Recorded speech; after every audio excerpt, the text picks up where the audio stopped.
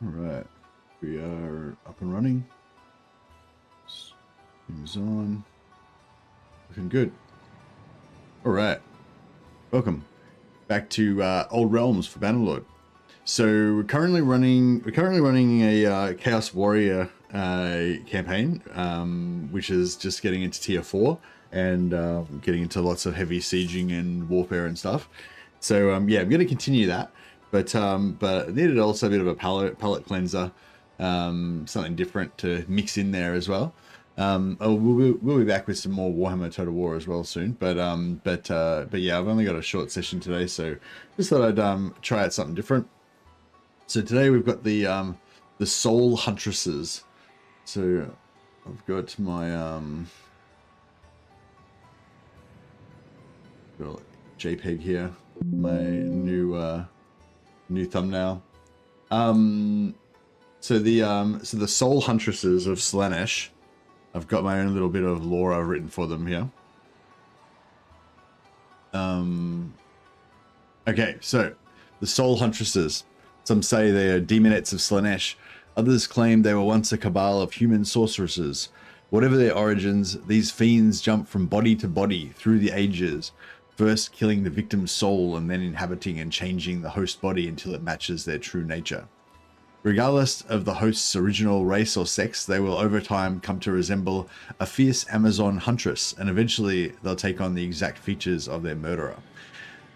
They kill with bows and blades and magic, and the beasts of the forest, and evil men kill in their name. So yeah, so basically, it's sort of similar to Lucius the Eternal, where basically if anyone beats him in combat, then they eventually basically morph into him, and he's basically can never die. So it's the same deal with these huntresses.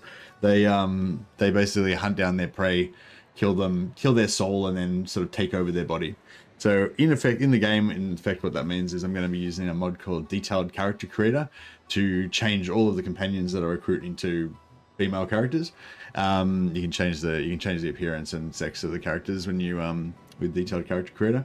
So yeah, we'll be doing that. And yeah, there's not as many, because I want to have basically a bunch of warrior women mages as our party, but there aren't enough cool wizards to fulfill that. So I had to make up some lore to explain why I'm getting all these male wizards and converting them into female characters. But yeah, but anyway, that's the gist of it. So yeah, Huntresses of Slaanesh is our theme for today.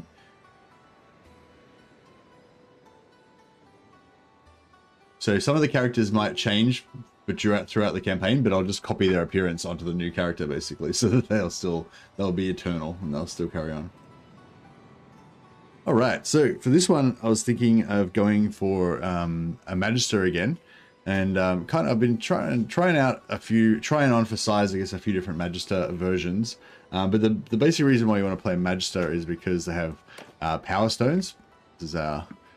This is Mercy, our head huntress. In this first choice, there's no real option that so we're going to be a sorcerer and a bowman and an archer. Oh yeah, so I was going to say there's one thing to start off when you play with this mod is when you first start off, you'll be able to learn certain skills for free, basically by signing on as a hireling with one of the local nobles of your faction. Later on, you can become a hireling of other factions as well, but at the start, you can only become a hireling of your own race. Yeah, basically, there's a different selection of skills that you can learn for free by hanging out with those hireling. So for the Magister that we're going to be playing, you can learn Spellcraft, Steward, One-Handed, Medicine, and Tactics. So yes, those are I mean, One-Handed is not very useful, but yeah, Tactics can be good, but I don't think it's very hard to level up if you put some points into it. Medicine can be hard to get going in the first place, so that's really useful to be able to pump up our medicine really early. And Spellcraft, of course, is like the big one. So yeah, so that's got something good to keep in mind. And also when you're about to choose your kind of stats and stuff, I like to look at the manual as well and just look at the career perks for the class that you want to play. So for Magister, if you want to look at like anything that says scaling of your ability and stuff. But in this case, the ability that Magisters get is Arcane Conduit. Basically gives you winds of magic that you can sort of channel, which slows down your movement and gives you winds of magic per second. So there's this thing, there's ability scaling adds 0.25 physical resistance per point. So you get physical resistance if you scale that up, but only during the, apparently it's only during the ability. So yeah. You charge 25% longer, and the ability scales with Steward. So yeah, so that could be good for getting more winds of magic, level up our Steward more. Yeah, we get these power stones that we can use to buff our troops. It's kind of like the main thing about the Magisters. Magister companions have more winds of magic. For every type of college wizard, you get extra prestige from combat. You're less slowed using Arcane Conduit. Scales with leadership. So yeah, that might be interesting to see if you get high enough leadership, if you can get rid of the slowdown altogether. This one's a big one. Arcane Conduit also refreshes the winds of magic of your companions. So I'm planning to have all of my companions be wizards. You get certain bonuses for having different types of Empire wizards. So we're going to have one of each of the 6 different types of Empire wizards, and then the rest I'm thinking we're going to go Guardian wizards because I think they're a bit more powerful, and then or a bit more useful for what we want. But we can play around with that. Spell effectiveness increased by 15% if you wield an offhand staff. You can get these from companions that you hire. Certain companions have an offhand staff. An extra 20% ward save if you have low weight. You kind of want to have low weight anyway, so that you regen your winds of magic in between battles faster. So yeah, so a lot of the time we're going to have our characters basically running around with very light armor or scantily clad Amazon Huntresses. That's kind of why we've got the theme. So I want to keep that armor weight down. Spell damage is increased during Arcane Conduit. What else we got going on?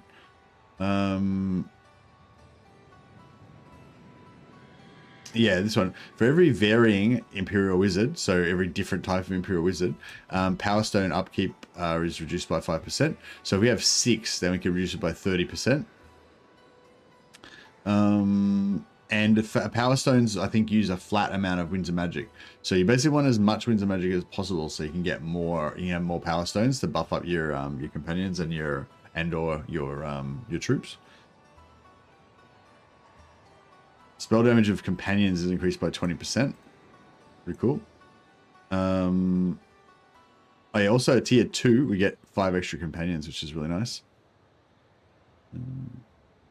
For every Magister, you have 4 extra Winds of Magic, so we're going to have 6, so that'll be 24 extra Winds of Magic that we get.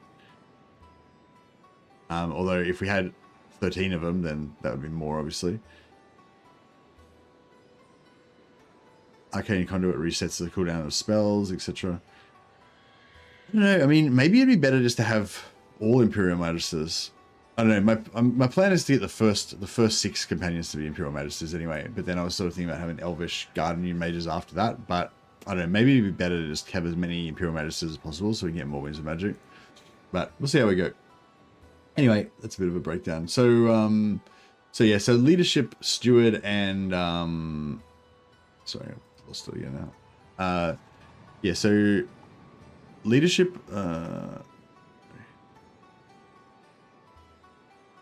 yeah, so charge 25%, scales with Steward,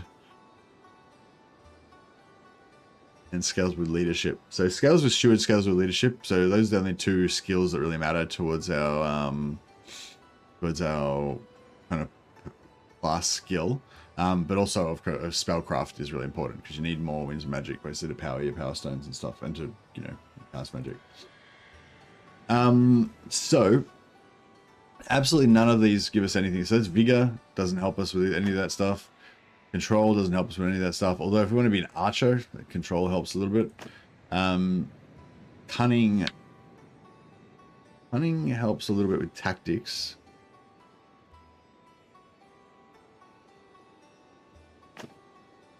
Endurance is always good. Usually a bit more speed. And social. Social helps with leadership. Yeah, I don't know really. What about skills wise? I guess we can look at skills. So charm, don't really need. Trade, don't really need. Steward and medicine are good. Engineering, we don't really need. Don't need any of that. Thieves.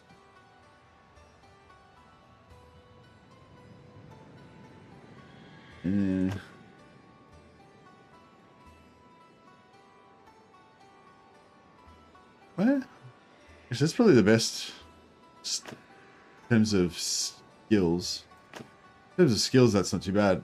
Athletics, everyone wants athletics. Tactics is good for us. We could put 2 points in gun at some point so we can get an extra point in discipline, which could be good.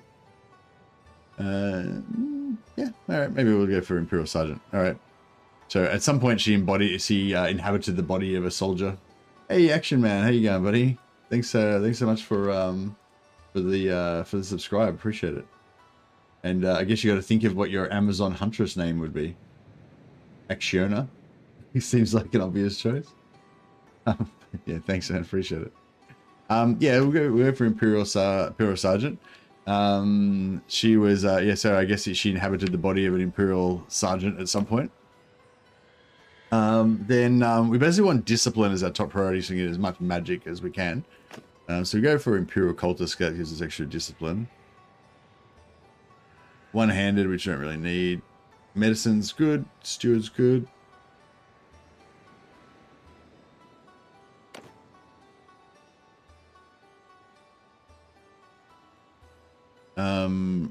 Militia, and then we're going to go for Magister Apprentice. Alright, we're going to play on Bannerlord and on Iron Man. And we're going to go for the bow with the 3 arrows to indicate her multiple huntresses.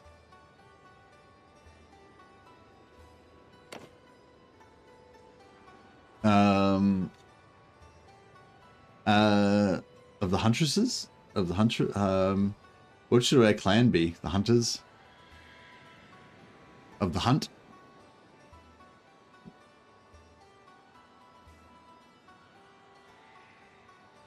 Of the Dark Hunt? The Sibilant Slaughtercade? Man, I didn't even think about this. What's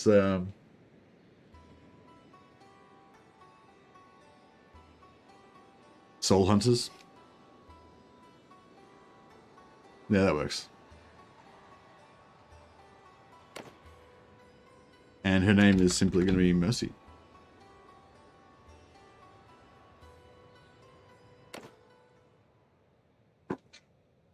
All right. I'm thinking of going for Lore of Heavens, because Lore of Heavens was one that I haven't played around with too much, just something a bit different, kind of fun. I guess Lore of Beasts would kind of make sense, but yeah, I think the Lore of Heavens is going to be more fun.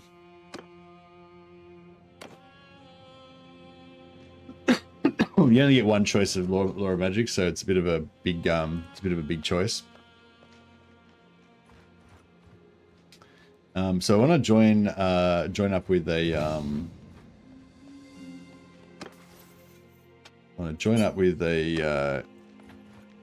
oh shit, this guy's on my ass. 3.5, same speed. What about if I ride a horse? 5.5, there we go.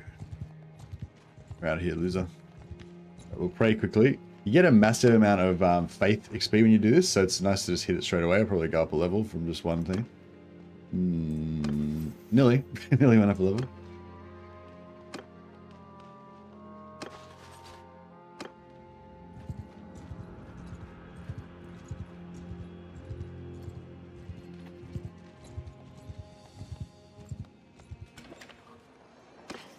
Alright, we're not doing, I'm not planning on doing Iron Price this time. So we can sell a bunch of this stuff and make some quick money.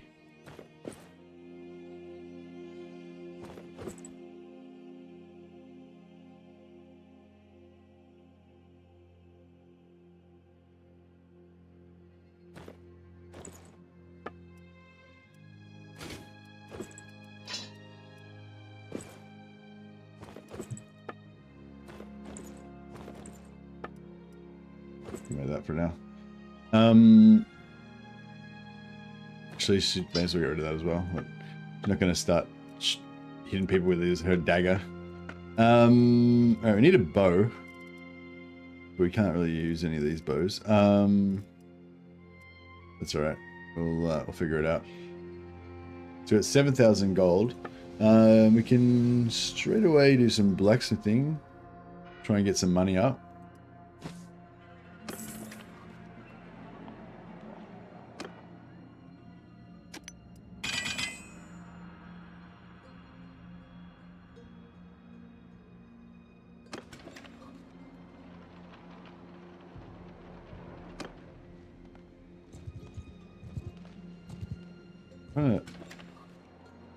Actually, if we can get a better horse, that'd be great as well. Guessing we can't though. Workhorse. Get one workhorse. Riding harness. Yeah, I don't know. Where can we find a? We can find just like a mountain bow or whatever.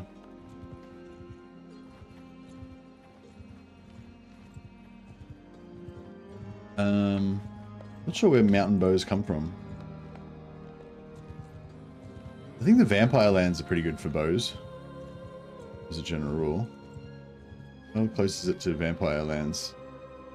It's pretty far away. Alright, let's try. I think we should be able to get like some sort of mountain bow or something from there. And then we can start our career as a horse archer. Ugh. I reckon we can kill these 3 guys. Today's not your lucky day, Fred. Oh shit. Alright, there's 20 other guys jumped in. We'll just do a bit of a barter system there. Trade is the lifeblood of the economy.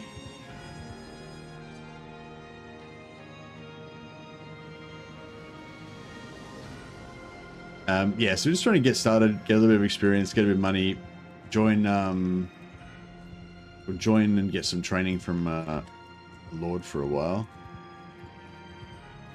And then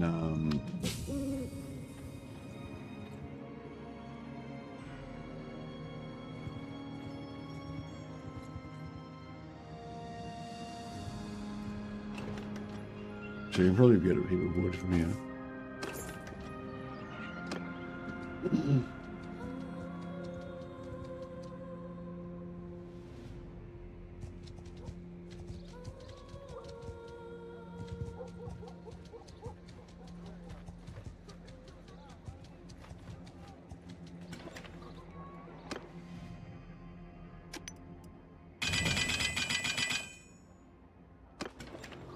Alright, gotta level up. Put that into spellcraft.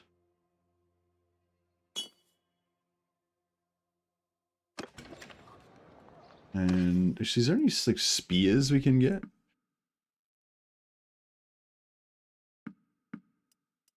Bows? No.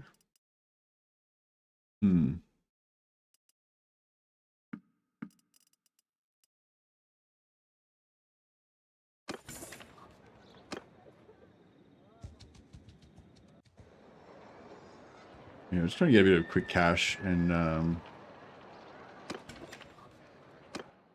try and learn how to use a bow.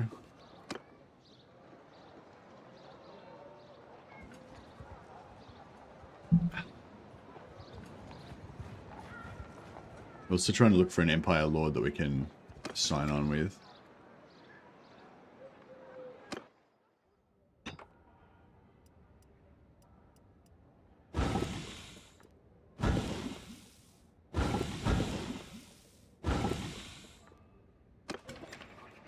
I was thinking if there was a spear in here, then we could use that to, yeah, get us started, but no, apparently not.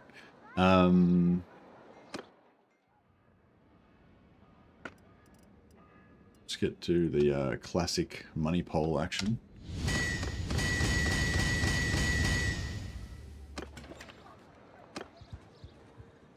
Here we go. No, it's not one. Elect account. There's an elect account there. That would be pretty good.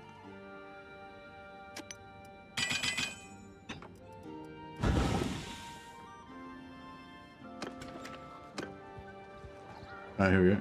Is that guy? High capitular marrow board.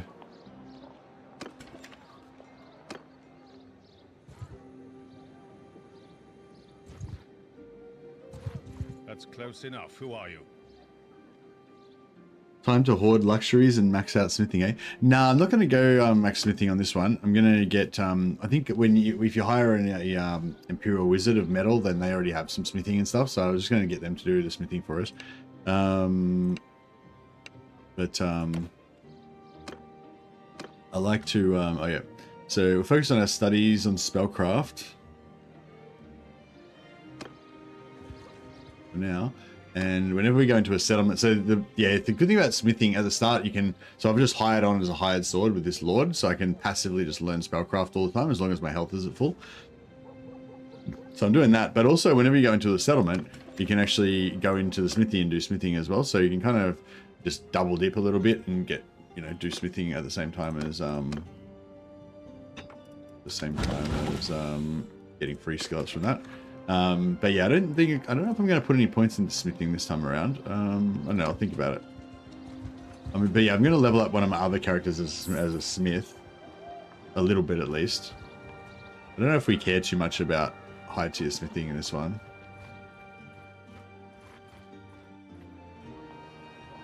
Because we're going to be focusing on bows and magic. So having like the best, you know, having the best weapons isn't really going to be that helpful to us.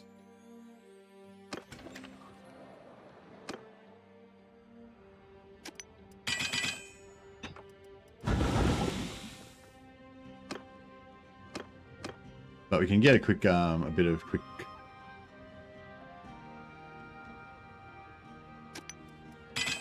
Well, not that quick, but we can make a bit of money from smithing while we're at it. Tell me we're at least going to run a winery. Maybe. I mean, wow, why not? That's a good idea. I feel like wineries are pretty Slaaneshy. So spellcraft, you see, is pumping up. So before we even get into a battle, our maximum wins and magic is going to keep going up. Also, we can, now that we've gotten a couple of levels, we can put points in here.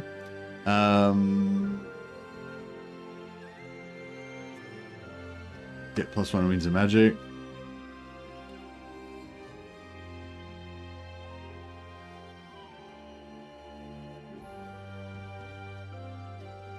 Yeah, we'll go for the 10% spell damage there first, and then we'll come back up here and try and get this extra 5 wins of magic. That's probably not the only things that really help us in here. Although the electrical spell damage will help us with our electric spells. Have some fun guarding your own caravans. I think I'm more into killing other people's caravans, but yeah. All right, now we can. Now, if you fight for a if you come on as a hired sword, like I have, then you get to fight in the battles. However, if you take any damage, then you will immediately stop learning skills. So you want to be really careful not to take any damage. Essentially, is pretty much the gist of it. So if you're a melee fighter, then I recommend when you're a hired sword, just don't even fight, because you'll definitely take damage, and then you'll be wasting the next couple of days trying to heal. Whereas we might be able to get a few hits in with our spells. There we go, just went up a level. Hopefully without taking any damage. But they've got archers, which are really dangerous, so gotta be careful. Boom, heaps more experience.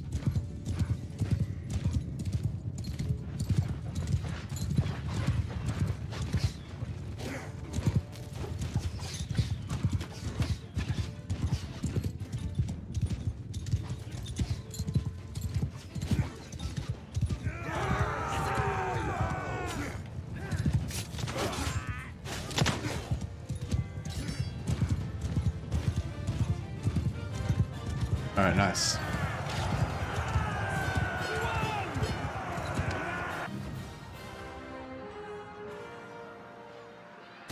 Now this guy's going to like the fact that I fought in battle with him. I got 9 points of charm, which gives me heaps more experience. Plus we got all the experience for fighting the battle. So it's great. So we went up a level and we've almost gone up another whole level as well. So good value there. I'm going to go for movement speed or hit points. I'm going to go for hit points because we're going to be mostly on a horse. So the movement speed doesn't really matter.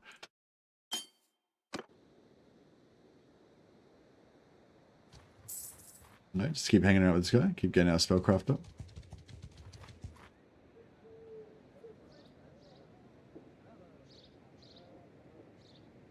Yeah.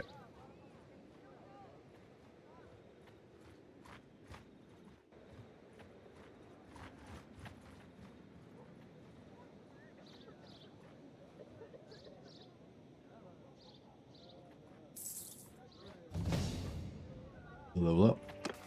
So yeah, as long as we stay with this lord, just max out our discipline. So I'm gonna go for like 9 discipline, I think. 9 discipline plus at some point we'll learn gunpowder, just enough to get 10 points of discipline.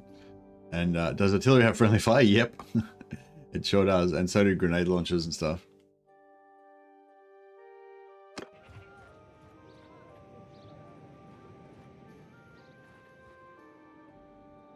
All right.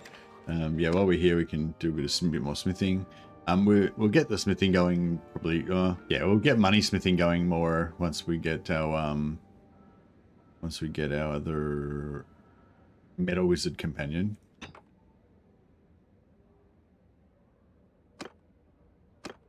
But we may as well get it started. So now we've unlocked this head. Means we only need to use wood, which we don't need to use metal anymore. And these actually make money, so you can kind of just keep buying wood and converting it into this over again. Unless you smelt all your wood by accident.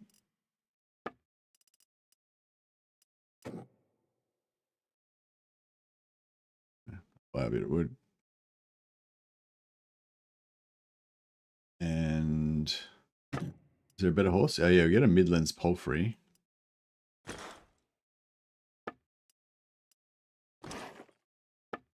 And over here, actually clothing. So this clothing actually is a bit heavy, 2.7. We actually want something we want the lightest possible thing so we can get more regen. So that's pretty light, 0.6. And the colors, I think we've joined Sterling, so we got like disgusting Sterling colors. Outrageous. These Empire State uniforms are actually pretty good, like fairly light with a little bit of protection, but they don't look very attractive. So yeah, we won't be wearing that. Her ladyship doesn't like to wear those trashy outfits. And yeah, we're kind of looking for. There's some really nice gloves you can get that the witch hunters have, that are super low weight with actually a decent bit of protection. Yeah, some really good, some boots you can get and stuff. Yeah, so we're kind of looking around for, yeah, low weight, but a little bit of armor sort of stuff. But yeah, that'll do for now.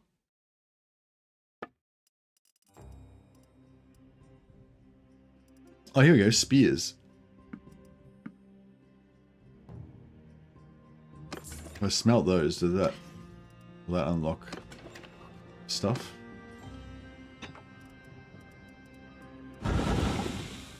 No.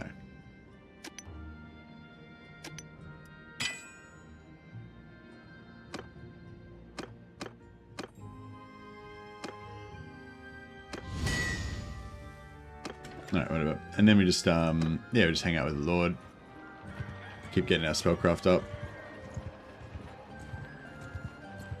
I suppose maybe I could put like 1 point in blacksmithing, maybe.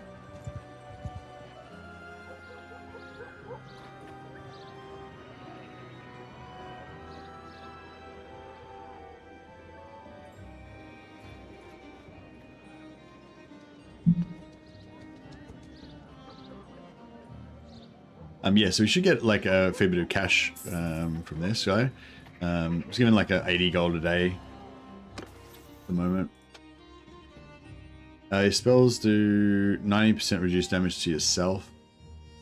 30% less damage to troops in your party, but you get 5% yeah. So 5% advantage in simulation damage, simulation battles, I think is really good.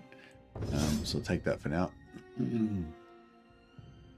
Guess you want. I mean, for right now, it'd probably be better to go for this one maybe, but I mean, neither of these really help us too much at the moment. But we're not going to be autoing anything, and we're not really going to be. We don't really have any buffs, so it doesn't really matter either way. But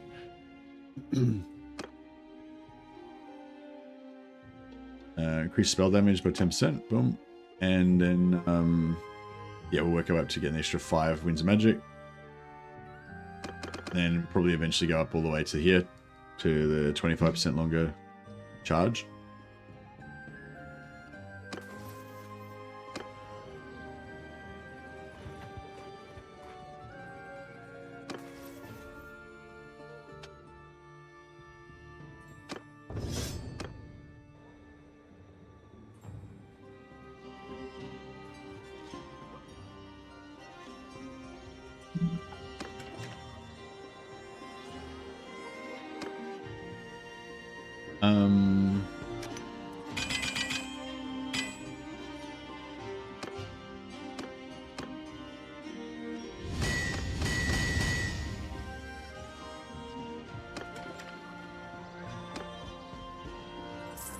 Yeah, doing the smithing gives you a little bit. It's another way. It's a way that you can just get experience while you're not in battles as well. So even though I haven't put any points into smithing and I can't actually level it up, it still gives you character experience every time you earn smithing experience. It's just another way of like kind of powering up our character level a little bit more. If I could get another stat point to get our discipline up a little bit higher, and get our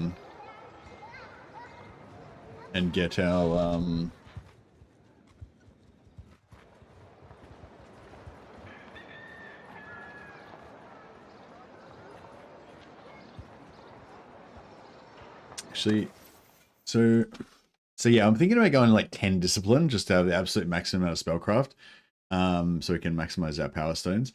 I was thinking about trying to go 10 intelligence as well, but I don't know. I don't know if it's really that worth it.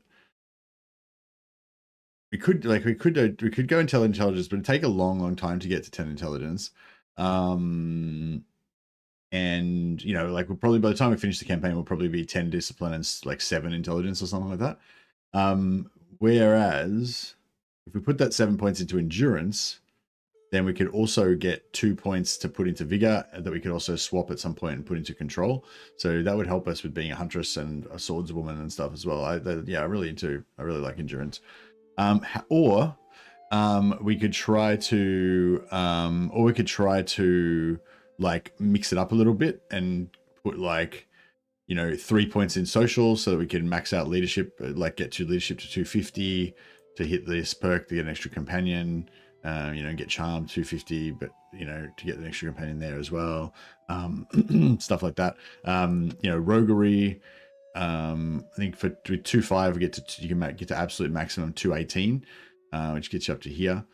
But you know, you could put another point in there to get the extra duration for kicking if you want that.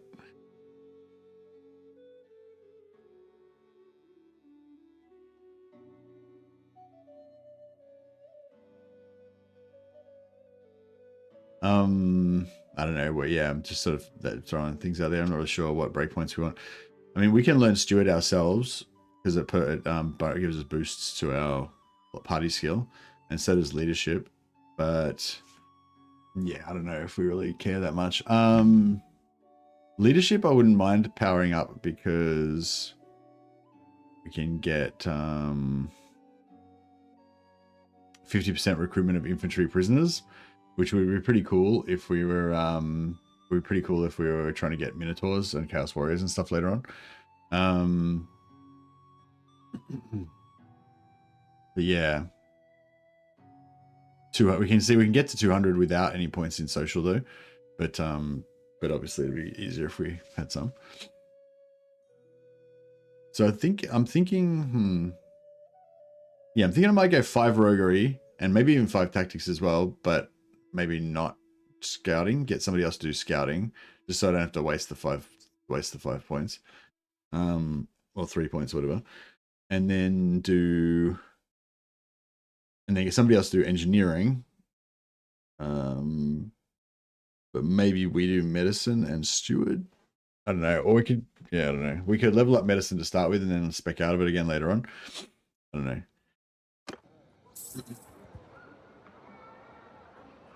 Think you'll try to main a rapier this run? No, why would I do that? Aren't rapiers really shit? Have you ever used a rapier? Are they good? I thought rapiers would be terrible.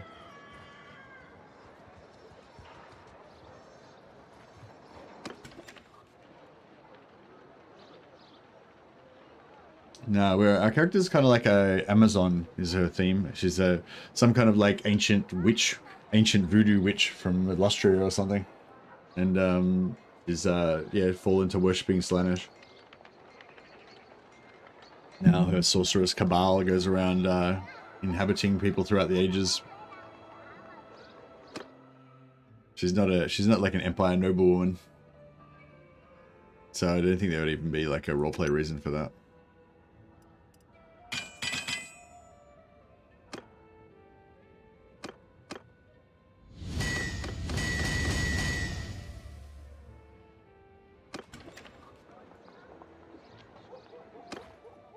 They're tricky. They're really tricky. If you can land a thrust, it really slaps. Okay. Yeah, I don't know. I mean, most of the time we're going to be fighting on combat. Most of the time we're going to be fighting on horseback. You know, we're basically going to be basically going to be like horse archers, but with magic as well. That's the gist of it. Scantily clad horse archers with magic as well. Horse mages. Stab on a horse. Actually, yeah, that would be pretty interesting. It would make like a super long rapier, and just ride along and like do couched rapier shots on people.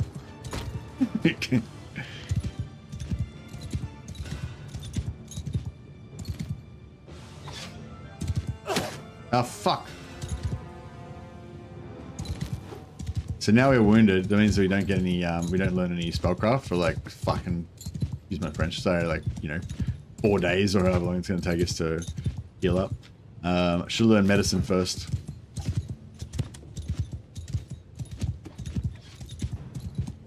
Yeah. So basically, our whole hireling shtick is screwed now for the foreseeable future.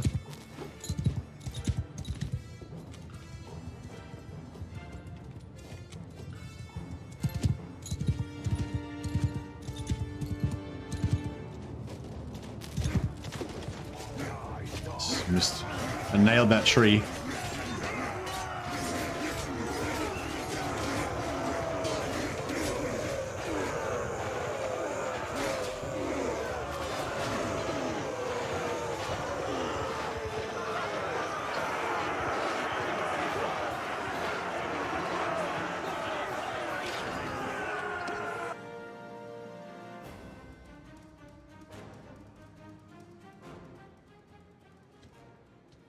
Alright, so yeah, so we don't get any studies anymore.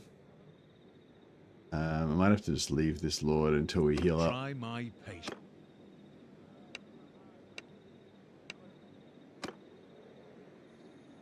So yeah, I'll just stay in the town and just wait until we heal up. You get faster healing in town. Yeah, see healing rate in settlement +8.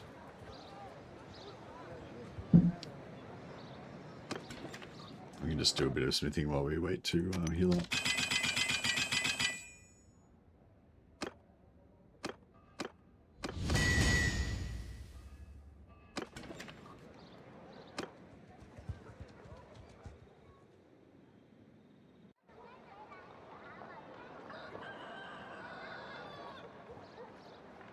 If we stayed with him, we'd be earning wages while we stay in here, but that's fine.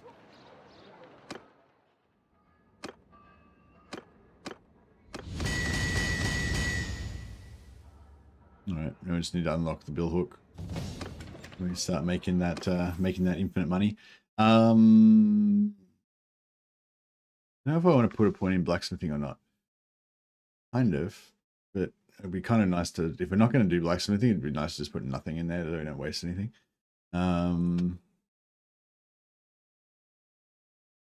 Yeah, I might go medicine. Because we can power up medicine with this guy as well. And it'll also help us, you know, a little faster. Okay.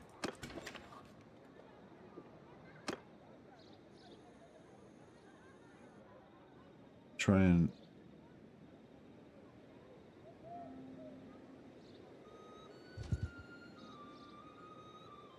Tell me your name. There we go. Alright, we'll sign on with this guy for a while. Learn some more spellcraft. I'm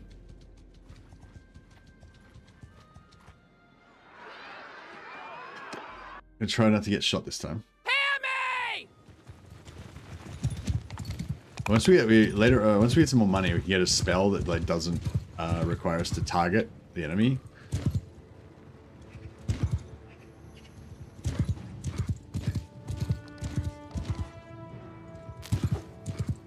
So at the moment we have to get close because we've got to target them. But later on we'll be able to get spells that don't require that.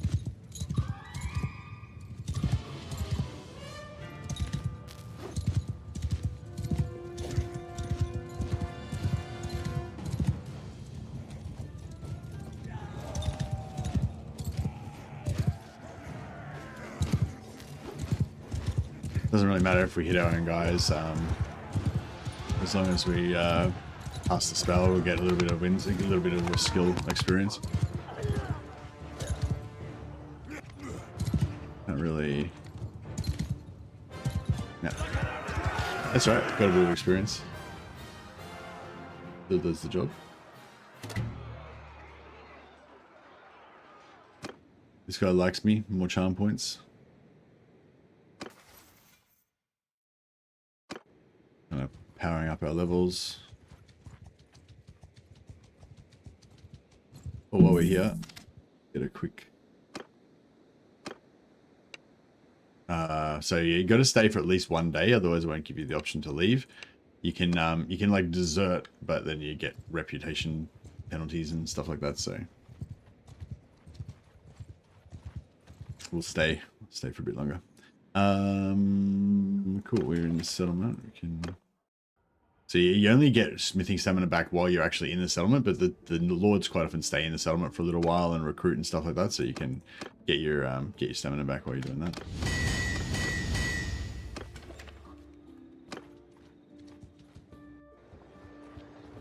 So yes, the object right now is to we'll keep getting these free XP and everything, but get we want to get a bow. At some point, I'm on my way over here to get a bow, and we want to get enough money to hire some knight companions that we can murder for their gear. Come on! Yeah! And if we find any good ones, we can inhabit their body with our soul hunter sisters. Well, these guys don't have any ranged attacks, which is good for us. Although our guys do. Does it actually do anything to farm up relations, notables with relations, besides charm XP? I mean, yeah, it does stuff, but nothing that I give a shit about.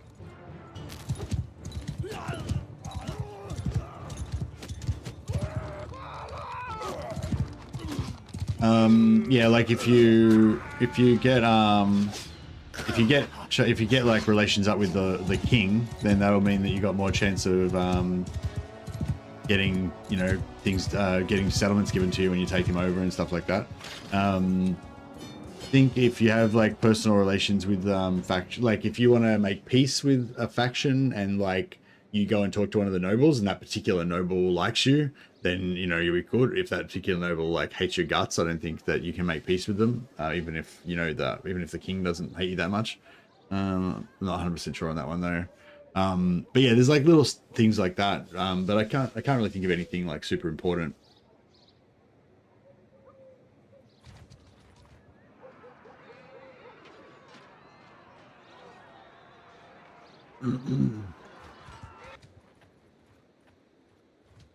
Spellcraft's up to 71 already.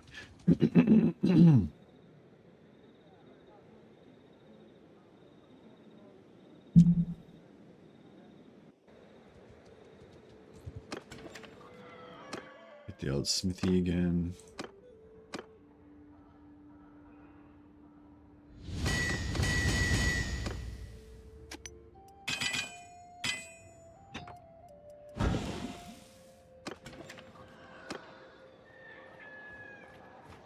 So yeah, so I'm basically just trying to unlock the recipes. Then I'll have to get one of my other companions to do the actual. Oh, there's Chaos Raiders all the way up here. Weren't bad. We'll be farming them soon. Good thing about mages is they come online really fast. Like you can just start taking out like big chaos parties straight away, or like very, very early.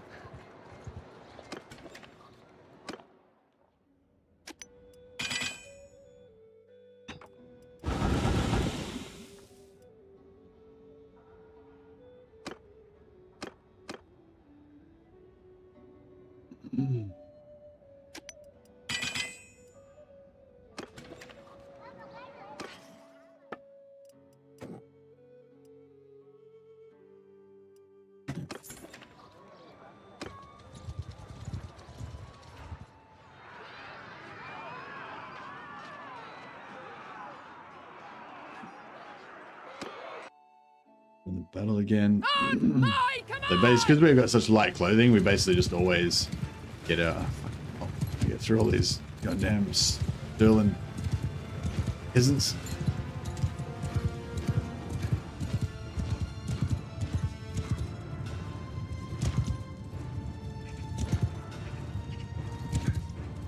Coming into range.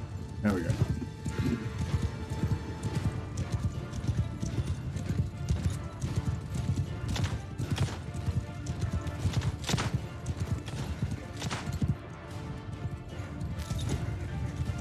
So we get a bit of experience just for casting the spell, but then once it does damage, I think you get a little bit extra experience for how much damage you do. So yeah, so I'm not too worried if it misses or it doesn't hit that many guys. Just want to try and get out, just cast as many spells, like just spend as much mana as I can basically. If I get extra damage, then that's just a bonus kind of thing. Yeah, that one didn't hit anything, but we still got experience.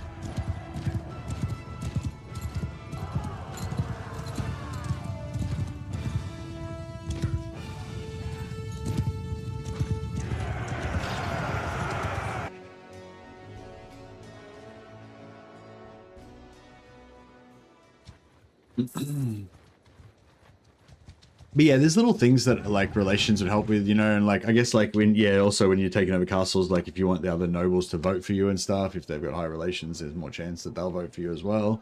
But yeah, but it's nothing like immediately that really we care about right now.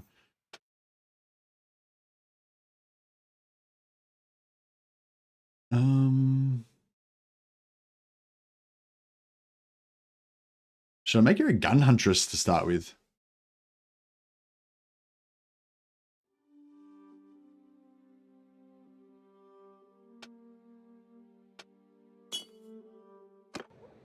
Be kind of fun. She's mainly going to be a spell huntress for the moment. I don't think she needs any more points in gun. I think the 1 point that she started off with, I think, is enough for her to get her discipline point, get up to 100.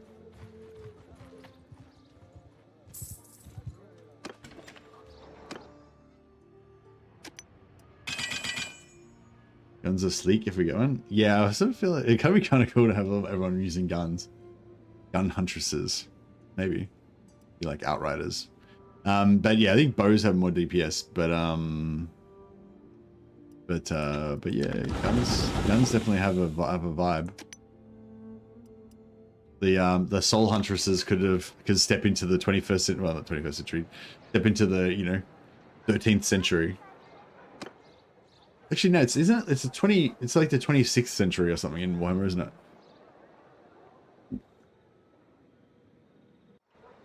I feel like I remember it being like 2504 or something like that in one book.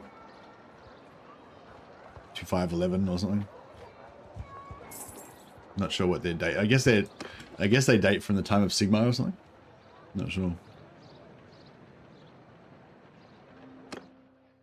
Yeah, when does the Imperial calendar start? Is it based on like Sigmar's birthday or something?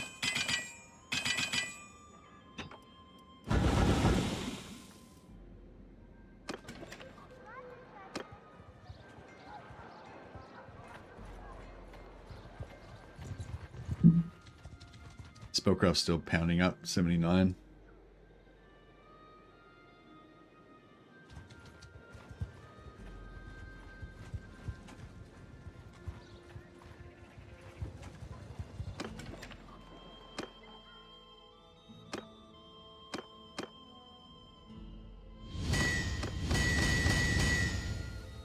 Yeah, these are now these. Once you get these unlocked, it's actually good because they actually make a bit of money. Like you can actually sell them for decent money if they're not, you know, busted ones.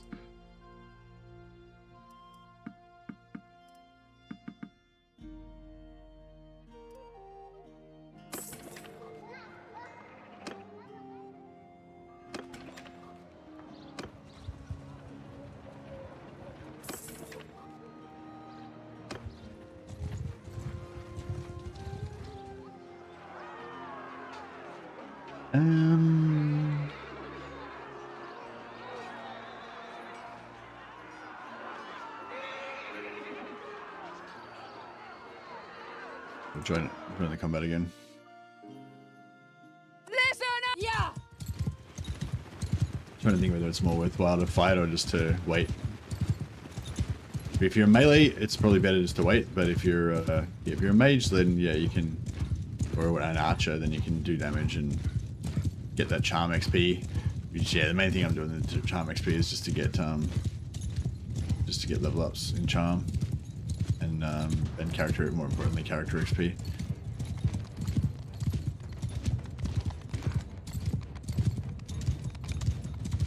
Oh, these archers are gonna drill me.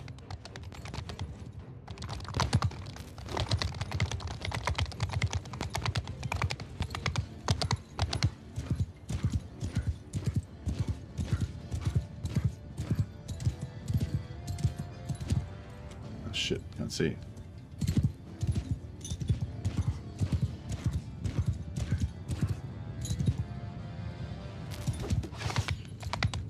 Slaanesh and the Dark Prince. Indeed.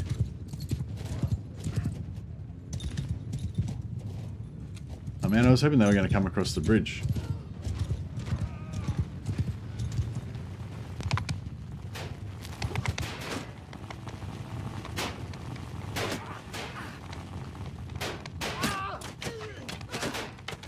And I know I'm going to get shot in a second.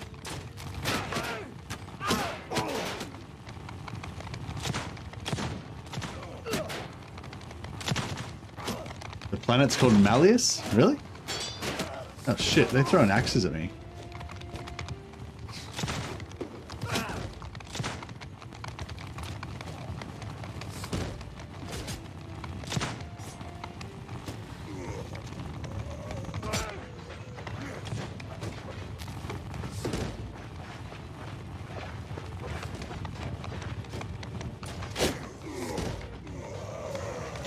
Grenade shots.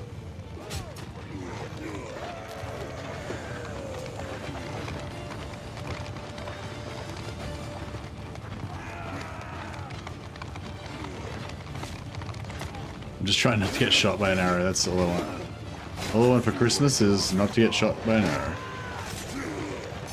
I don't think there's any archers left, so I think we're good now.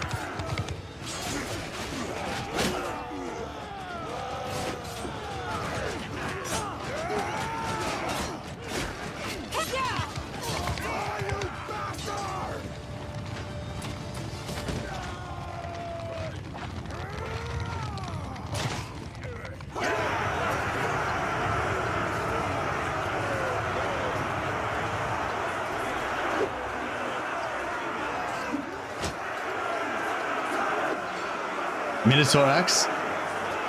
He did not think it was too many. I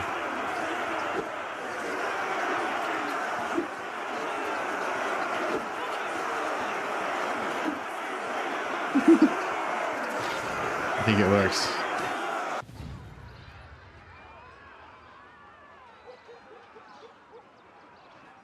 A glaive or a halberd or something would probably be pretty good for, actually.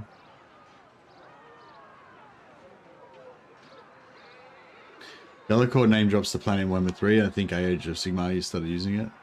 Okay.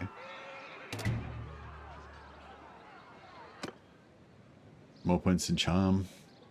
More character experience. It's helping us power level up.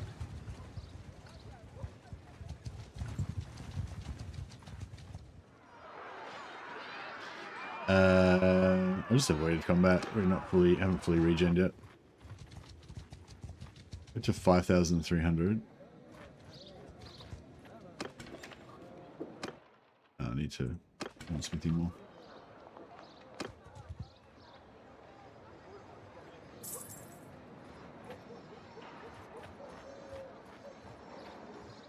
World blows up in 2526. I see. Yeah, I thought it was around 2,500 in the current timeline kind of thing.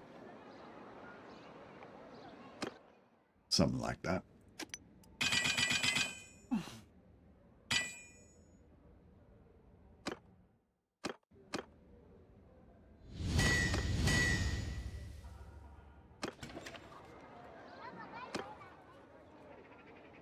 Yeah, I'm just trying to get to 15,000 as fast as we can. So yeah, the smithing is, you know, very slow at the moment because I haven't put points into it or anything, but it is slightly helping us. Hey Sams, there you going, buddy? Hope you're doing fine. I'm doing fine, thanks, man. I'm doing okay. Could be doing better, but not too bad.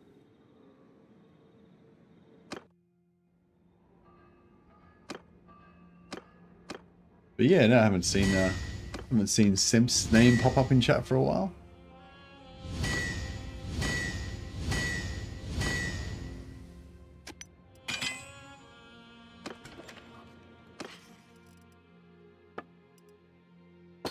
Yeah, getting there. Every little bit helps.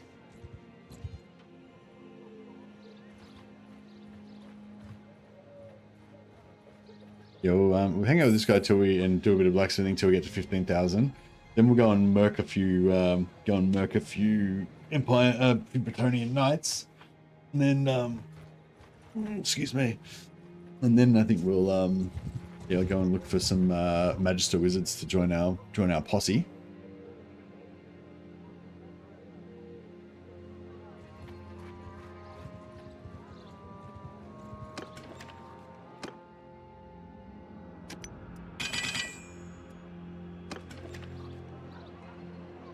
Buy some more wood. This is a good town for this.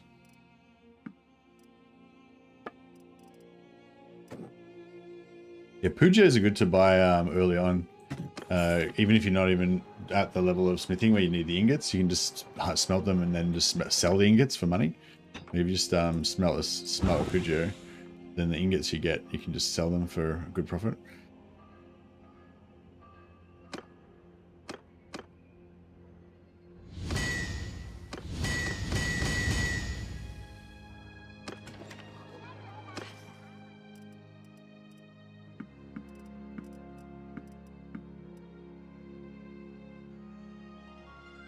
Became a father of twins. The PC isn't turned on as often anymore.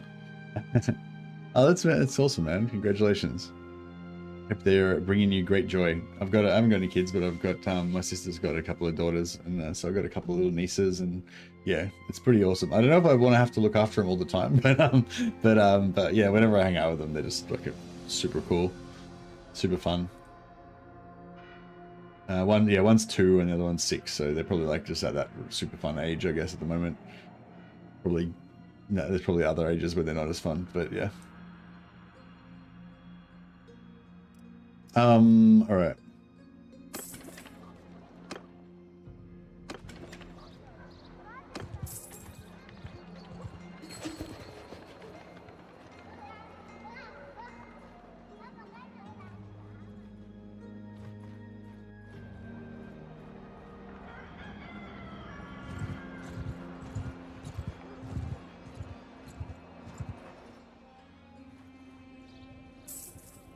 That reminds me, I need to try a little dagger rogue bannerlord run. Throwing daggers are pretty cool for like when you're doing like prison breaks and stuff like that. But I tried making a super short sword, like a super short stabbing sword, and it was like super fast kind of, but it's not as fast as you would think, because I feel like it's like your swing speed is quick, but then you've also got your handling and your like reset rate and everything. So it's like, you know, if something's like fast, if something's got twice as fast as swing speed, like I think I managed to get the swing speed up to like 130 or 120 or something, like well over 100, but it wasn't like as much faster than like 90 that as you would think, because there's like kind of a reset in there as well and stuff. And yeah, and also because the blade's so short, you have like a blade that's like 30 range or something, like you have to be like pressed right up against them to be able to stab, and if they just step back a bit then you miss. It's like, so yeah, I don't know, like the super fast super short sword thing didn't really work for me. I didn't think it was that good, but your mileage may vary.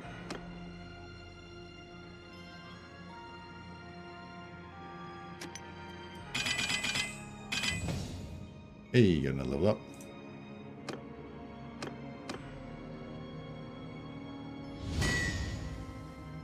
Unlock that.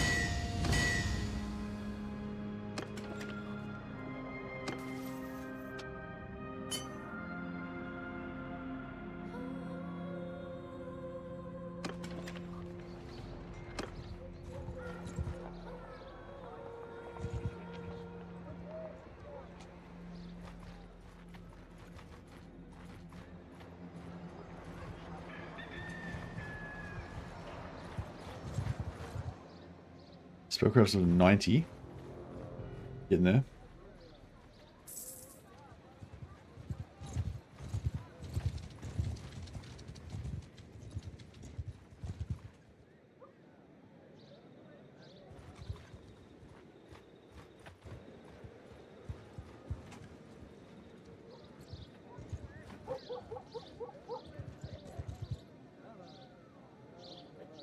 Yeah, I don't know. Like in real life, I think speed and range are extremely important, especially range. That's why spears are so good. You know, daggers are, you know, really shit weapons. Like they're really, really shit. Like a dagger is a lot better than having no weapon at all. Like it's like no weapon, having a dagger, having a proper weapon. It's like, but you know, in like daggers are a very shit weapon. Like if you're in a war and you've got a dagger and there's other dudes there with halberds and fucking battle axes and swords and shields and shit, then it's not going to be very good for you.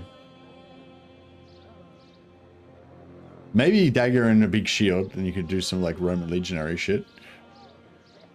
But even then, like, yeah, the Romans used gladiuses that were, you know, a bit longer.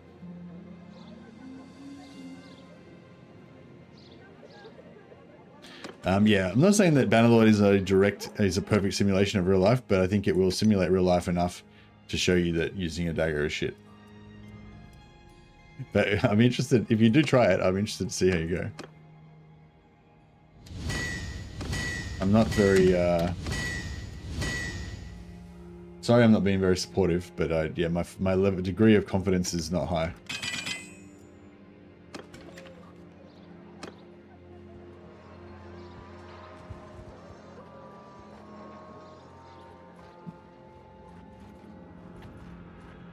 Actually, that'd be cool. A spell like a spell rogue.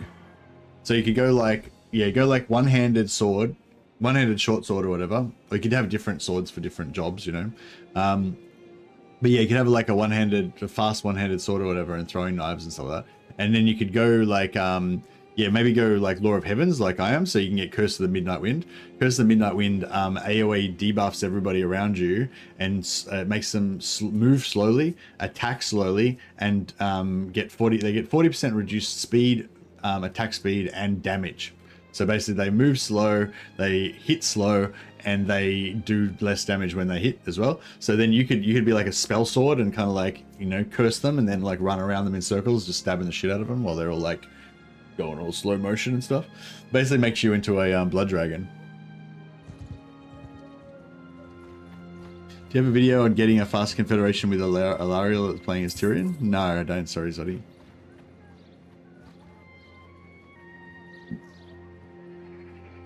I don't think it's like super hard to get her confederated though.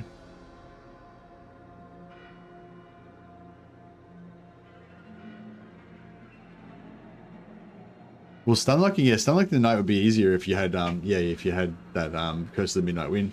But there's also, there's other ones as well, I think.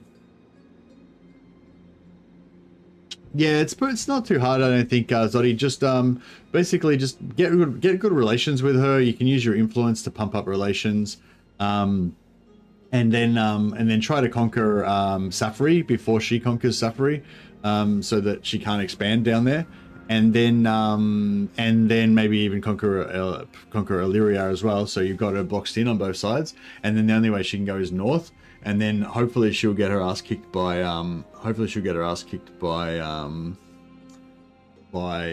Nakari. But yeah, probably I'd just try and rush Safari first and deny her so she can't take over Safari. And then yeah, just let her get attacked by Nakari, and maybe even Noctilus might come in sort of into the left-hand side of her as well. And you try and just sort of stay out of that, you know, and let her get killed. But yeah, I don't know. It's like, how much do you want to fuck around, you know, and handicap your campaign waiting for her, you know? But yeah, if you gotta just box her in there and then just wait till she gets feels sad. Yeah, you want to get her relations over 150. So if you get your relations above 50, you get like a friends bonus that makes it easier to confederate. If you get your relations over 150, you get like a best friends bonus. It gives you a really big bonus to confederate. And then the only other things that really are relevant after that is how many factions she's at war with, which will make her feel threatened, which makes her more likely to confederate. If she's personally wounded, then that makes her way more likely to confederate if she personally loses a battle or whatever and gets wounded.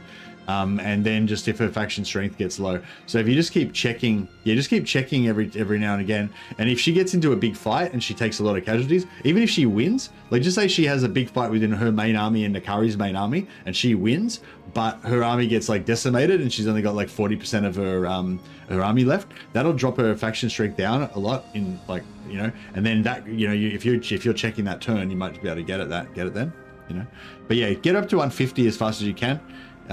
Give her, you know, you can use the, you know, you got the influence, the intrigue at court influence thing on the right hand side on your end turn button. Click on that and you can just spend all your influence to just pump up her relations. Because like the earlier you get it to 150, the, you know, the more opportunities you're going to have to, you know, in case she loses the battle like next turn or whatever, you'll be ready. Well, not next turn, but you know what I mean. Anyway. All right, sorry about that, guys. Just a bit of Total War talk to go for. Hey, Joshua. All right, we're trying to get to 15,000. Sorry, if I was not paused while I did all that, that would have helped probably.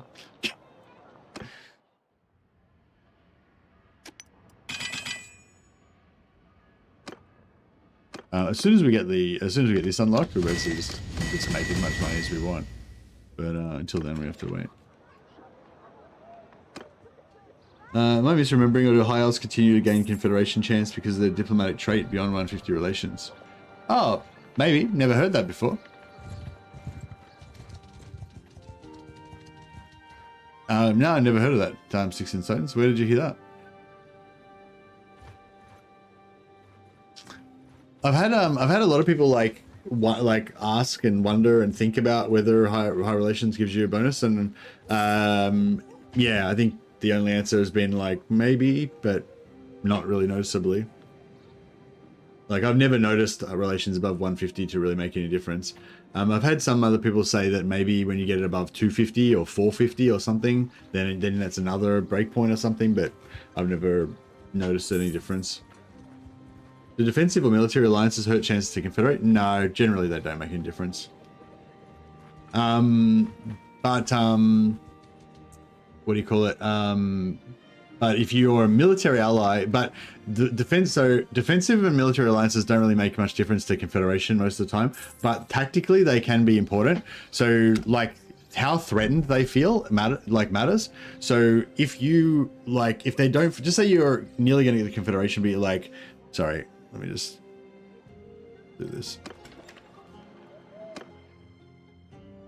just say you're nearly going to get the Confederation, but you're a few points short. If you get military alliance with them, it won't change anything. You'll still be a few points short.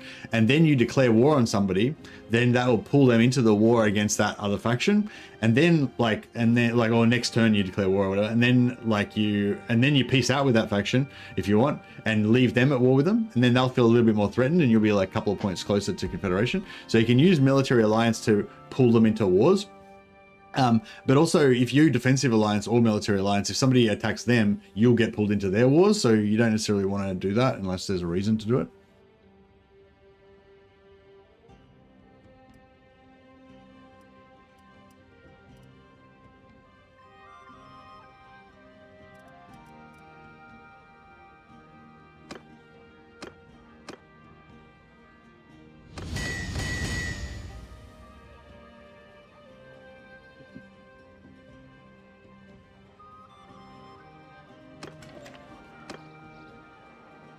Because like just say you're in defensive alliance and then Nakari declares war on Alariel. Then as soon as he declares war on her, he's gonna be at war with you as well. And then because of anti-player bias, he's probably gonna ignore her and come after you. And then that defeats the purpose. Like you want him to kill her so that she'll feel weak, and then you'll be able to confederate her easier.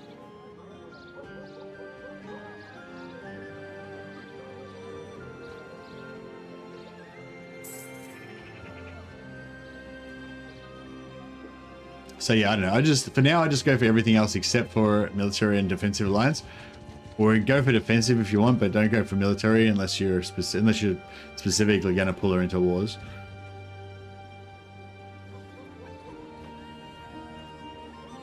Spellcraft 99.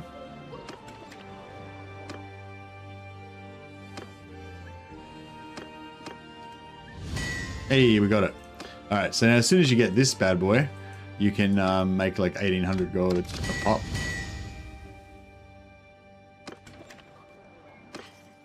So this is worth like, oh, there we are. We've made bent ones, they're worth 1,000, but still, that's enough. We're making good money now. There you go, nearly up to where we've got to be already.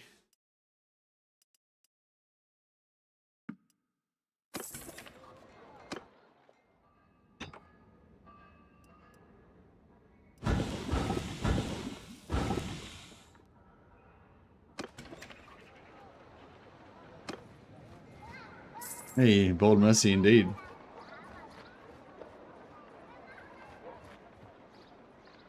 If you ally with her, it basically gives her more power, so she doesn't feel as threatened. Yeah. It's that a lot of people say that, but I mean, it doesn't. I don't know. It doesn't seem to make any difference as far as I can tell. But maybe it could.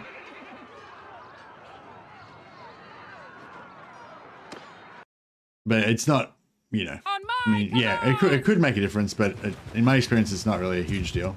It doesn't if you you can save it right now and make her go a military alliance, and you'll see that the Confederation doesn't change even a tiny bit. It stays exactly the same. But yeah, maybe some sort of circumstance that could change it or something.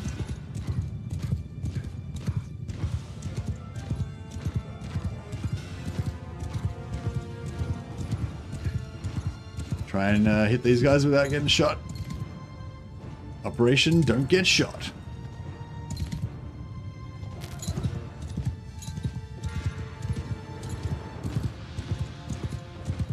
I'm 38 and slowly going bald. Oh, don't worry about it. I think everyone's slowly going bald. Just at different rates. But yeah, that's where you gotta get the shaved head style rocking.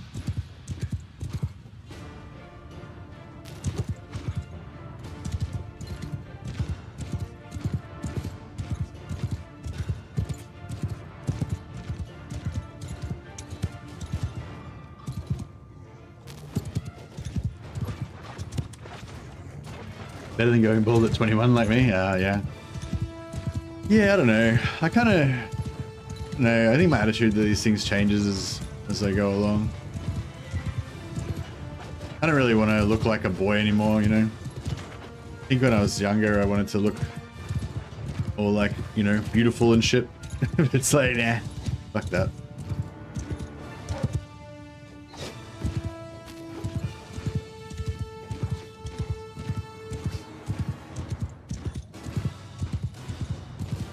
Yeah, I don't know. I feel like, yeah, it's like, what am I trying to say? Like looking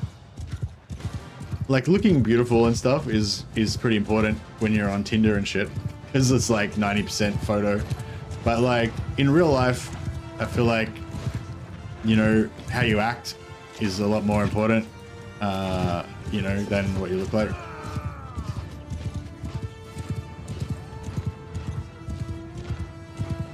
Like if you think about all the people that you really like, you know, like male and female, like that you really like, that you just love being around, and you just think they're fucking awesome and shit, you know what I mean? Like, it's not really the best looking people, you know? Like if you think about the people you want to bang, then it's probably the best looking people, but you know. But if you think of the people that you love or that you really like, it's not that. And yeah, I guess I don't care as much about being bangable anymore. Usually yes, but if you're really hot, you can get away with being a terrible person. Well, I don't know. I don't know if that's 100% true, but yeah, you can definitely get away with a bit more, I guess, if they're looking. Minus 15% armor weight or 10% handling on foot. I think I'll go for the armor weight because I'd rather be able to run away. My tolerance for hassle has become 0 now that I'm older. Maturity is when you feel comfortable making a custom character with a beard. Maybe that's interesting theory. All right, we've achieved 100 spellcraft. Now, yeah, we just want to power our way up here. There we go. 11.8k. All right, we're getting there. We're getting there. Have we got 5 points in medicine yet? No. I want to power up medicine as well once we get the chance. Right, this could be... I was going to say, this could be the one where we make enough money to get out of here.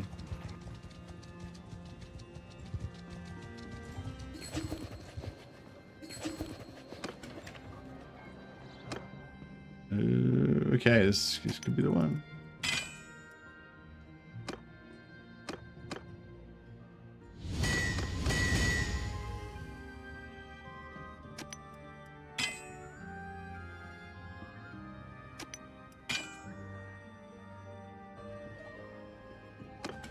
Hey, Smiling Note. I think that might be it. I think it might be there. Boom, we made it. 1550. All right. Now let's leave now. We'll come back and do a bit more of this later, but we'll come back once we're going to be making shitloads of money from it instead of this pissy money that we're making right now. It's been a while. Oh, that's not what I wanted to do. All right. And what do I got here? No, they're not worth. So some companions are worth money. You can get more money from, like, if you hire them and then sell all their clothes and gear, you can actually make more money than it costs to hire them. The Witch Hunter, Warrior Priest, and the Bretonian Knight, they all have their gear's all worth more than they are. I think the Glade Captain maybe as well. So as part of our Soul Hunter gig, we're going to prey on various victims and take their stuff. We'll come back and hire a bunch of these wizards later on, but for starters, I want Bretonian Knights. And Bretonian Knights only. I want medicine for when I come back and train more with the Lord.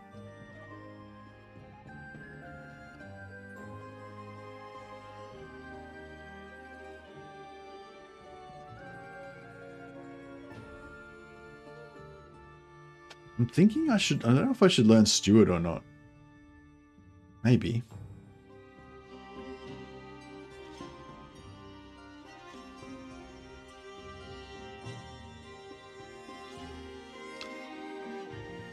I want Roguery as well. Yeah, let's go.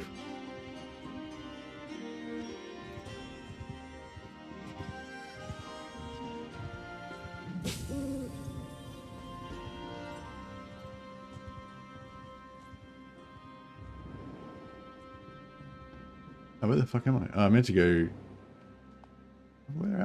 Jesus. I'm lost. Alright, we go here.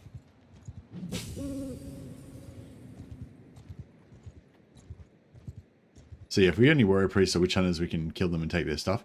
Witch hunters have pretty good gloves that are fairly lightweight for decent protectiveness. We can steal. Beast wizards are not worth shit.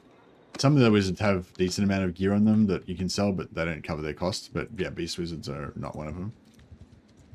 Somebody was telling me that metal wizards clothes actually have pretty protective, which is interesting. What's the best way to get to Bretonia?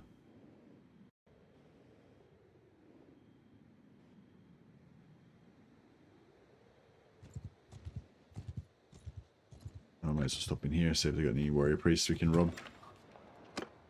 No, that's not a witch hunter. That's a, yeah. It's a pretend witch hunter.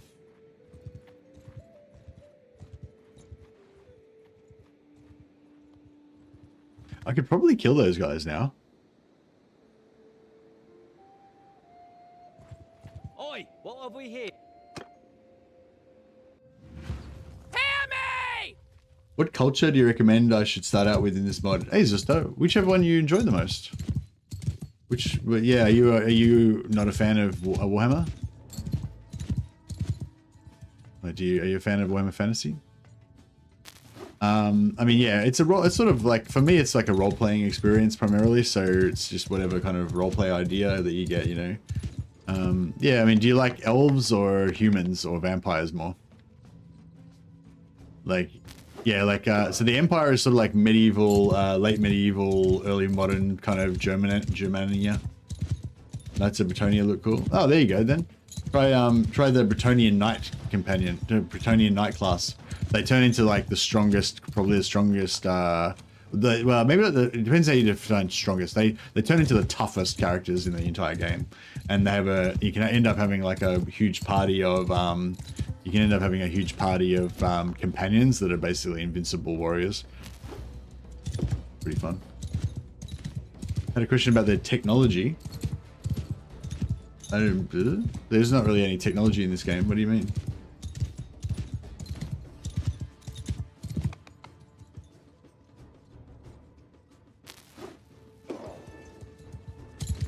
I don't have any weapons. So if these guys don't die, then we're gonna be it's gonna be really awkward. Troop upgrades. Oh, okay, yeah. So Bretonians are all about the knights. So you can get like Bretonian nobles that you can recruit everywhere. We'll probably recruit some in this campaign, and they're pretty good. They already come with some basic armor, shield, horse, etc. And then they can upgrade into I can't remember what the bottom level knight is. And the bottom level knights are pretty good. They only cost a very small amount of chivalry. So you have a special faction mechanic, chivalry. Basically, you spend your chivalry to upgrade your troops.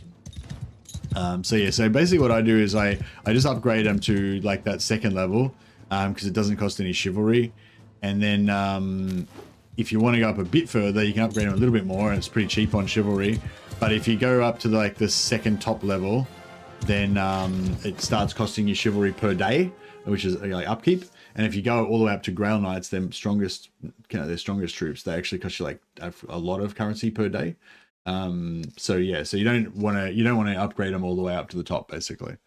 And with chivalry, once you go above, so your maximum chivalry is 2,500. If you have low chivalry, you have penalties to your morale. You'll have to pay extra upkeep for your knights and all that shit. So basically, what you want to do is just get your chivalry all the way up to 2,000 plus, and then don't ever spend it below 2,000, because as long as you're above 2,000, I think you get 15 free chivalry per day. Or we can get some bandits to follow us around.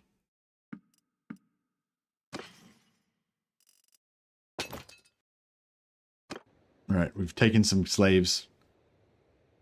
Mercy the Huntress has got a bunch of unhappy unhappy bandits following her around in chains now.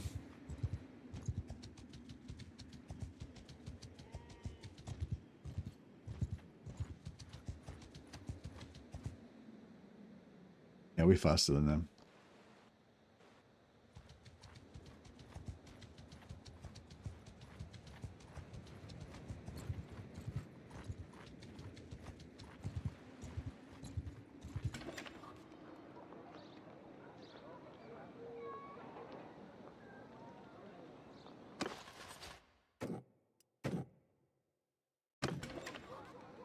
I might just convert him.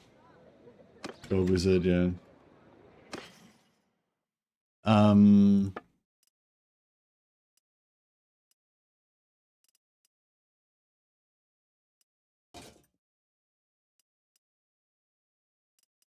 That's kind of good, I guess. She beat me to the white powder tower of earth. Oh man. Damn. Oh, yeah, Pujos, like I said, you make more money from smelting them than they actually are worth.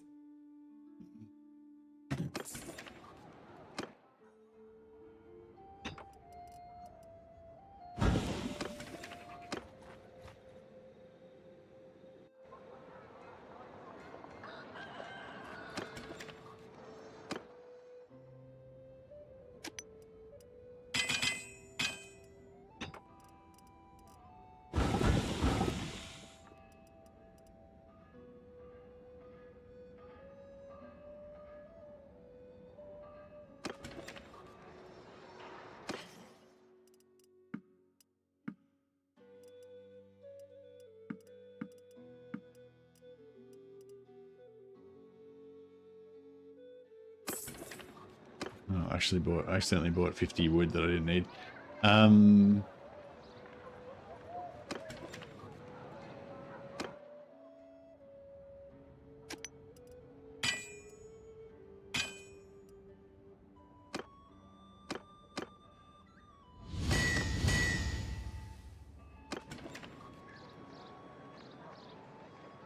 Alright, we converted one outlaw into a troop.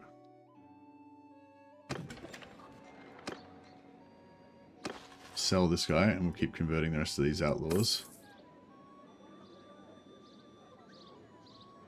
They can carry my crap for me.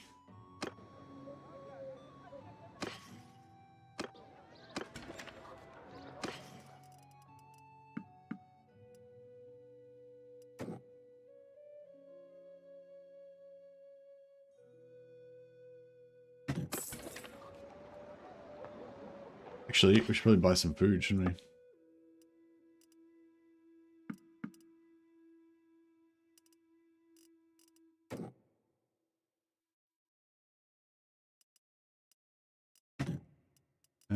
We get meat, butter, beer, grapes, cheese. All right, we get tons of foods now. That'll give us a bit of experience. All right, still on our way to find more Bretonian Knights.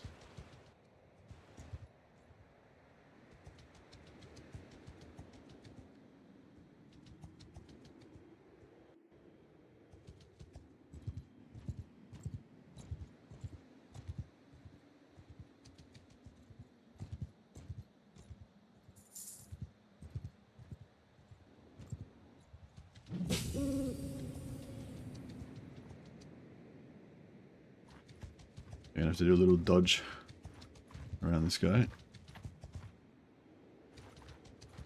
Whew. Am I overburdened? No, I got prisoners. All right, we'll convert more of these prisoners. Got my point of roguery.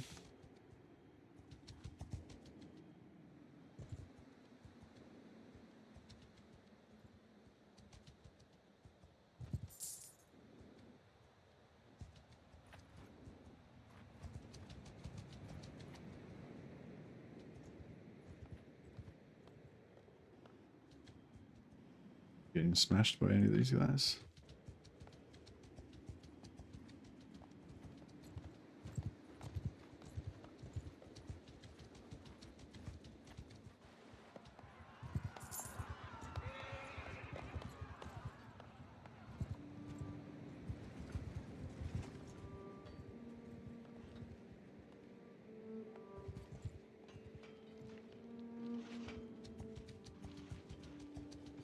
All right, I think we made it.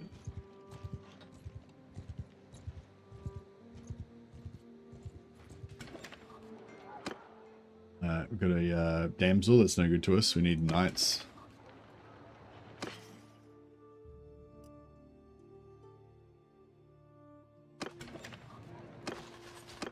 convert the rest of our prisoners.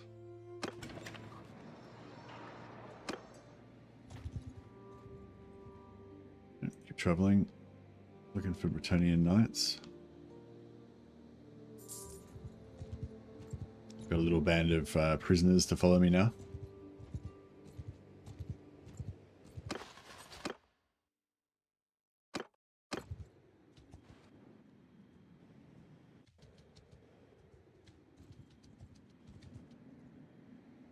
But yeah, the basic Bretonnian Knight recruits are really pretty good. Hello, traveller. Our magic should be back to full pretty much. On my command! All right, I'll get my troops to run away.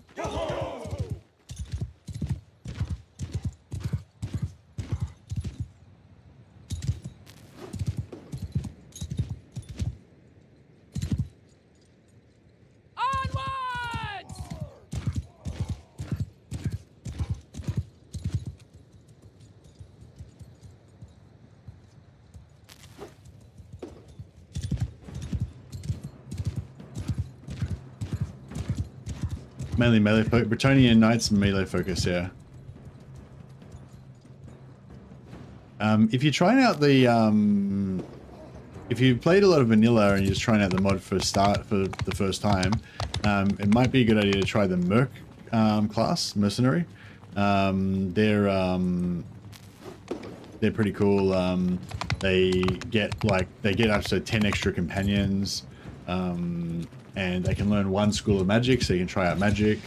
Yeah, they're kind of like just a good like introductory kind of a character. Like they're billed as like, you know, kind of jack of all trades, master of none kind of a thing.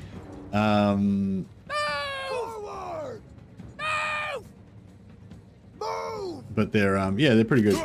But they're probably best if you want to play as a gun-based kind of character.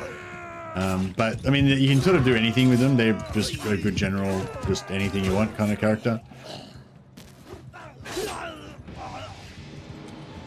Nice. But yeah, if you want to be a Bretonnian Knight and just be an ultimate badass, just charging around your horse, crushing everything, then yeah, Bretonnian Knight's the way to go.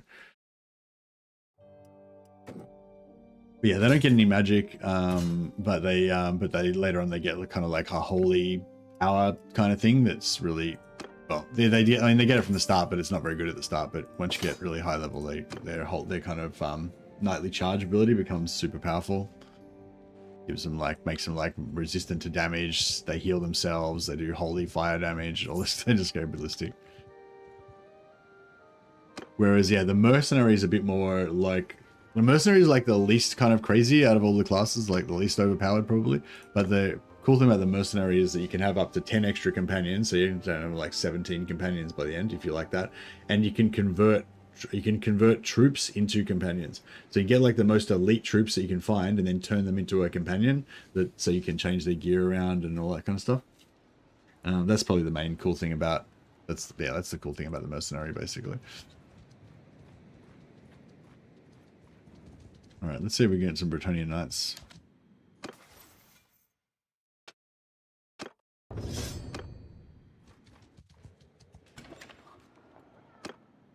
Nope. Yeah, sometimes it's hard to find a Bretonnian Knight.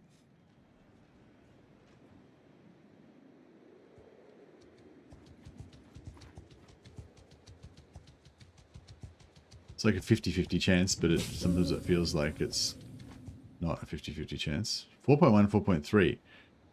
Fuck, why are we so slow? Oh, I got too many prisoners.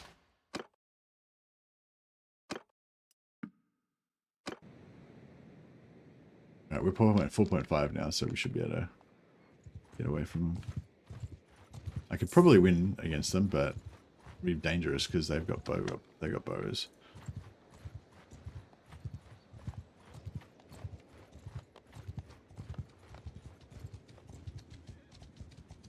Alright, come on, give me a Bretonnian Knight. Huzzah! Alright, Now we've got 15,000, so we can hire this guy. Yours is not a face I know. Of course, he's What is just your he's name, just prey stranger? for our huntresses.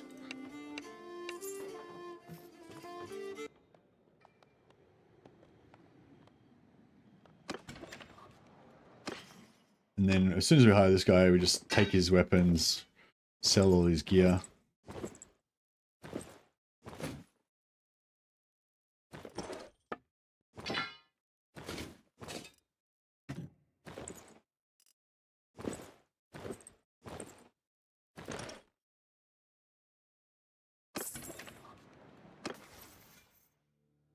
And we're looking for a couple of them that have this duelist ability, so they can win tournaments for us.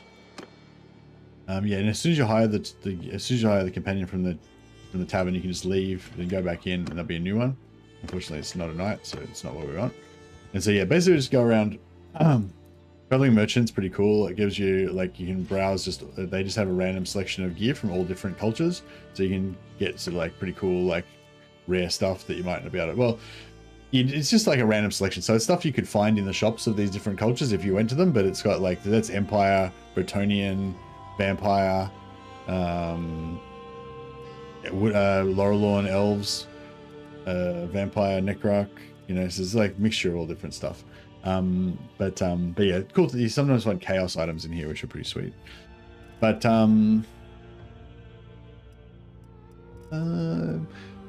also, if you've got like craftable goods and stuff, then they are worth a lot more to sell. So usually you want to keep a bunch of crafted items in your inventory because they'll be inflated in price.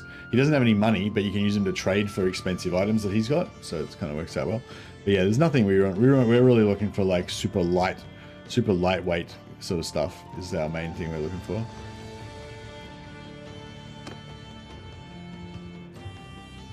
But yeah, so we're trying to get to, we have up to 3 companions, but once we get to tier 1, which only need 19 renown, and we can get another one. So basically what we're going to do is just hire a bunch of companions, get them to fight in tournaments for us, to win us renown, and then get our companions, get our companion limit up. And yeah, I'll probably keep a bunch of knights until we get to tier 2. At least.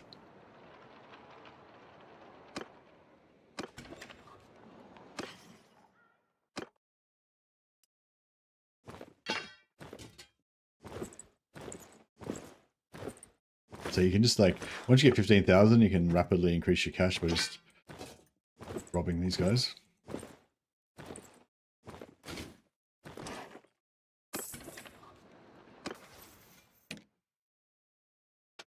He doesn't have the trait, so we want to get rid of him. And Thelm, the Bretonnian Knight.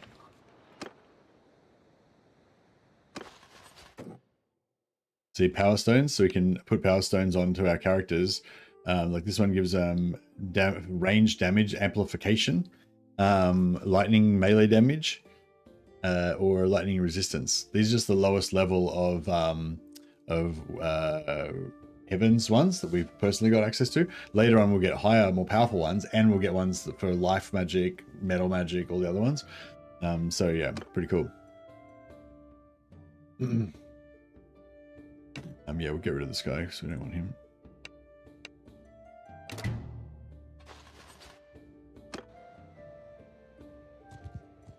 And we're just going to look around for more knights and more tournaments.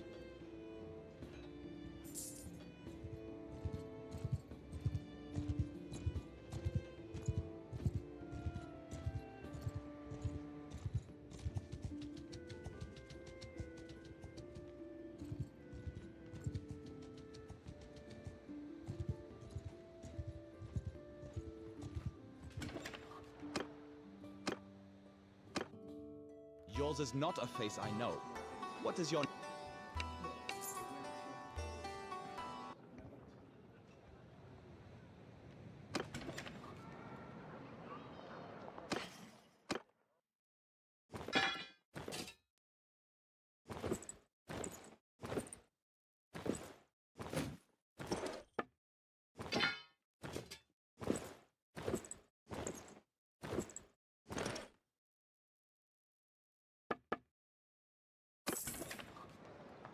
And just check his traits.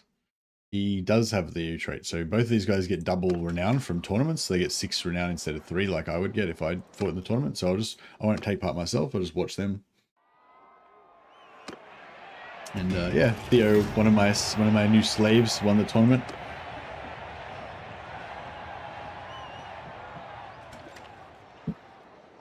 And yeah, we're a third of the way to the next renown rank already. So by the time we've collected 3 of these guys, we'll have enough renown to get a 4th one.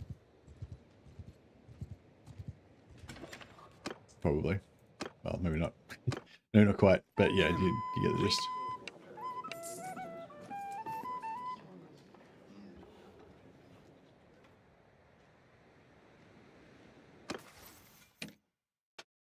Oh yeah, nice. Lucan's got the right traits that we want as well. So that's pretty good.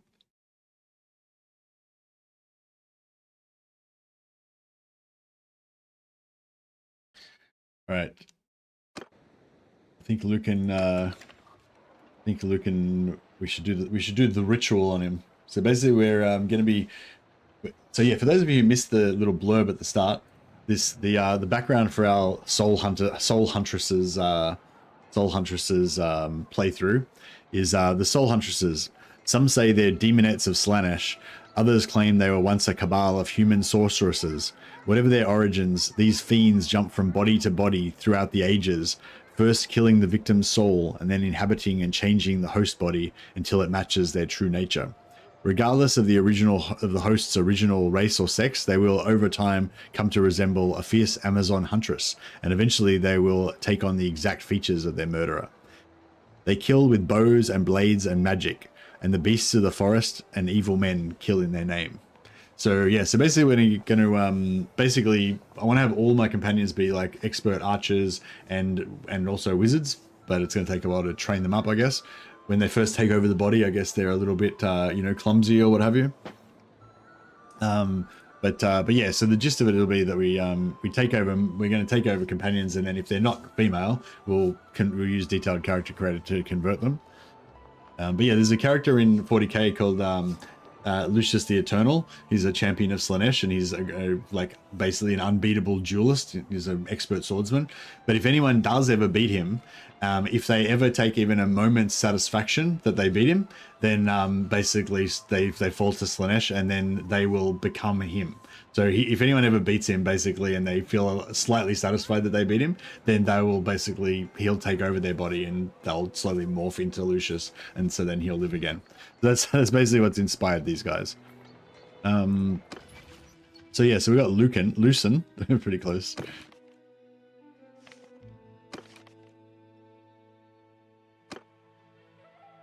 She will call we'll call her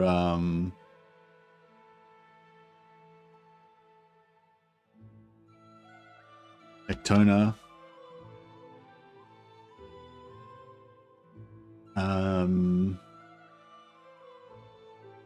Mankiller? Manflayer. Actona Manflayer. There we go. She's going to inhabit the body of Lucen. And I'm gonna save the appearances of each one, and then we can like what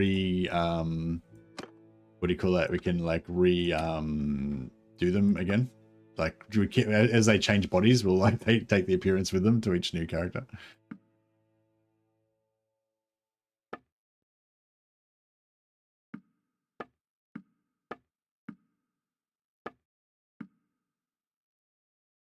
All right. Oh, that's cool. She kind of turns out pretty cute looking, actually, in the end.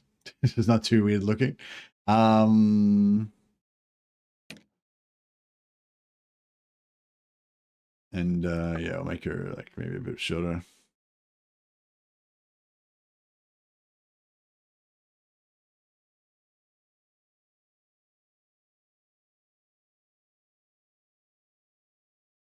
Just like randomize her a little bit.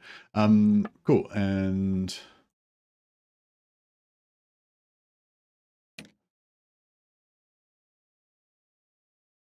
give her black soulless eyes. Nice. All right. So yeah, Actona Manflayer is our new character.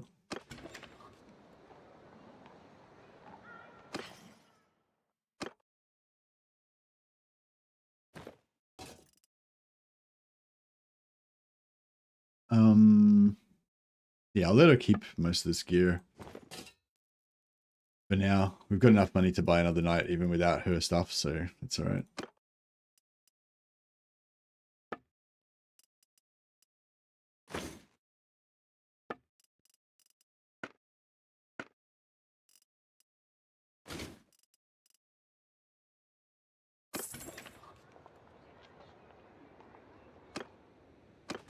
Leave, join again. The knight's there. Alright. Yeah, we've got to win a couple more tournaments so we can get one more companion.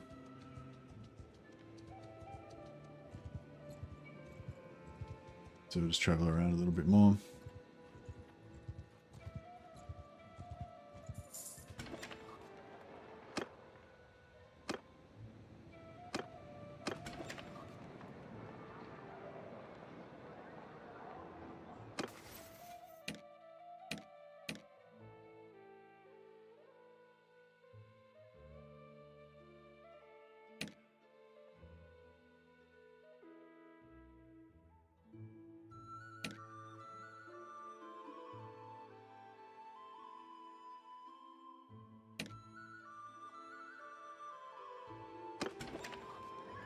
Alright, we'll get rid of Theo.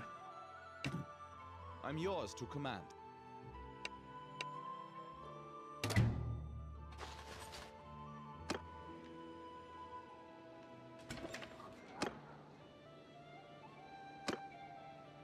We'll hire this guy. Yours is not a face I know.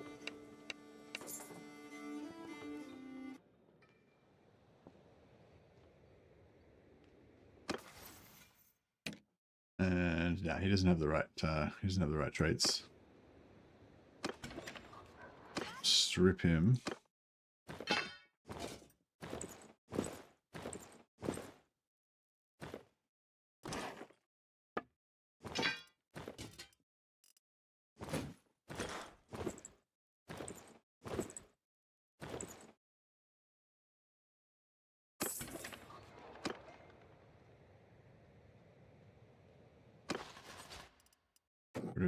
Get rid of him.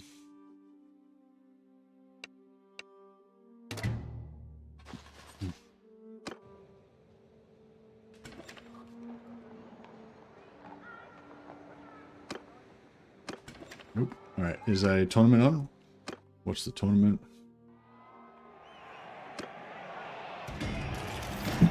None of our guys won that one.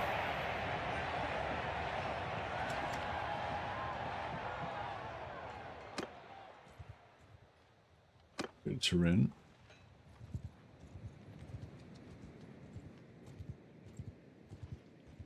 Yeah, so we get 4 Bretonian Knights, and then we'll go and Yours is not a face.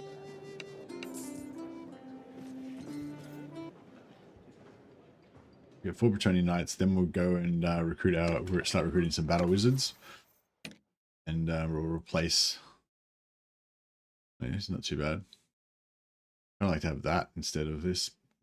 That's not too. Yeah, that's not too bad.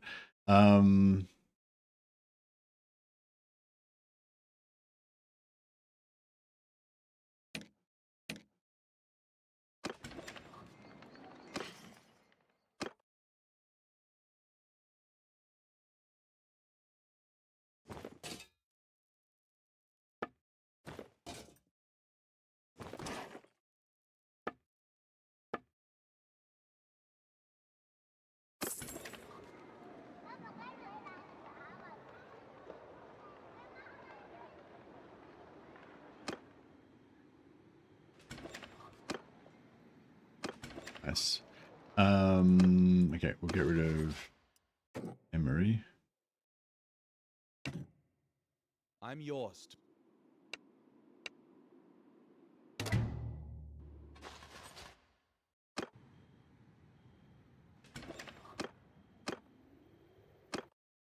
Yours is not a face I know.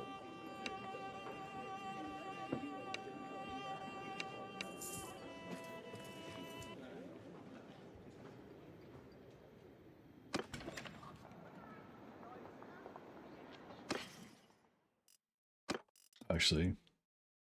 Let's check his stuff. Yeah, no, he's no good. We're gonna get rid of him.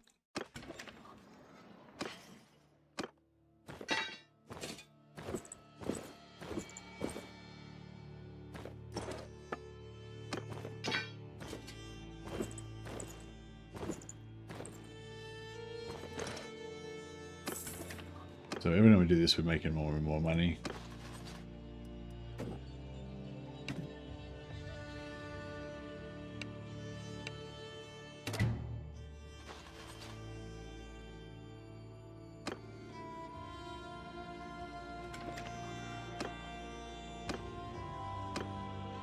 Yours is not a face.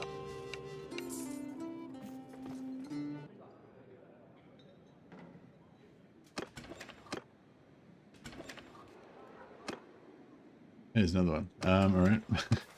Let me just.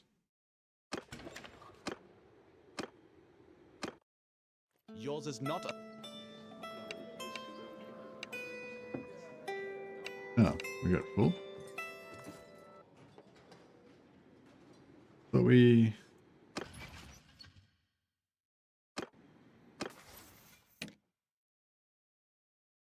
Oh, Bellamy's. Oh, I got rid of the wrong one. Crap.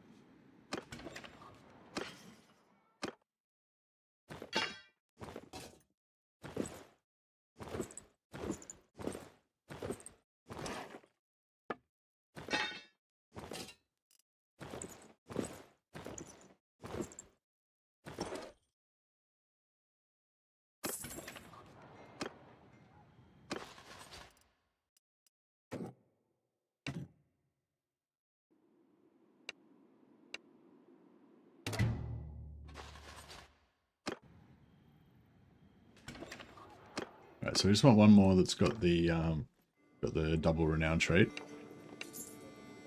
and then we just have to cruise around, fight a couple battles, win a tournament or two, and yeah, this guy doesn't have it either. But it's alright. The longer we take to find the guys we want, the more money we get. So it's all good.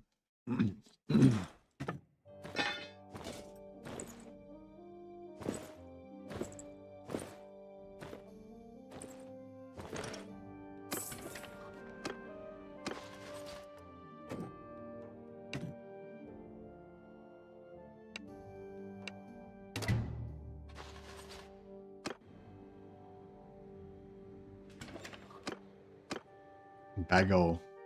Yours is not a face.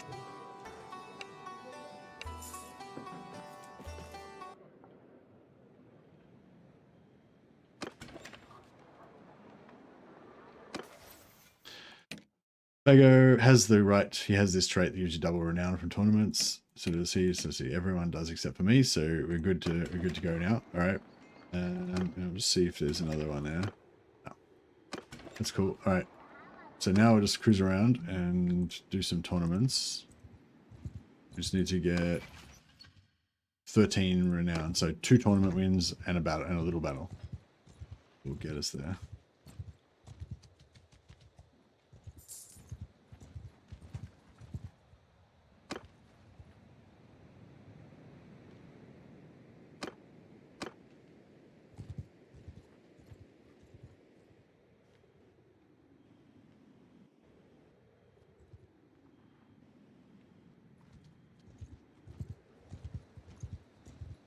These yeah, they don't seem to, I feel like they don't win the Bretonian tournaments as much as they win the Empire ones, but still good. Medicine's 5, Spellcraft's 5.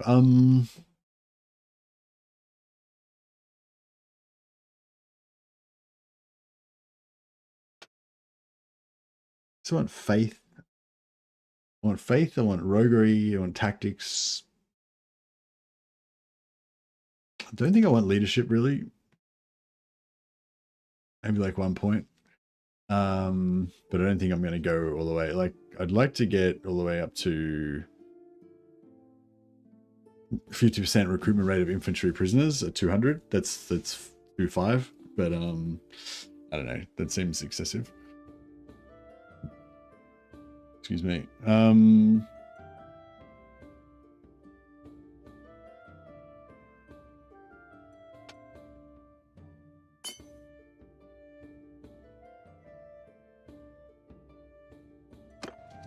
Yeah, I think since we're going to go 10 discipline, we may as well go 5 faith. Right, watch the tournament, see if we can get a free win here. No, one of our knights came second.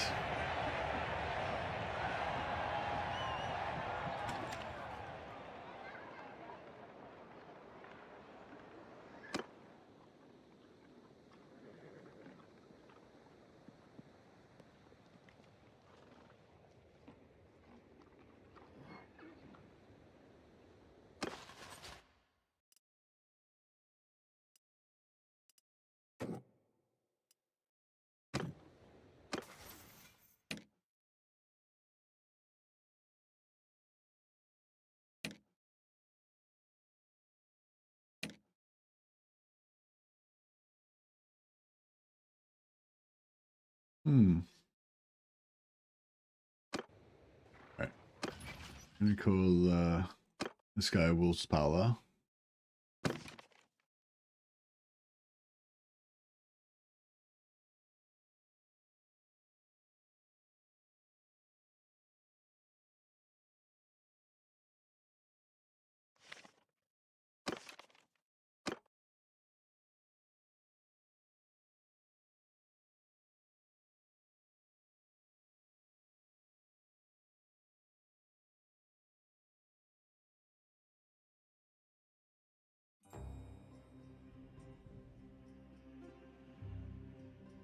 I feel like Wolf feels masculine for some reason.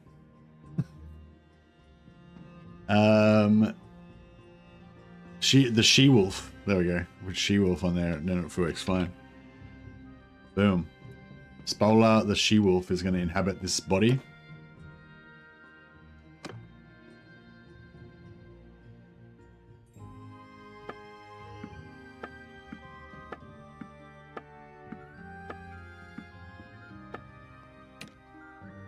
Bold.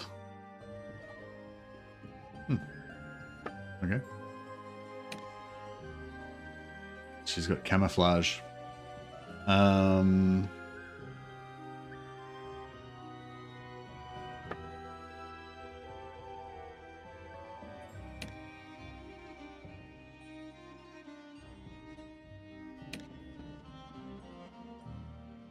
right.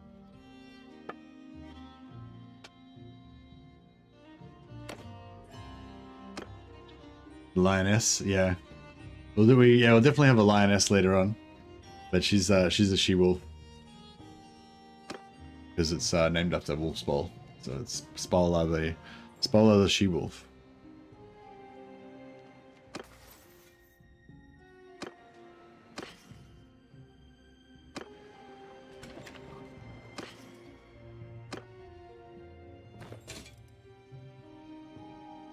We'll get her some more appropriate gear later on. It's just like newly inhabited this body.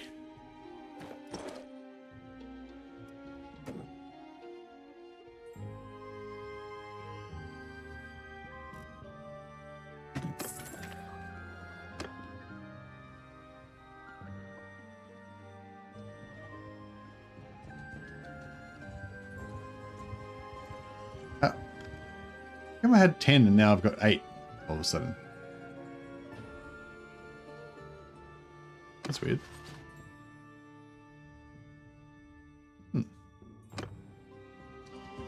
5.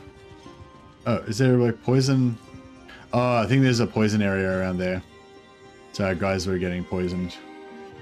That's right. Okay, now we've finally got some money. We can learn some spells. I don't think these guys have the spells that we need though, unfortunately. Oh! I mean, we could possibly win that, but it'd be dangerous in the extreme. Alright, we've got a tournament. Gotta wait till daytime to fight in the tournament though.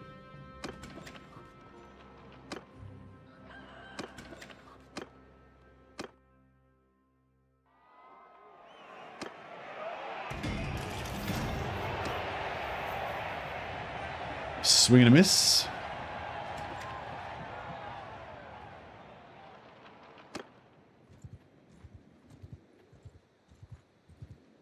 Oh yeah, actually we could go to Baston and learn spells, but I don't think they're gonna have any we really want. But yeah. So the Fey Enchantress is the only spell trainer in Bretonia. Ah, that's weird.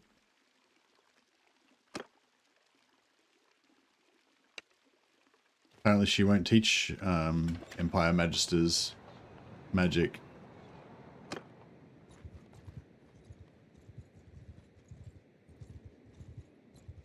Guess we have to go back to the Empire.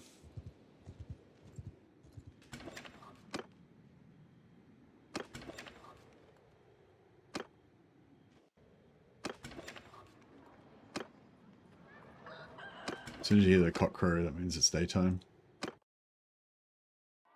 What do so many of the high elves hate each other? In this game, you mean? Or in like the lore? Or oh, you mean in Total War? There you go. One of my Bretonian knights won the tournament. Just need a couple more of those. Or one more of those. And a little battle.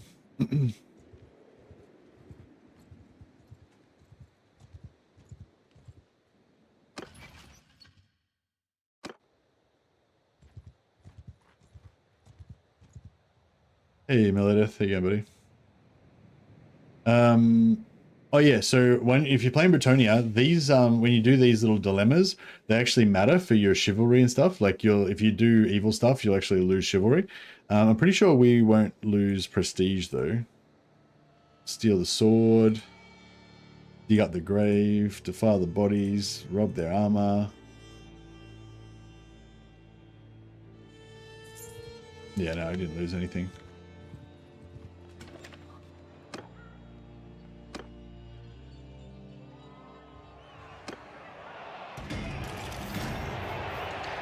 Spoil the wolf. Spoil the she-wolf one.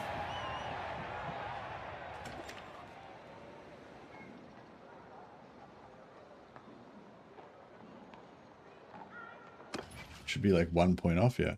Alright, we'll just quickly fight this tournament. Fight this little band of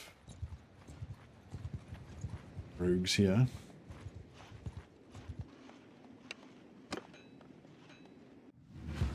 I'm taking command!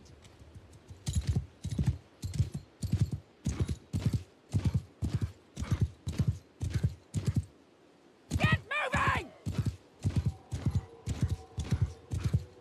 See much because it's night time.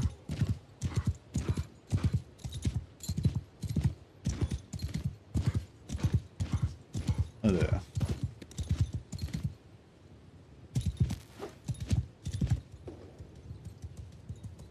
Do you have some special rules? Not really rules, but just it's sort of a role play thing. Like, so all of our companions, we're going to convert them into female companions. Oh, you probably missed the intro, but we're basically playing as a cabal of Slaaneshi sorceresses or demonettes. Nobody's really sure where they came from. Basically, what they do is they jump from body to body throughout time. So they basically they're like eternal, and they basically take over bodies, whoever's body they want, basically, and they kill the person's soul, and then they slowly convert the body into their original appearance. So whatever character I take out, whenever I can recruit a companion, if it's a male or female, it doesn't matter. They I use detailed character creator to change them into one of my huntresses. And if I get rid of a companion and like get a new companion, I'll take the appearance of the original companion and put it onto the new one, you know. So their souls like kind of travel from one to the next. So basically the idea is we're gonna have a bunch of sorceress companions. Typical woman eats your soul, yeah, that's it. But yeah, basically the idea is just have a warband of these female huntress sorcerer warriors, and we're gonna have like lots of beastmen following us and stuff. Get some minotaurs later on.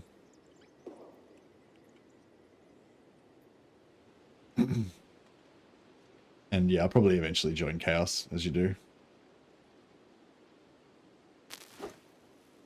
Sounds very lore friendly. Yeah, no, I mean, yeah, I made it up for this campaign, but it's, yeah, I tried to make it, you know, get in with the background and stuff. I feel like it's the kind of thing that could exist. it's similar to Lucius the Eternal in 40k. He's a Slaanesh champion in 40k who basically does the same thing. If you ever beat him in combat, if you ever have a moments of satisfaction or pride that you beat him, then Slaanesh basically claims your soul, and then you eventually turn into Lucius the Eternal, so he basically can never die, because if he ever does get killed, he just comes back to life again. He just takes over your body if you kill him.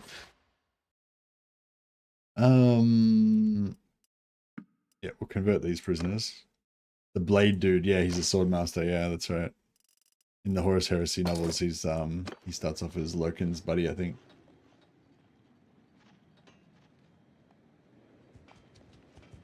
Oh yeah, did we level up?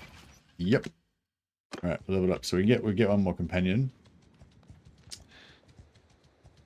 and then we'll start to replace these knights with the wizards eventually.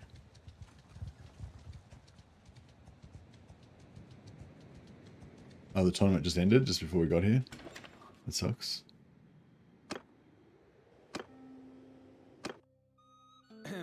Greeting. Alright, so we only want ones that have the... Yeah, we only want ones that have this trait, duelist, they get double renown. Which she does have. No tournaments here though. Alright, so let's head to... what's that? How much bow skill have I got? I need like a hunting bow or some shit. They don't have any shitty bows here that I can use, do they?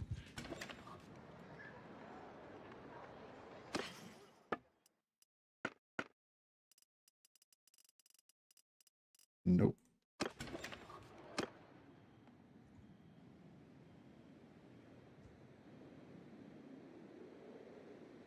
Alright, well, let's get back and learn some magic.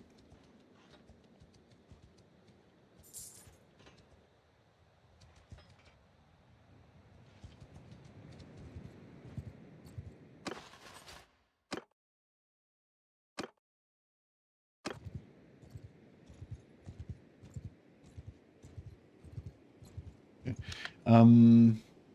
Yeah, alright, let's go in here and learn some magic.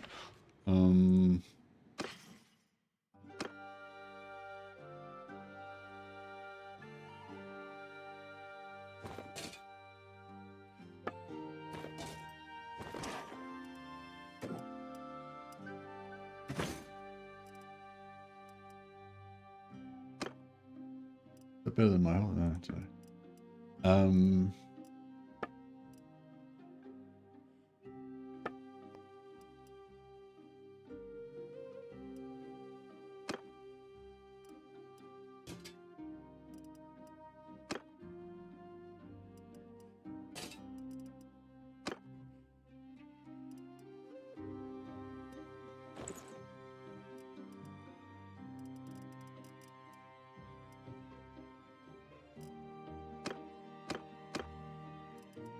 Scholar Lip is slightly lighter.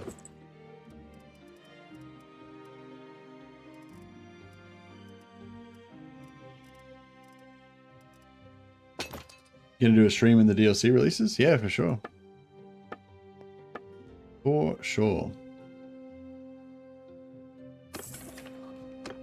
Alright, we're looking for a Lore of Metal wizard, I would say. As our first companion, probably. With further knowledge. Okay, so we are Lore of Heavens. So I think Wind Blast is really good for leveling up. And I guess we want Chain Lightning. I mean, we kind of want all the spells, really, don't we? We get a heal and a storm. This one's really cool because you knock people off their horses. Oh, you don't have enough gold for that. That'll do us. That'll give us a few spells to get started with, anyway.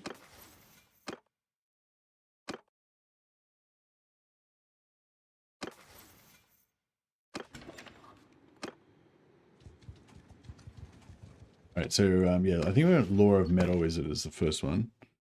Gold Wizard. Caspar the Gold Wizard, Castle Lioness. He's not going to be there. Okay. All right, well, we'll just tour around the different Empire towns, getting some tournaments on the way, and try and recruit some beastmen archers, I reckon.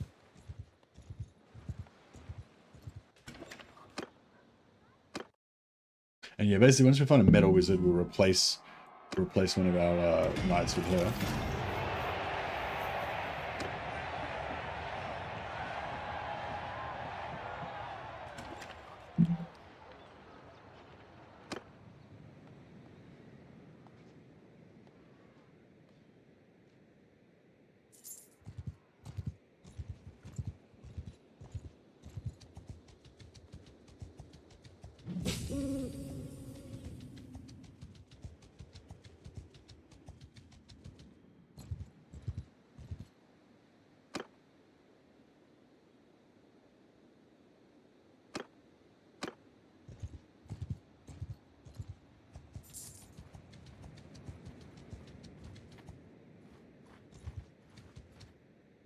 I'd probably beat a party of like 60 guys right just about now.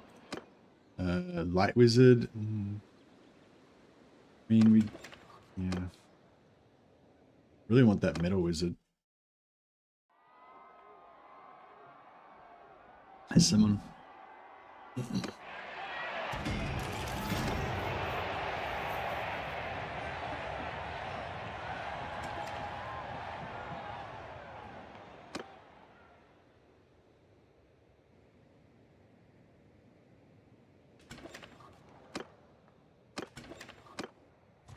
Alright, let's do a tour around.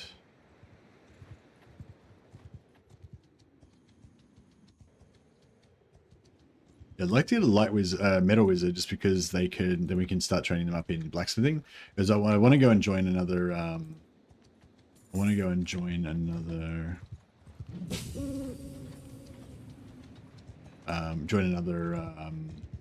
Empire Lord.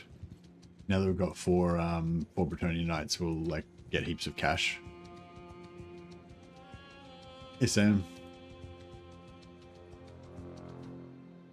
Alright, let's see if we can kill these guys. On my command! Forward! Onward! Okay, let's try chain light. Oh, chain lightning seems hard. Alright, let's try this one. Boom, suck dick, idiots.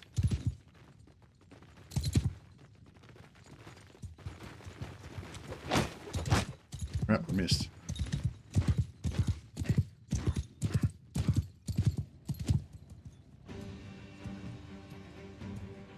Short range. Oh, it stays there for a while. Oh, crap. So I gotta cast it in front of them, and they gotta run through it, I guess.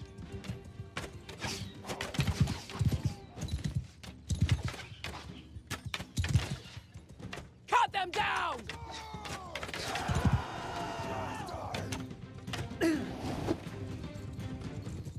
And now would be the time to do lightning bolt.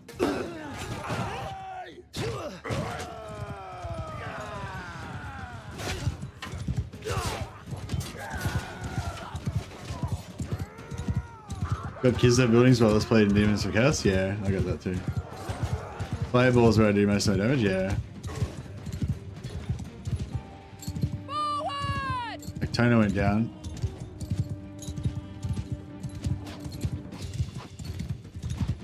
Alright, we need to get that. I should have equipped myself with the sword. I didn't even think to do it. I hope we don't lose all our companions. Get moving!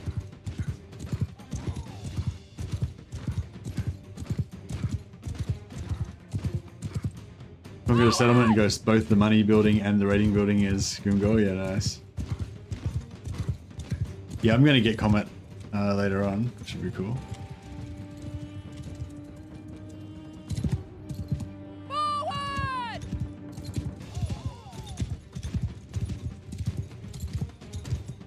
Move!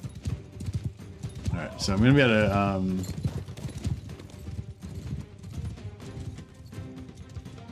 channel now to get Winds of Magic back.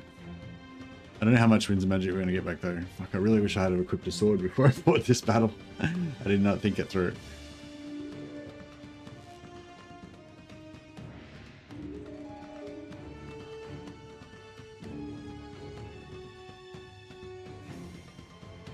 $15 Winds of Magic is not a lot. With me! Can I do it again? I think I can do it twice. How many times can you do the channeling thing? Can you do it once per rank? Once per clan rank? Or is it like... Yeah, hey Joel. You can do it 3 times per battle. Oh really? I thought you got more I thought you got more uses the higher level you got or something. Because at first you can only do it once. Oh, Clan Tier 2 has a perk that adds more than 3. Because I think at first you can only do it once.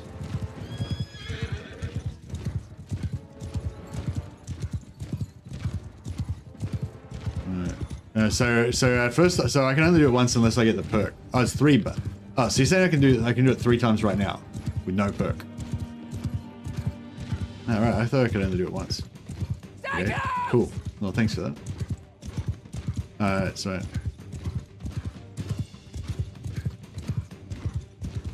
Well, maybe we won't lose this after all.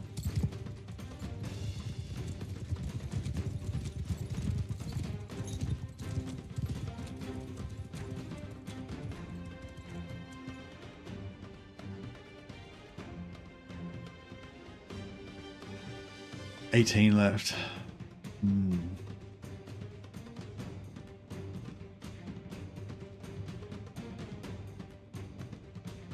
Onward! Ha! Oh!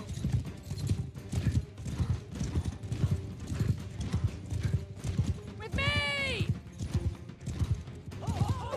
Not enough usages, maximum 1. Yeah, no, I've only got 1 use.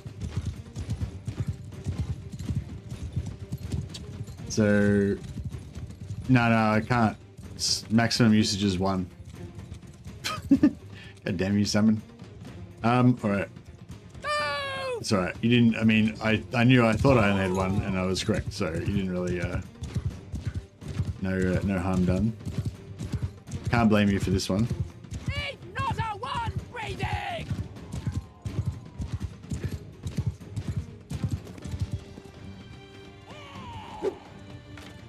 Not enough Winds of Magic? Oh, what? I spent 10 Winds of Magic on something without even meaning to.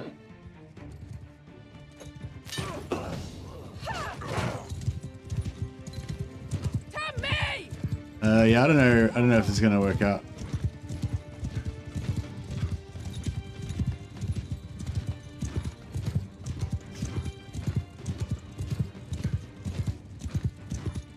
Yeah, no, there was no tier 1 perk that I saw.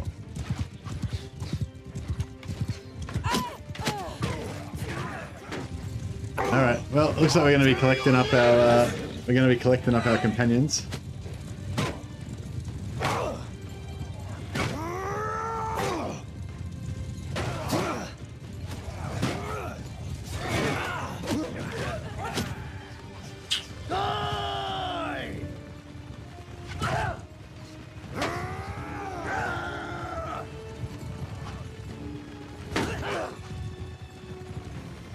Yeah, I feel like it like compared to the other factions, like the Magister, like they don't get to do it enough times, and it doesn't, and you don't get enough magic from it, and it doesn't last long enough, and like, you know.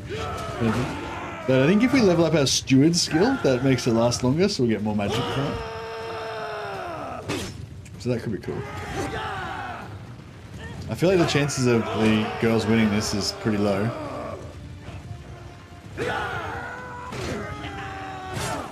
Nope. Yeah, no. Now it got really low. Oh, well, we're gonna have fun traveling around the world collecting all of our dudes again. So that's great.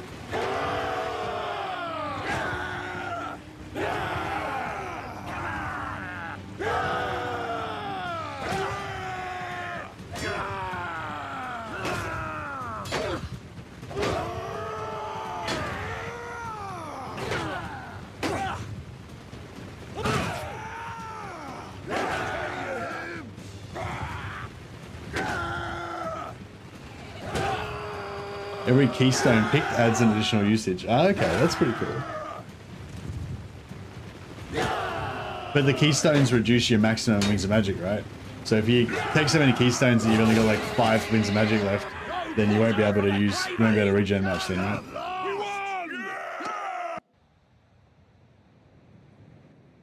Thanks to your streaming, I'm completely addicted to the Old Realms. Yeah, nice. It's a good mod. It's pretty cool.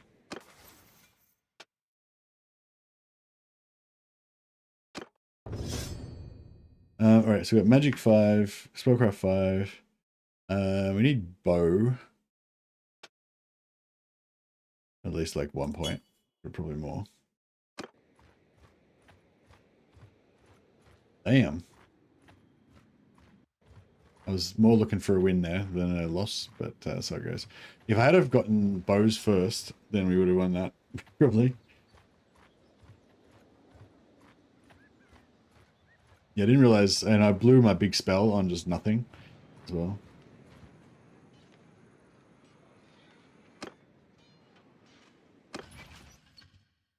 Staying at Turin. Alright, fuck, I gotta go back to Turin to get these guys.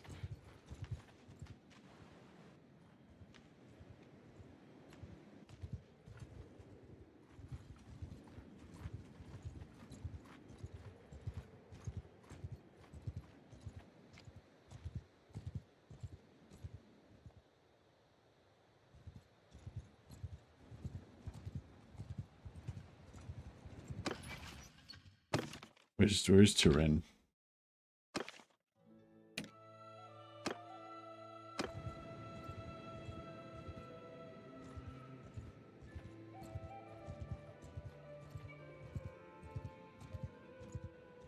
Actually, I should be going in here and checking the towns to see what, see if they got metal wizards. Metal wizards, gold wizard. Okay, cool. So we've got to remember, come back here to get this gold wizard.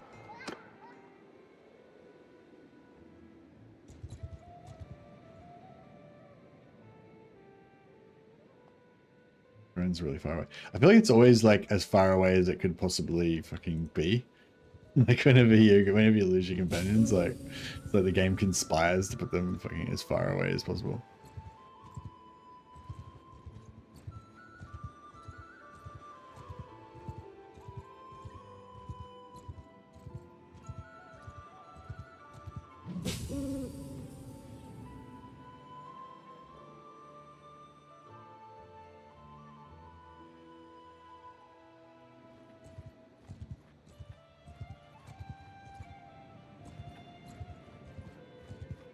I wonder when Grey Lord will be able to choose Dark Lord. Tier 4.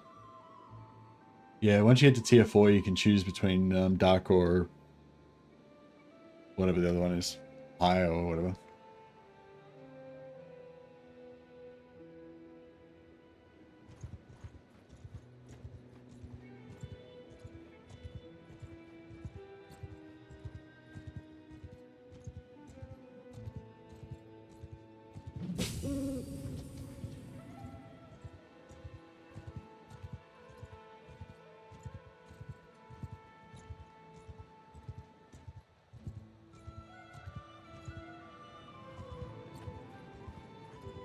Oh fuck, I may as well kill these fucks. Another fool.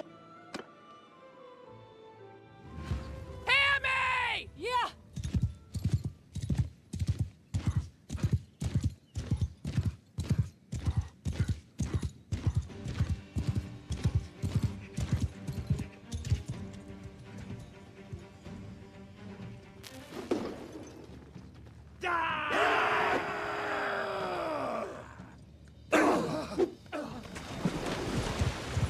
Pretty good. Knock them down and then lightning them.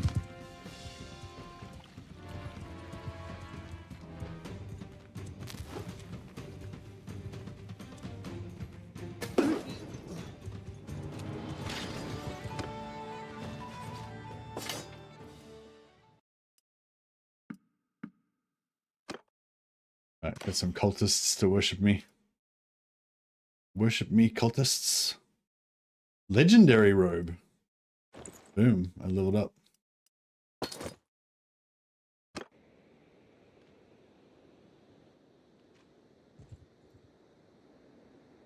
Actually, let's quickly pray here. Keep that faith rolling in.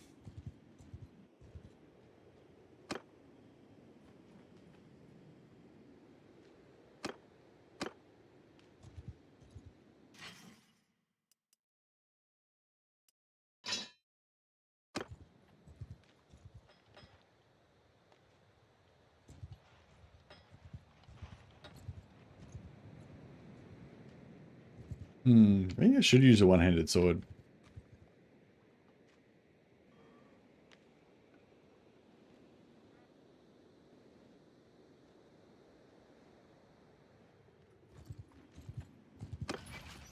Everyone's staying at Turin.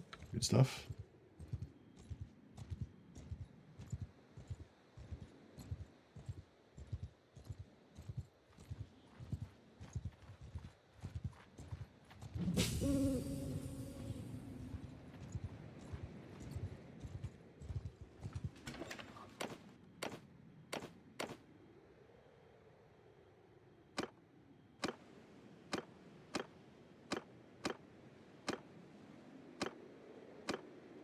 Right.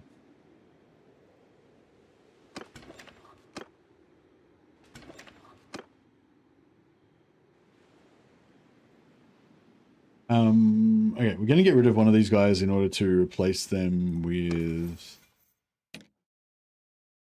a,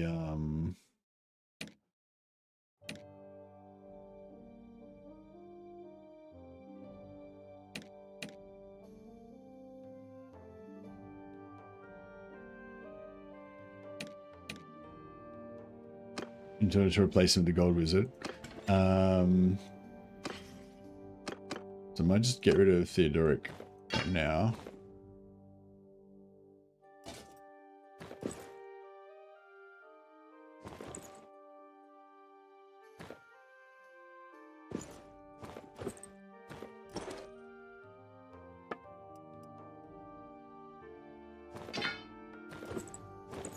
That way we can rob this other guy as well.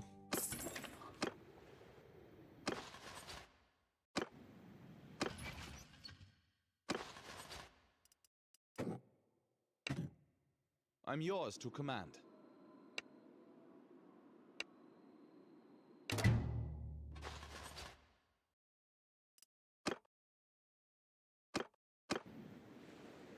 Yeah, and then I can just make some quick money by hiring this guy. Yours is not a face I know.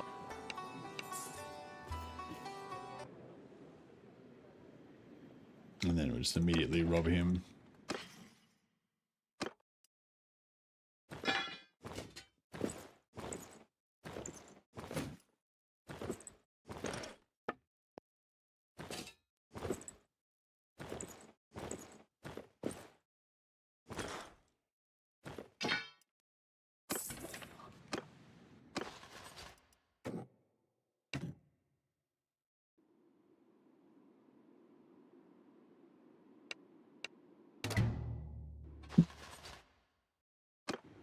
All about murdering dudes and taking their stuff. It's our main thing.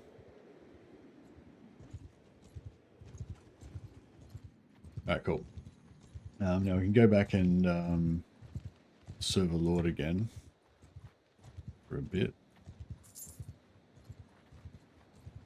and get our medicine up.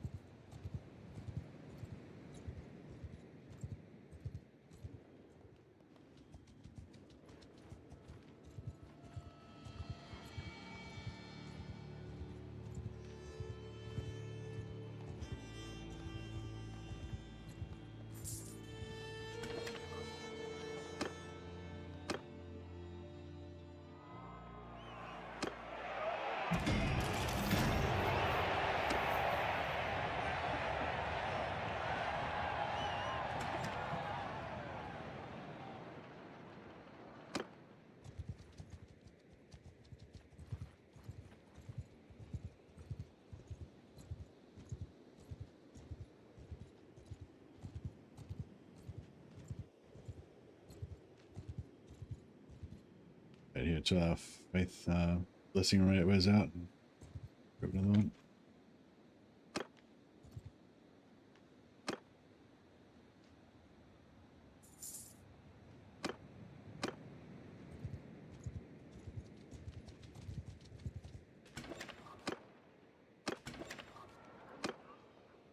Alright, so we can get back to Scheinfeld.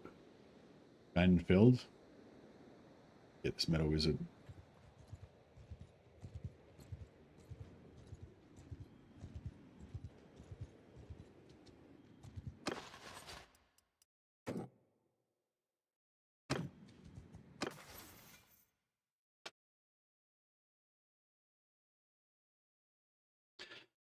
Okay, so yeah, so we're going to choose the medicine thing again. So basically do that, and that gives us a free point that we can spend in whatever we want. But when we respec out of it, we'll be able to take the points back out of medicine. So I'm going to put it in maybe steward for now. So you go back in, you got a free point. Put it in steward. But let me just check our perks again.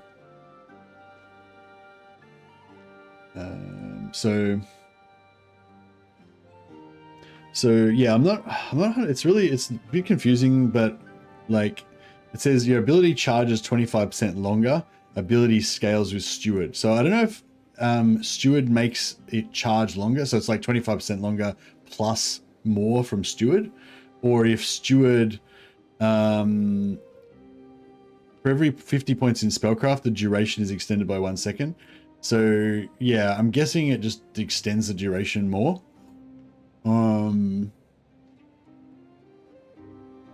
But whatever, however it works, like, yeah, basically it's good, right? Either it extends the duration or it gives us more winds of magic or something. But steward should make us get more winds of magic, right? But like leadership, yeah, you're less slowed during arcane conduit, scales with leadership, so we get slowed down less. And there's also ability scaling as physical resistance. We don't care about that. Yeah, less slowed with Arcane Conduit. I don't really care that much about that. I mean, it's not great, but yeah, it's not that big a deal. So I don't think I'm going to go too heavily into leadership. But I think Steward we can actually level up with our with the Lord. So, and it also gives us more party size, which means we can get into the kind of meta part of the game more easily.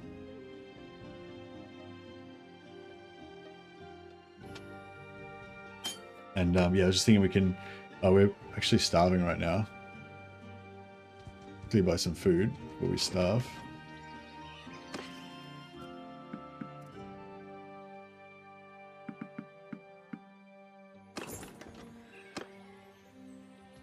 Yeah, if we get a good variety of food, then we'll be able to level up Steward just as we're traveling around. Plus we can also obviously level it up with training with the Lord.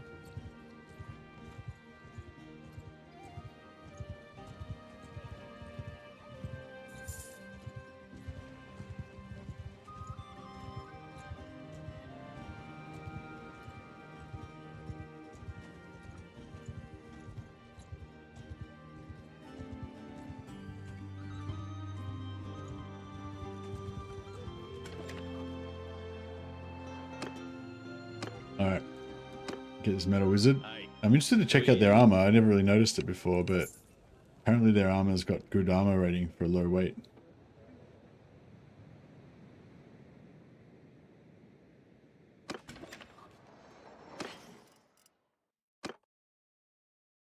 "24 head armor, that's pretty good. 1 cape, that's not very good. That's not very good. Very good. Oh, okay, nah. I know whoever said that was not really on the ball, I don't think. But yeah,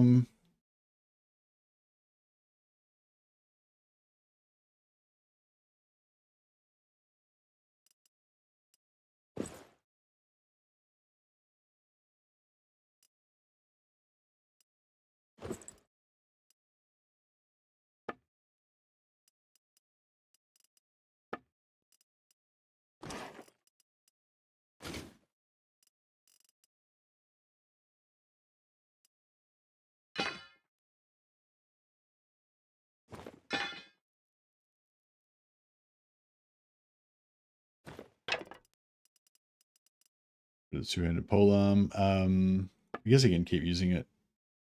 What's the melee damage? Swing damage 6. Yeah, that's pretty shit. Pretty bad.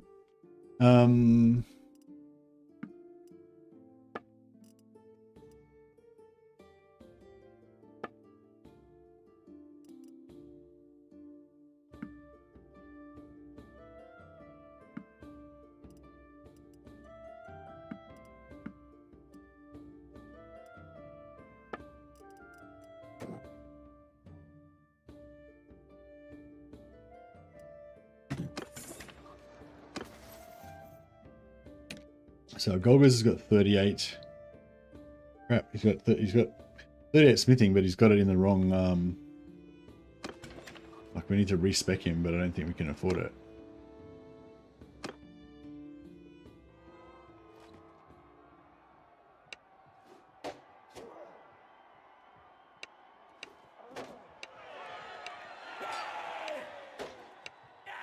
$15.20. All right, that's right. We'll craft something and then we can.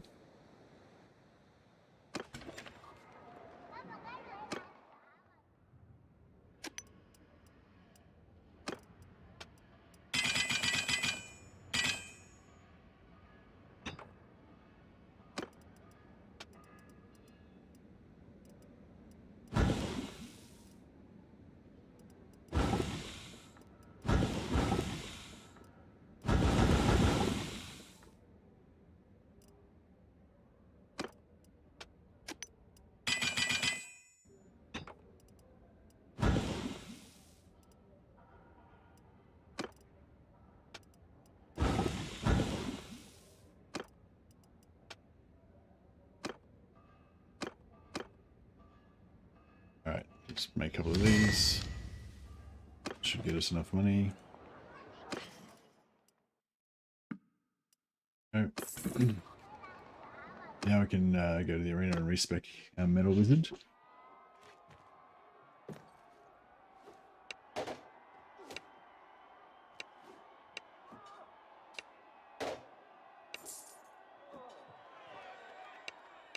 And it already went up from 1500 to 1700 just from the experience that he gained just then.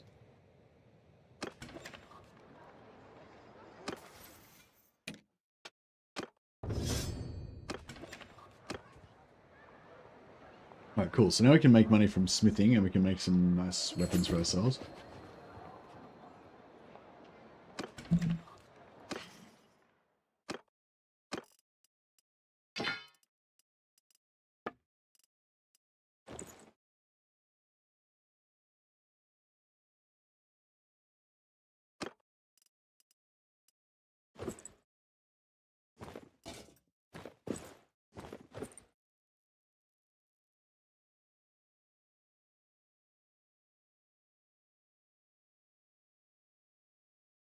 I hate how you can't, like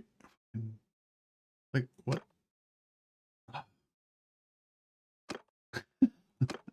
Like, anyway, magical damage amplification from the boots, 0.8. Magical damage amplification,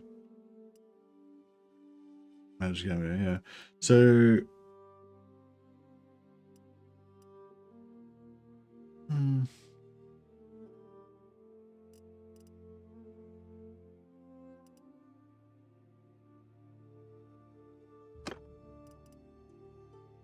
so this would give us 10% magical damage amplification.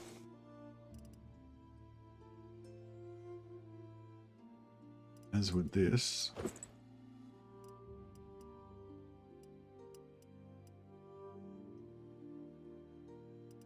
This is like 30% more. That's fire. We don't want that.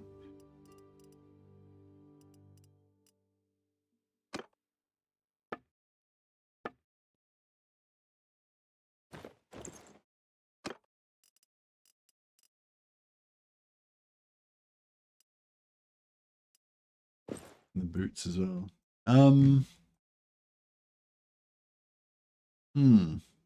10, 20, 30, 40. It's 40% damage amplification. Pretty high. It's pretty good, I guess. I don't really want to wear the chest or the helmet though.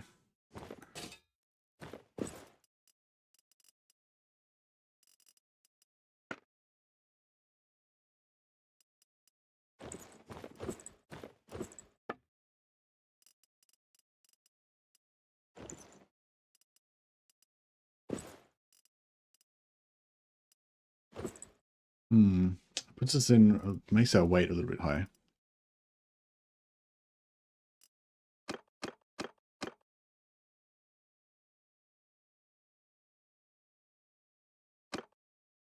Hmm.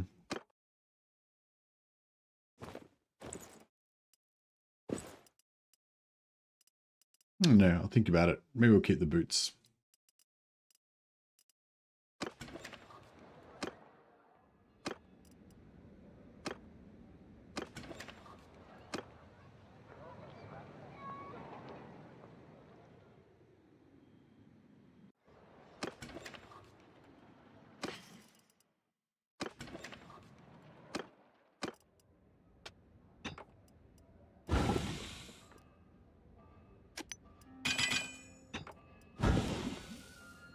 I wonder if we can get 12 great swords, we can unlock anything with that, or we need to get more.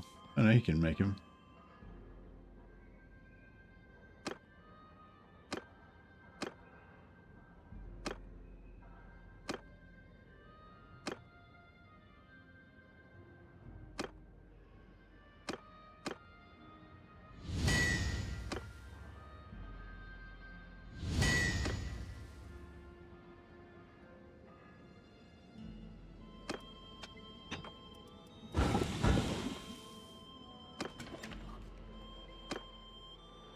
Alright, we can make ourselves some nice swords probably at some point.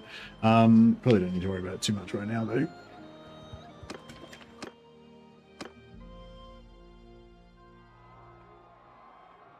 Life Wizard Crown.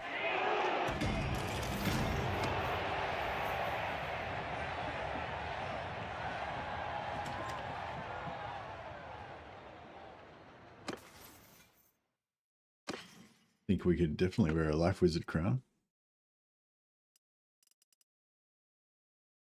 Magical resistance and magical amplification. Beautiful.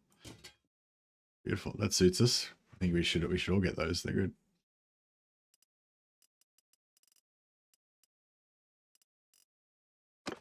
Get a bunch of those.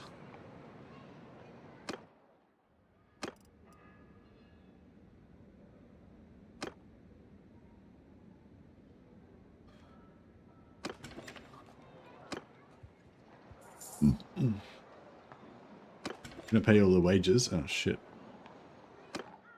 Alright, let's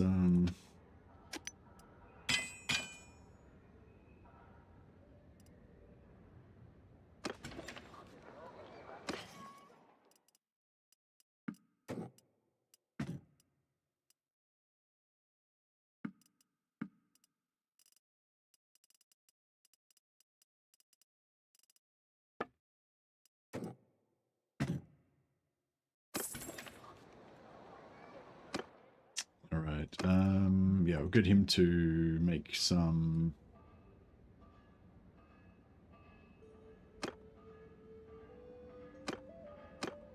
of these.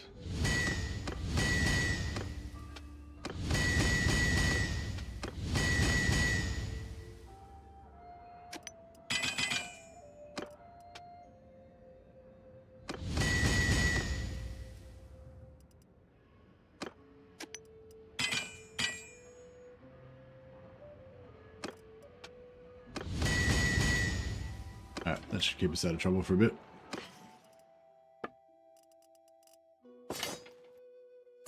Alright, cruisy.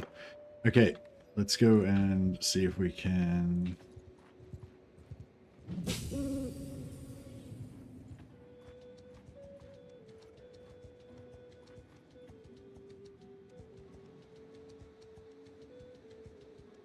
So how much skills this guy got in bow? 28. Oh. We gotta go find some shitty bows. Where can I get where can I get like hunting bows from? I was trying to get to the Vampire Lands, so we'll head over there.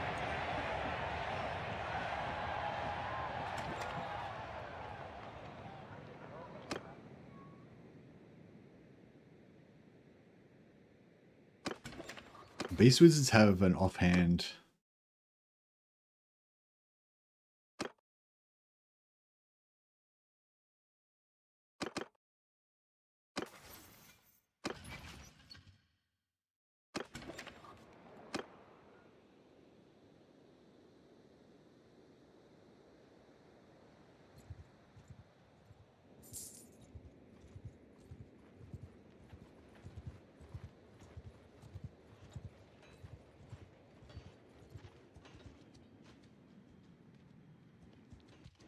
Yeah, so we'll head up here, we'll go across through Ostermark and then down into the Vampire Lands.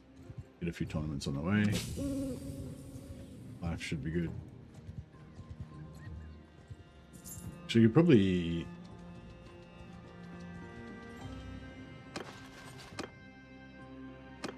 knock out this deserter hideout. Oh. Yeah, I didn't keep any crafted gear. Yeah,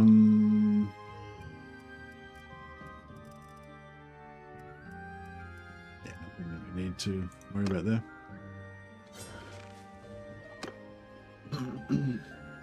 Hey Mercy, I really enjoyed Norska recently with Marauders. Do you have suggestions for any other factions that have good melee infantry that can play in a similar manner? Yeah, Dark Elves, Hellebrand. Go Hellebrand and get lots of Witch Elves and Black Ark Corsair Handbows. Yeah, I tend to go, start off with like more Handbows than Witch Elves, and then slowly get more and more Witch Elves as your Witch Elves get stronger and stronger. And basically, the Witch Elves have an ability that they get 50% extra damage and 24 melee attack that you can pop once per battle for like, last for like 30 seconds or something. And then Hellebrand's got an ability that gives them plus 25% extra damage and another 24 melee attack. I think that's an AoE. So you can pop them both at the same time. So they go in, as they charge in, they get like plus 48 melee attack and plus 75% damage. And then on top of that, you can have Law of Shadows that is an AoE that does 50% increased damage. So you pop that on the same group. Now they're doing 225% damage as they run in. Plus they've got like 100 melee attack. And yeah, you basically just build around like making your Witch Elves just go berserk as fucking hard as they can, basically. Black Ark Corsair Hambos in general are pretty cool. Like they run fast, they're tough because they've got good armor. They beat most things in melee, and they can kite and shoot anything that they can't beat in melee. You know, so you can just kind of build an army with like maybe have like 10 Black Ark Corsair Hambos, 4 Witch Elves, 2 or 3 characters, and like 1 or 2 Dark Shards, so you got something that's good for killing anti-armor and single targets. And then you can kind of morph as you go along. But it's not so much about being like a really efficient, effective way of playing the game. It's more just fun, like having your Witch Elves just go berserk and charge in. But yeah, the Witch Elves are similar to the Berserkers. They're glass cannon, they do a lot of damage. And you can buff the shit out of them with Hellebrand especially, but they never really become like tanky per se. But you can get same thing. You can get them with a lot of physical resistance on them through Hellebrand's skill tree and tech and everything.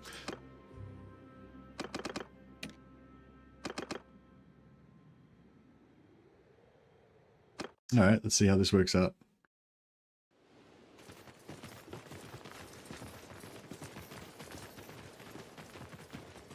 Having a good time is preferable to metagaming. Yeah, I think so.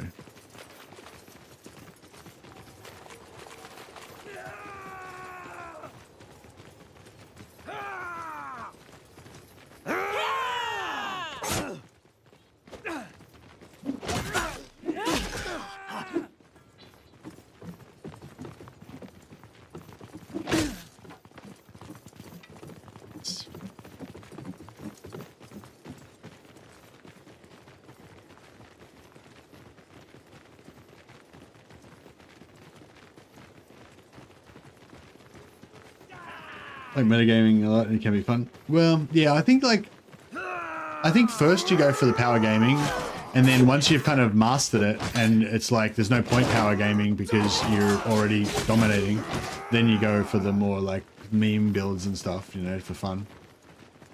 But you want to like learn how the game works first, and power gaming or efficiency and stuff, basically, And then once you know how it works, then you subvert that shit and don't do it.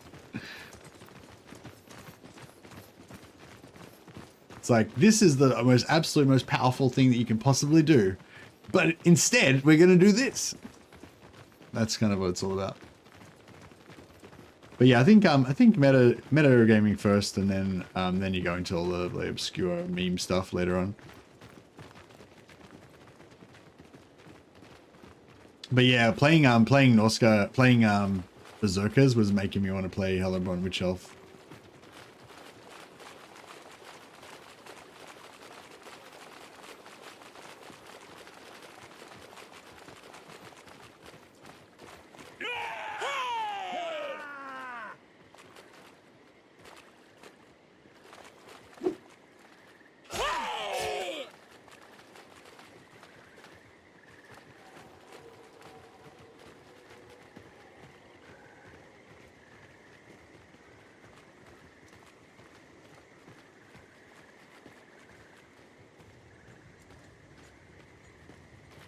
Come on!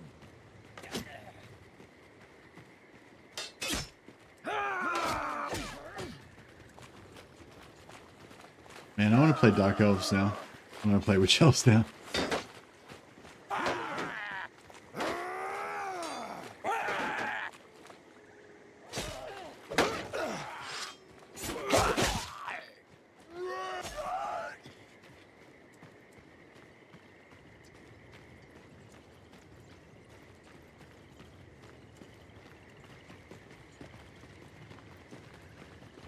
This is like the last guy, I'm guessing.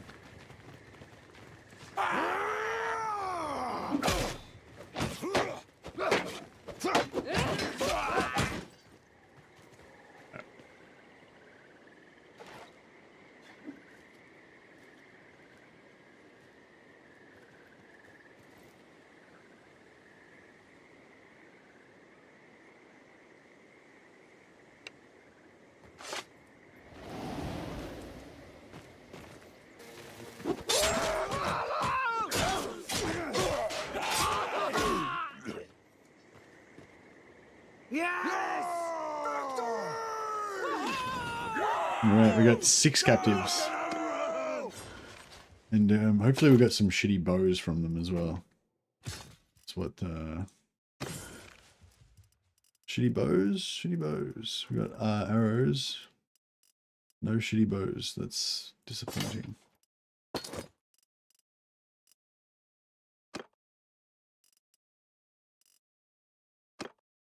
Reinforced suede boots are pretty lightweight. Might keep those just because they're pretty cool.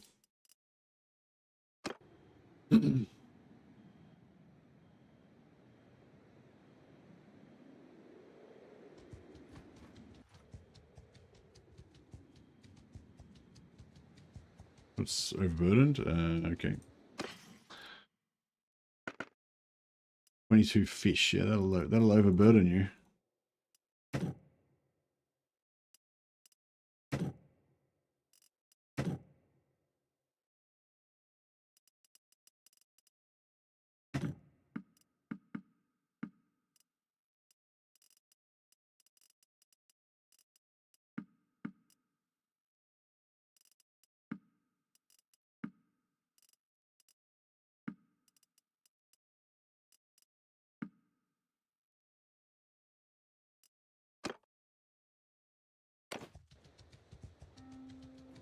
Hey Rose, have you checked the blog on the have you checked the modders blog?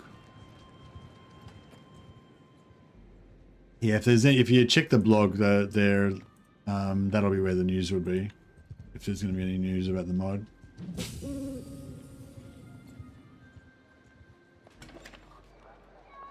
But yeah, I haven't checked it, but yeah, I assume someone would have probably mentioned it if it hadn't come up. Let's just watch this tournament.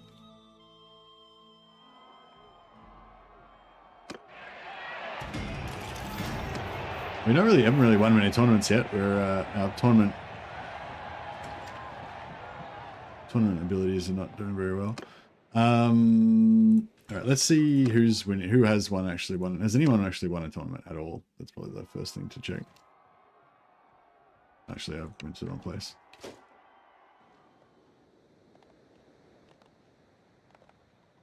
Leaderboard. Okay.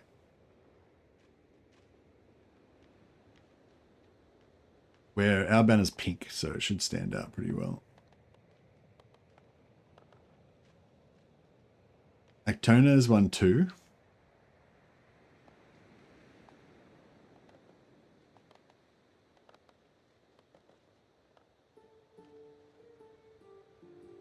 Spoilers won 1. Rolls won 1.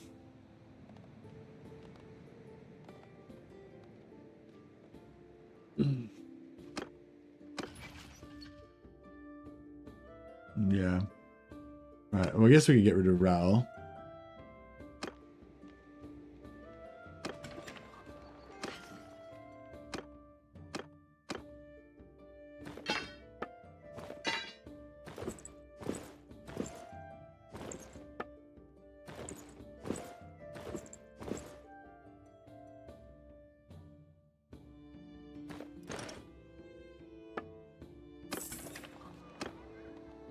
Excuse me.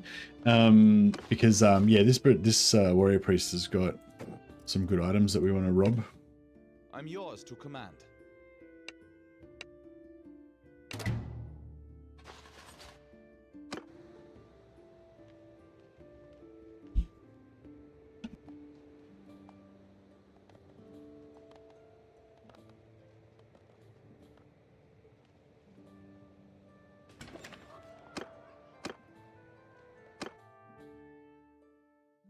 Who are you and what do you want?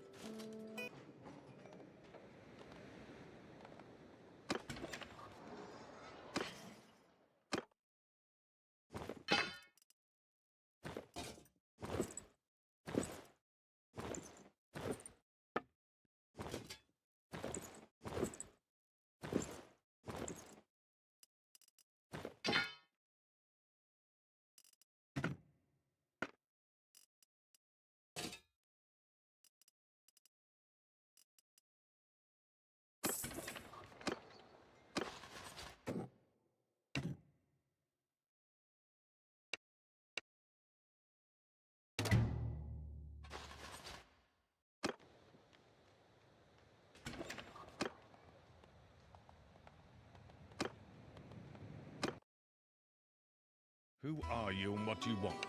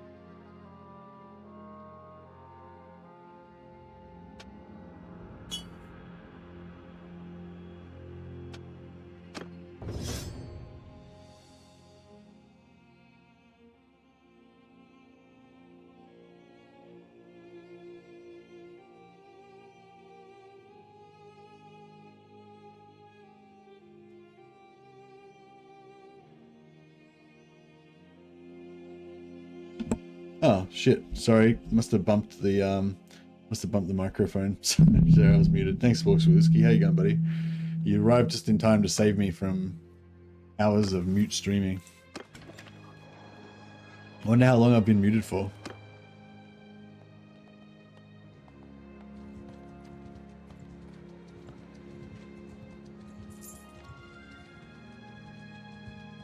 Yeah, so we want to hire another wizard companion to become our scout. Not these guys. We can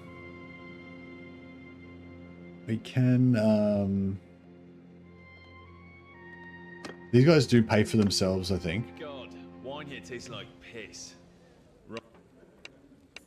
Yeah, they only cost 10,000. I think you get 10,000 worth of gear from them. But I like the gloves they have. These gloves are 0.6 for 14 armor. These ones aren't that great, but you can get like fine ones or whatever, that like quality ones or whatever, that are like still 0.6 weight, but like 25 armor or something. So they're pretty nice. But yeah. Rid of all that. I'll keep his rapier.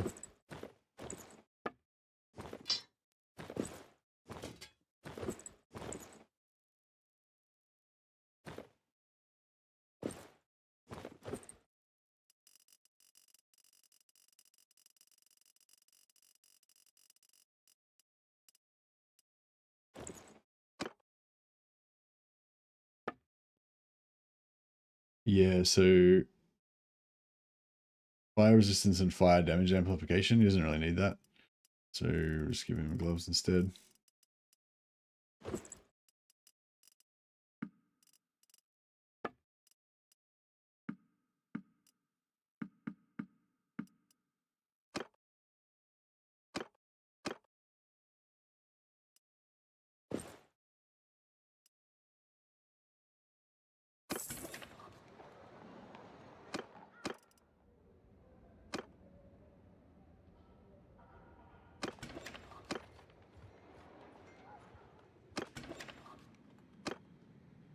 Get rid of that guy.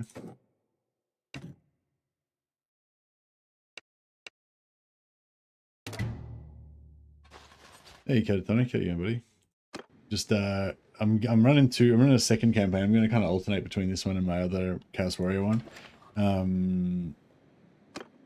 So we're starting a second campaign as a Slaaneshi sorceress Huntress. Should be good.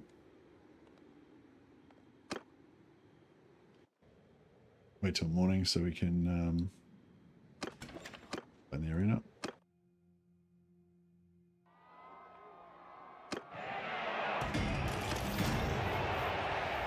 Not today, alas.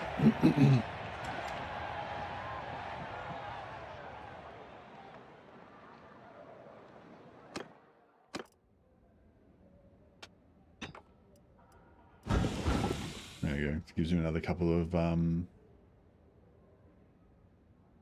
actually, I might try and see if we can make any cool Tor swords. I don't think we'll be able to, but maybe. Usually go for that one. Maybe that, or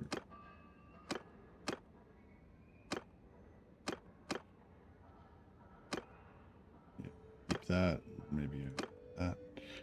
So that 142 is pretty. Yeah, that's pretty good. Maybe make the blade as long as possible. Make the handle a bit. Can we make this?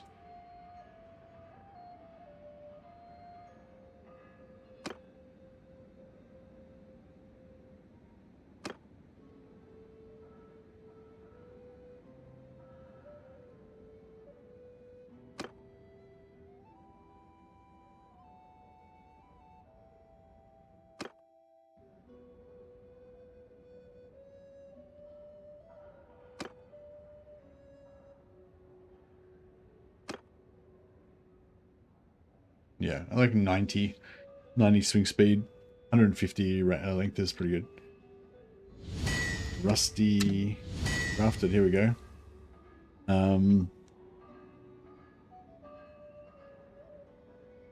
Longballed.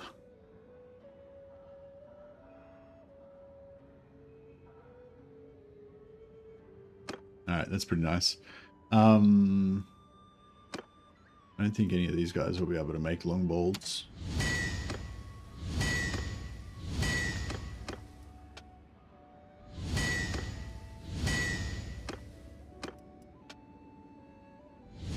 We are actually an Empire Magister, but our roleplay is that we're a cabal of sorceresses. Actually, I'll read the thing again for those of you who are joining late. The Soul Huntresses. Some say they are demonettes of Slaanesh. Others claim they were once a cabal of human sorceresses. Whatever their origins, these fiends jump from body to body throughout the ages, living eternally.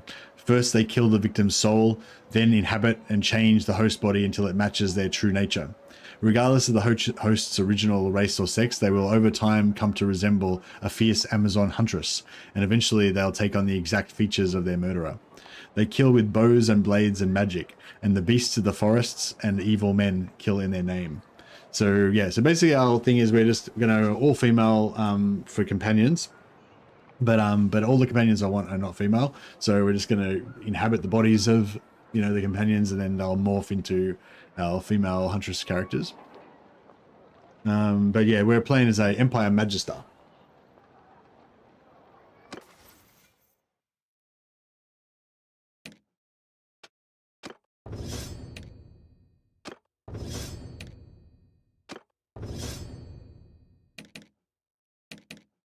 Glory and the Gold Wizard. Fuck, he's powering up. Maybe I should have made him the or maybe I didn't spend the point. Maybe, yeah, maybe I unspent it by accident. That was 10 times better of an answer than you expected. Oh, well, there you go.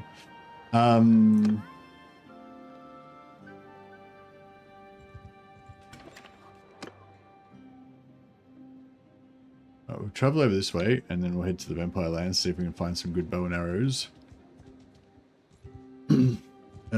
At some point pretty soon, I want to hit up the... I want to join back as a hireling again, so we can power up our steward. Yeah, power up our steward, power up our medicine.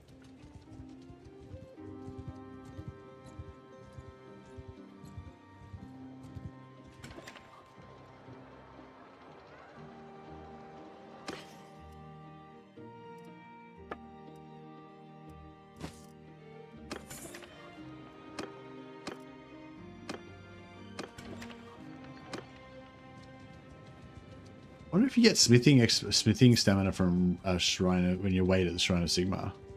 We're at 0 smithing stamina, right? You don't get smithing stamina back while you're traveling.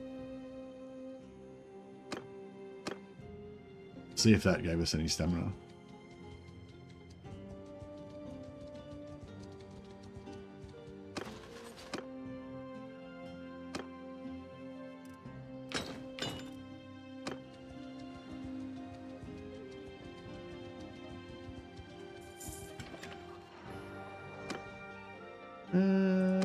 Yeah, I think maybe it did.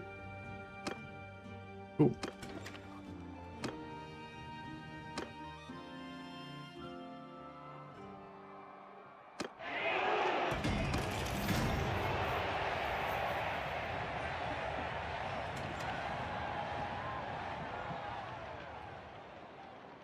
I don't think I want to play Tor anymore. Artillery crews ruin it for me. Really? And what do you mean? So artillery crews ruin it for you, but magic doesn't ruin it for you? What's the difference?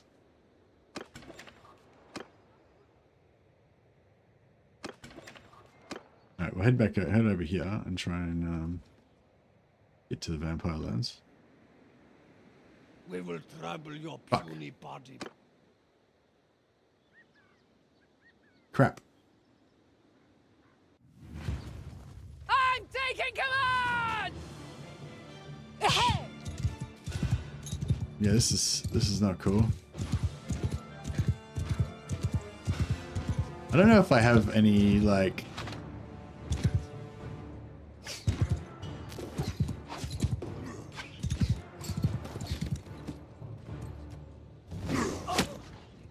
so that gives me good XP,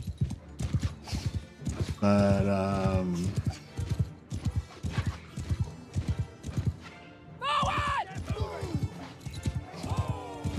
yeah, we're gonna die here.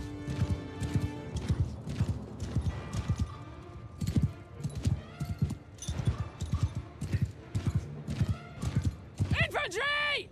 Forward! Move!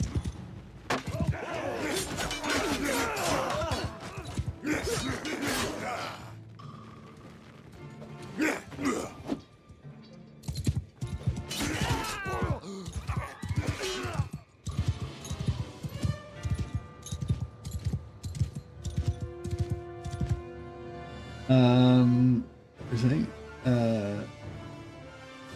You can. You can't target them on the battlefield. They have 50 plus crew members in their army to constantly rearm the cannons. Cannons have too much HP and can't be dismantled. Letting sergeants take charge doesn't get them to prioritize the artillery.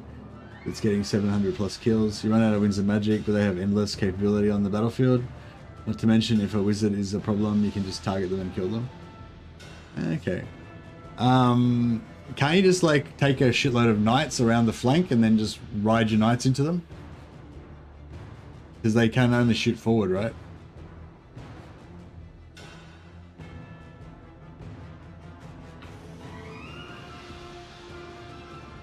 How much heavy cavalry have we got? If you're trying to shoot them with archers or something, then yeah, it sounds like you're gonna get fucked. But if you have like an entire army of heavy cavalry, you could just ride around and smash them.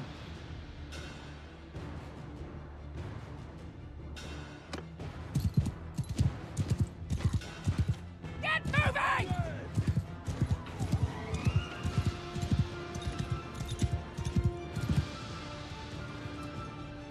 Onwards!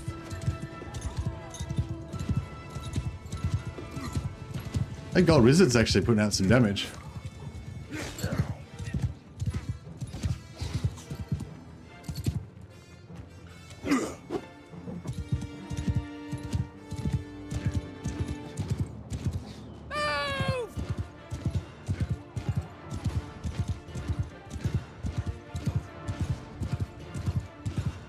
If I can kill all these, if I can kill these guys, potentially, then I reckon we can maybe, my knights can maybe kill the archers.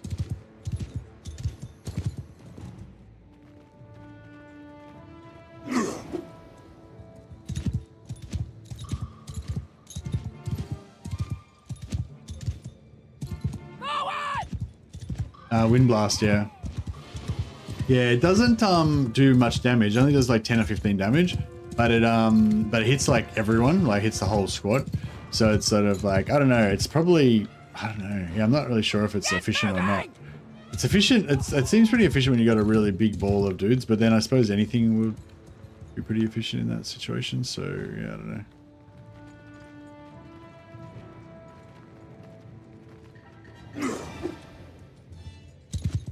Still hasn't killed anybody, but they're all on a really low health.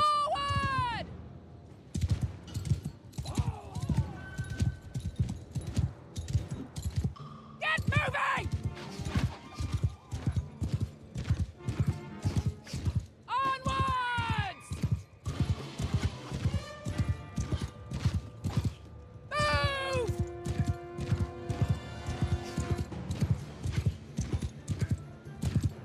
Forward!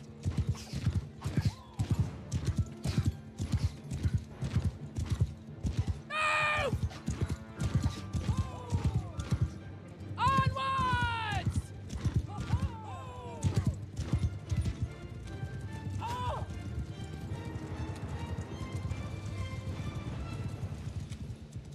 Get moving!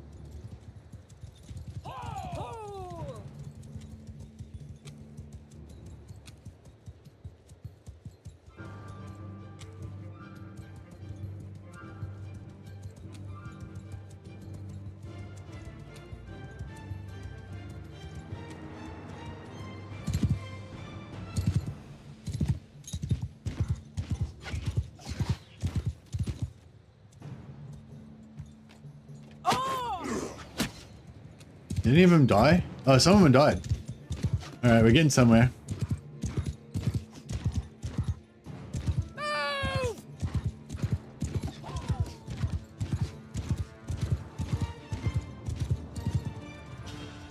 Forward! Forward!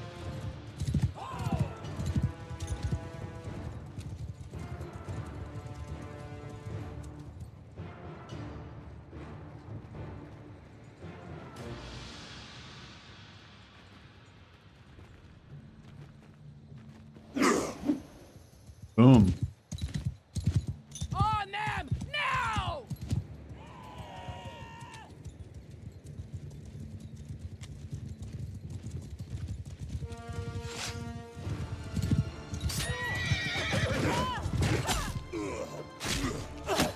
Oh, man.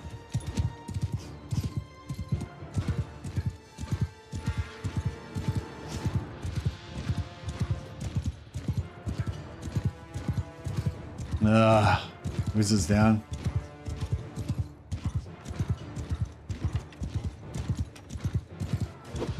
Oh, fuck, I missed.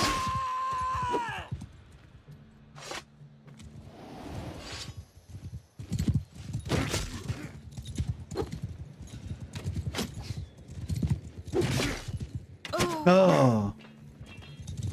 Come on, dudes. Oh, no.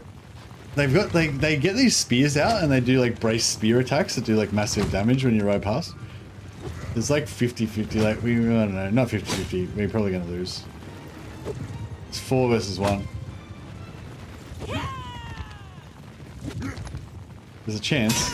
Oh. Shit, it's so close.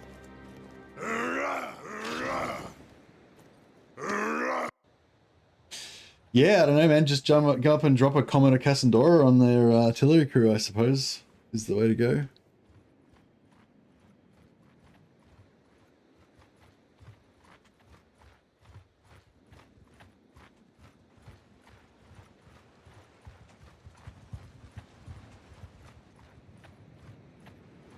Wish we could get named character deaths. Yeah, that would be pretty cool.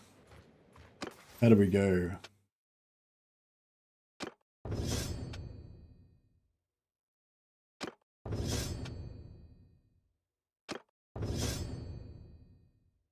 And yeah, I think I'm going to go steward as my personal skill, so we have a big army.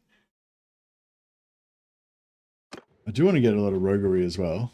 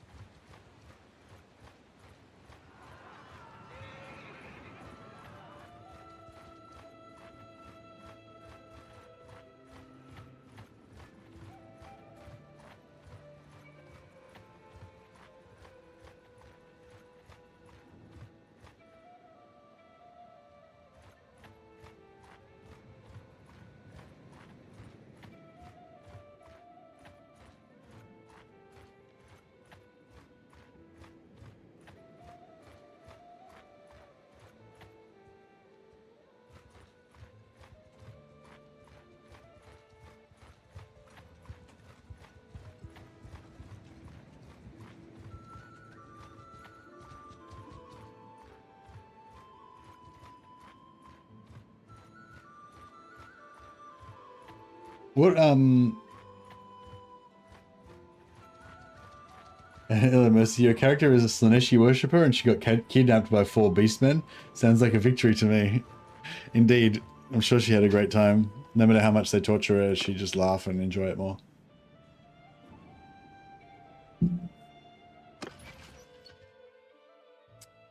Staying at Wurzen. Alright, fucking let's go to Wurzen then, I guess. God damn it.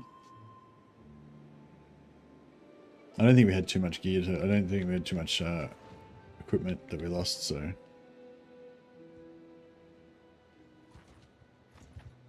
It's not too bad.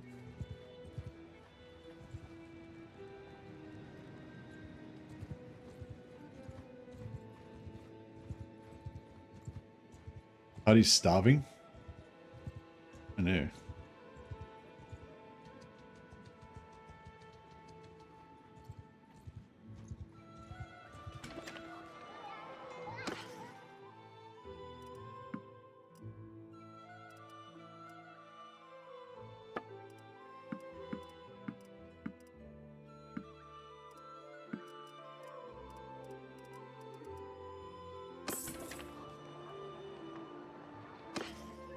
Still haven't managed to get any bows from Huntresses.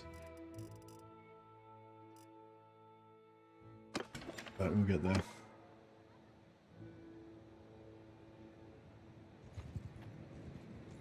Imagine like imagine it being like the torture scene from The Dictator. Yeah, that sounds about right.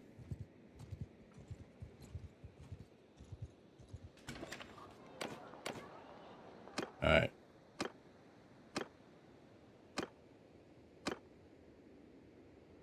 It's like you don't even want to be tortured. I know.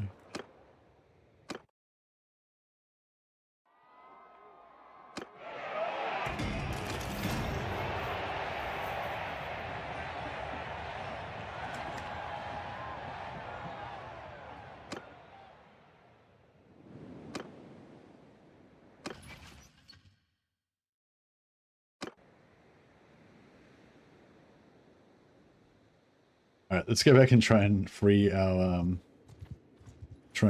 companion from those 4 beastmen that we failed to kill. Actually, there'd be more than 4 of them because, oh shit, yeah, they would have all been knocked out.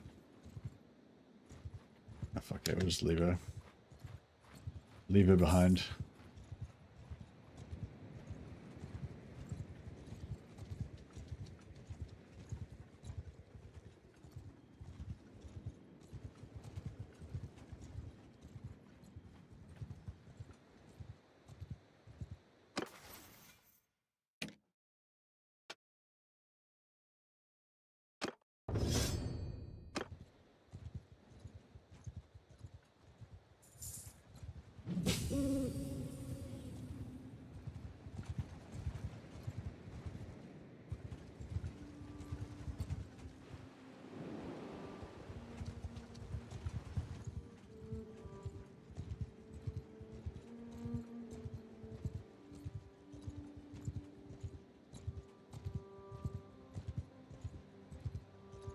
Alright, got 2 hours before we gotta go.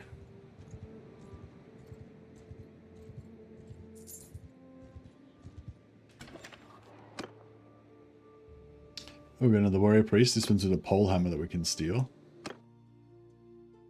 Who are you and what do you... So yeah, it's kind of cool to get free weapons that we can melt down. Not so, yeah, because we're not playing Iron Price, it's not so important, but still, good little bonus. It would probably cost us between, 20, 30, 40,000 gold or whatever to buy these otherwise. So.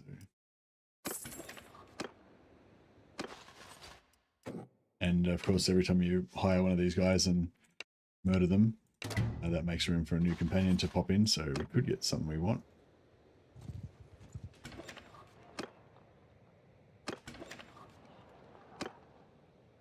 Beast Wizard. I mean, maybe I should just get the Beast Wizard. Fuck it. The quicker we get him, the quicker we can start. Aye. So who are you then?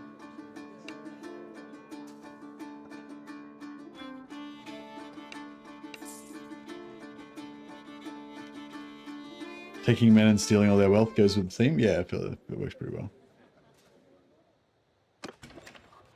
So yeah, so if you want to, yeah, so this rusty light wizard staff, it's a one-handed axe. It goes in your offhand, so you can actually use that as well as a one-handed weapon, and yeah, it gives you extra magic damage and stuff. So yeah, so we maybe want to collect a few of these first before we settle on a companion, and then we can give one to all of our guys.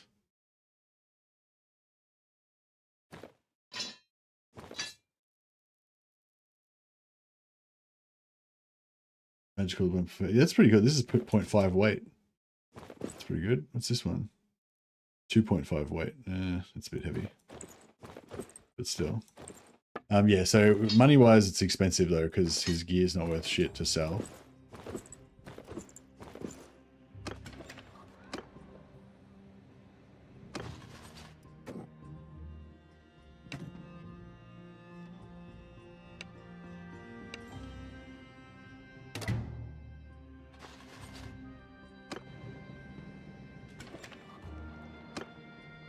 Celestial Wizard. The Celestial Wizard would make a good scout, wouldn't it? Yeah, alright. So we'll get the Celestial Wizard. Aye. So who are you then? Okay. Actually, I'll check what the next wizard is first. If there's another one. What's the next one? Priestess. No, I don't want her. Alright, cool.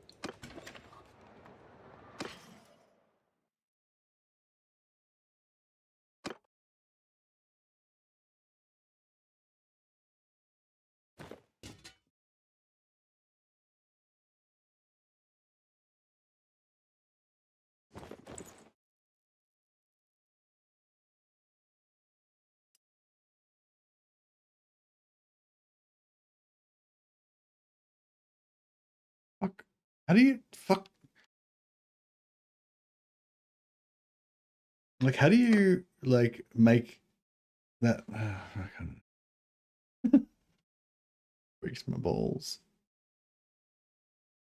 Lightning. They're all lightning. Yeah, maybe. Hey, Eva, how you going, buddy?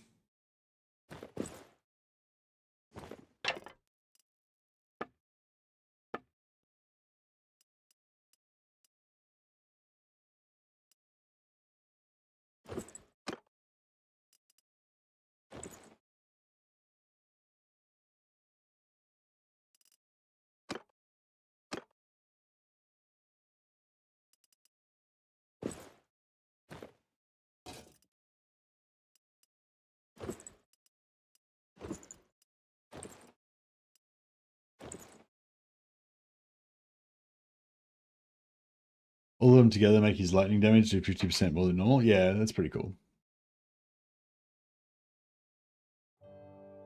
It is a pretty huge boost, this is true. But it looks lame, so we can't wear all that lame shit.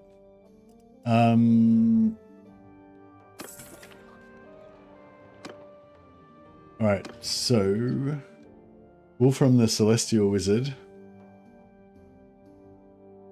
will have to become our scout.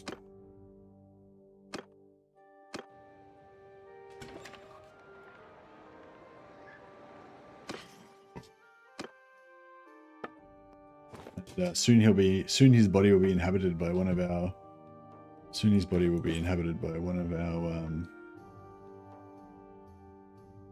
maybe the shoulders could be.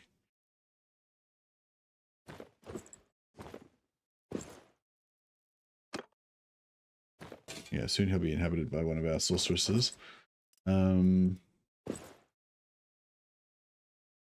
Where's Evelyn Silversong? I'm so disappointed. Can you make the surname something to do with either Beast Wizard or Celestial Wizard? Or I mean, sorry, Gold Wizard or Celestial Wizard? Gold Wizard's our Smith and Celestial Wizard's our Scout.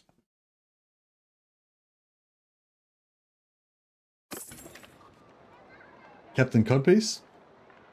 Where is Captain Codpiece? There is somebody called Captain Codpiece who actually hangs around quite a bit.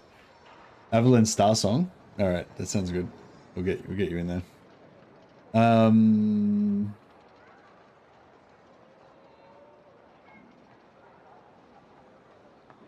All right, now that we've captured this new this wizard, we'll destroy his soul so he can be a vessel for Evelyn Starsong. That's not them.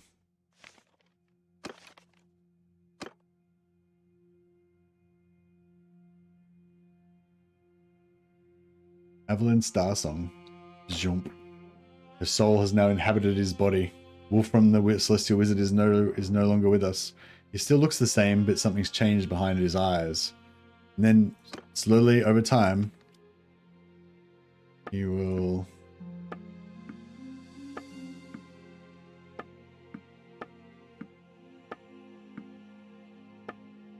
Junk become Evelyn Starsong. Be more tanned because she's like an Amazon. How tall is she? She's pretty tall. I'll make her a bit shorter.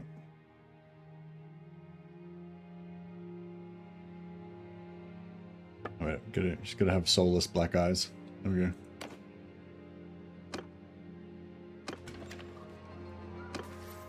Alright, our band's getting together. Glogry and the Gold Wizard has just watched these horrors befall his other companions. He doesn't know what's going on. He hopes he's not going to be next, but of course he probably is going to be next. We've got Actona Manflayer, Action Man. We've got Spoiler the She-Wolf. And yeah, now we've got Evelyn Starsong. Turn into a goat snake with OnlyFans. Where?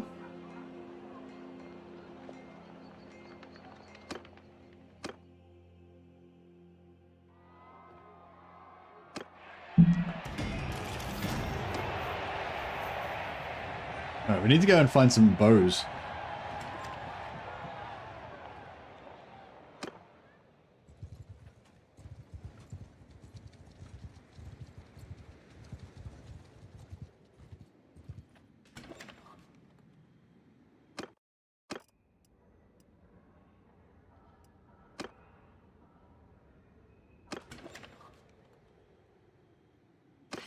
Possessed by Slaanesh, they're all naughty goat things.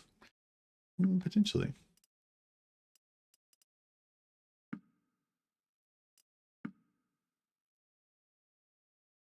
These fish, meat, brain. Twitch chat is going crazy right now. What's the strongest unit you can recruit as a companion as a merc? Hey Rejo, what you can do is if you want to browse them, go into your encyclopedia, go home, go troops, and then just go sort by tier. And then yeah, you can you can recruit any sort of troop that you find. Yeah. So Bowmen of Bergerac, Bretonnian Ground Knights. Bowmen of Bergerac are pretty easy to get. You just go and recruit them, go to Bergerac and recruit the dudes and level them up until they get to max tier. They're 270 all skills. Demigriff Preceptor Knights, 270 all skills. 270 all skills. So all these tier 9 guys are tier 270 all skills.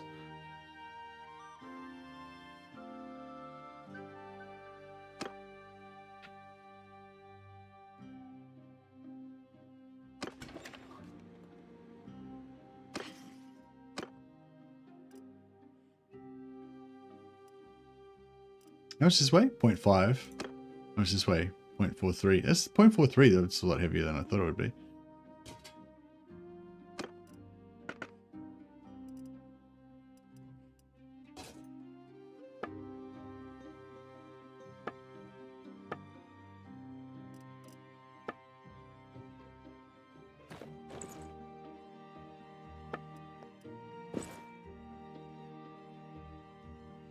Which looks pretty Amazonian. But we'll give it this for now. Yeah, that's the sort of action we want. This guy, actually, yeah, this guy can probably lose that.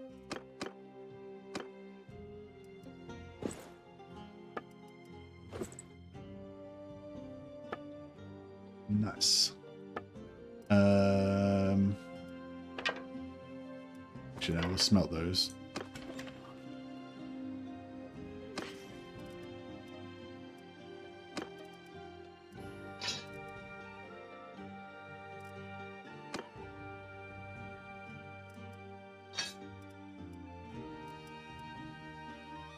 Shoulder and cape looks pretty good without a chest piece. Yeah. There's some nice pants that you can get that are super low weight that you can get from Wood Elf areas. But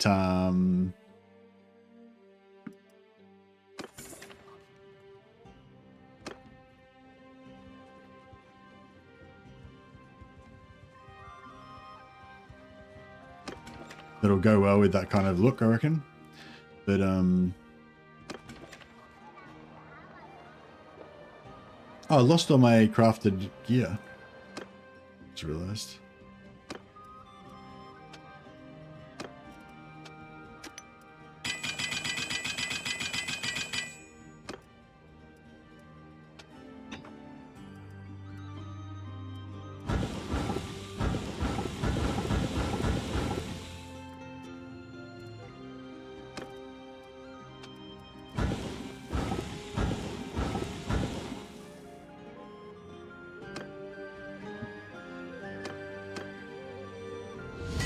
Ah, nice.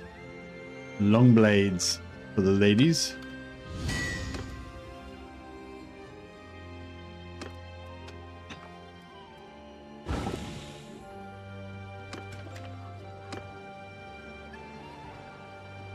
See, but I can't recruit nobles, right? Yeah, I thought you couldn't recruit knights, but yeah, I'm not 100% sure about that, but yeah, I think you can't recruit knights.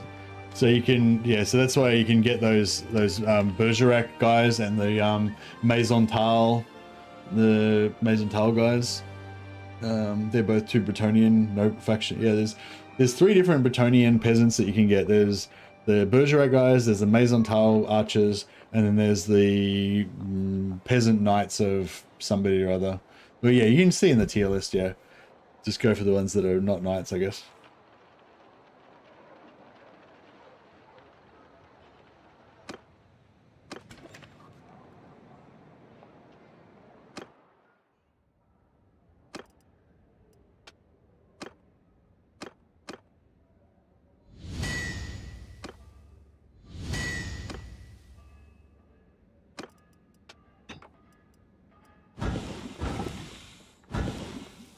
Oh, I meant to click this and I accidentally clicked smelt. God damn. Trying to make, I just need like 1 or 2 more swords just so my guys have swords.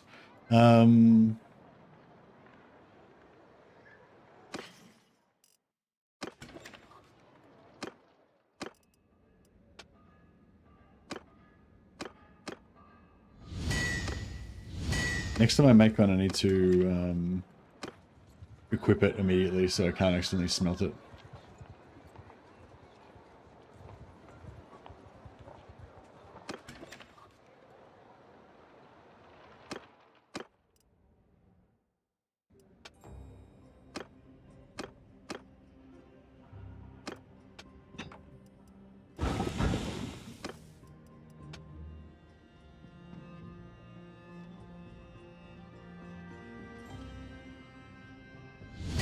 Hey.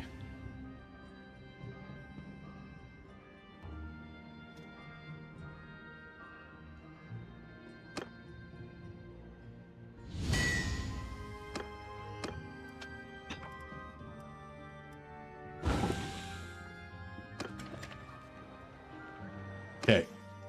Gonna take the balanced long blade and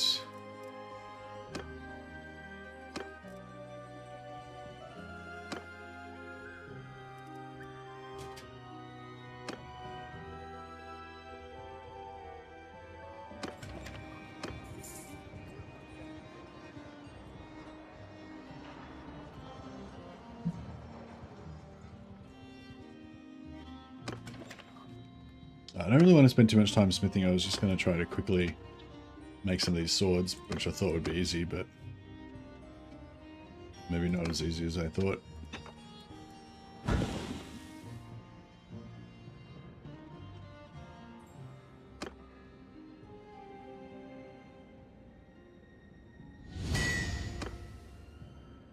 Wrong dude.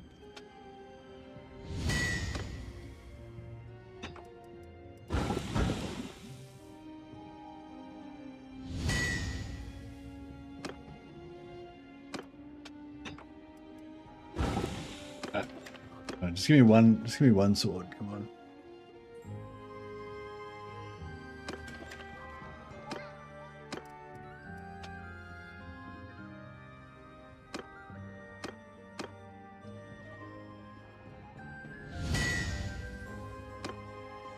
Knit. That's okay, we'll just give her a bent one for now.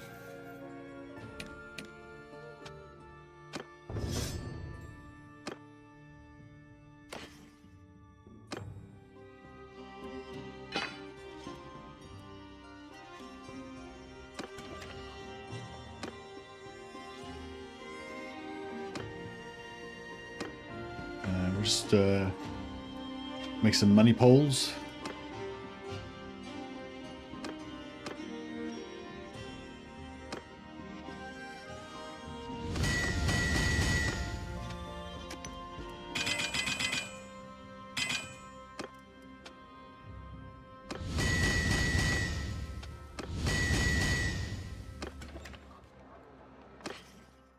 All right, get rid of that. Get rid of that. And that'll get us on the road again. Prisoner of Ungrol Foulhorn's party. What the hell's Ungrol Foulhorn? So what's going on there? That was it was a nameless beastman that took him. Oh no. Oh wow. Okay. Like that's the guy. Yeah, but there was no name. Like it wasn't a named party when I fought it. I didn't think. Maybe it was.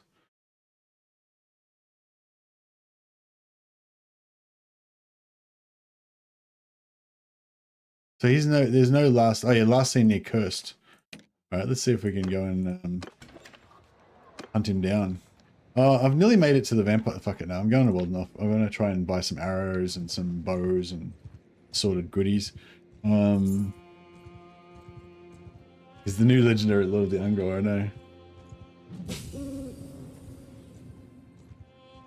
Avalon's got some points in scouting already. Very good.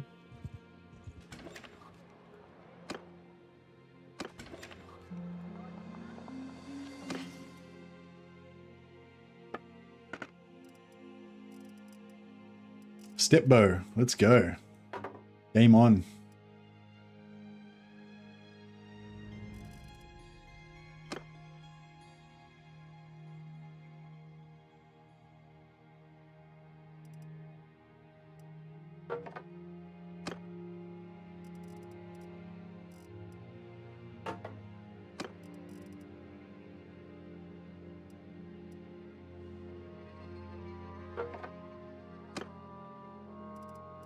Alright, stacked step arrows.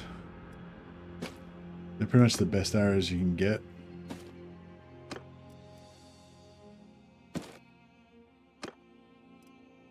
We're a little bit short on money.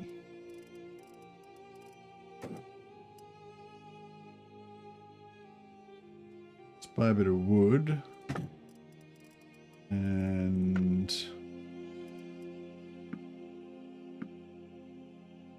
of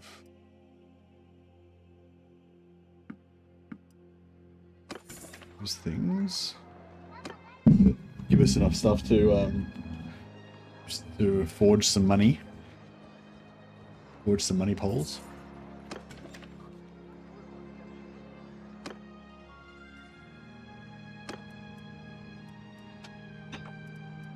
Ah, beautiful. We have all the money pole stuff now.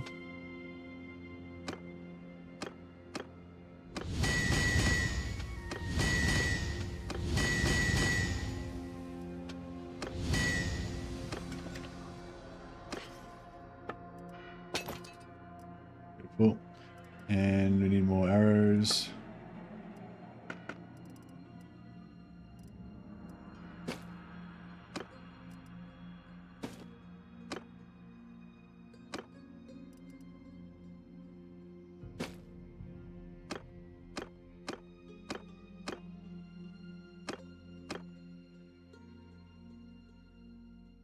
Pretty good, pretty good.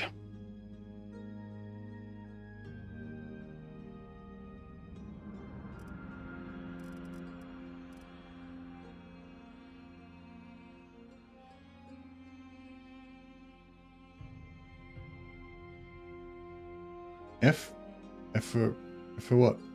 What? Hey Simon. What are we F's in chat for? Oh, did the stream crash or something? Yeah, it says oh, that's weird. It says unstable on Twitch. Stream died for a bit. Oh, okay.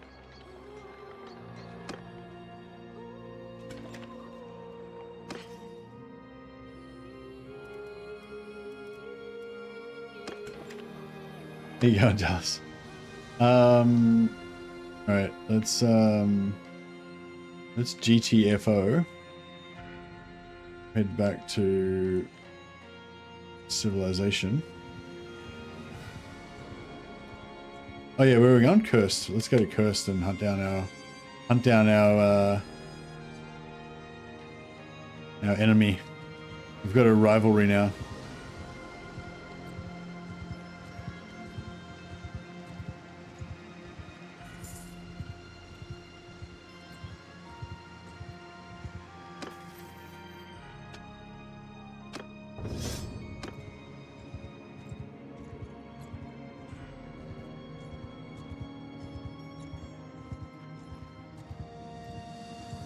Another fool in. Wasn't quite ready for that, but that's okay. I don't think. My command! Dismount! Whoa! Move! Give them hell!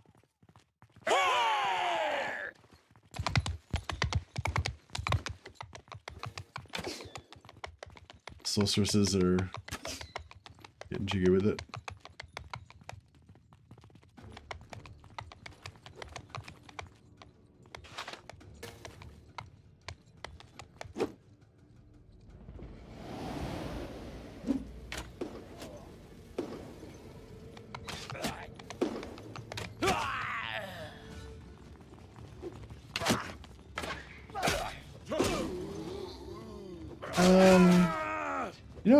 You know what? I'm thinking, like, in retrospect, maybe I shouldn't have wasted all my magic. I kind of just thought, oh yeah, they'll just kill the rest or whatever, it'll be fine. But now I'm thinking, maybe I shouldn't have wasted all my magic. Maybe it was a bad idea.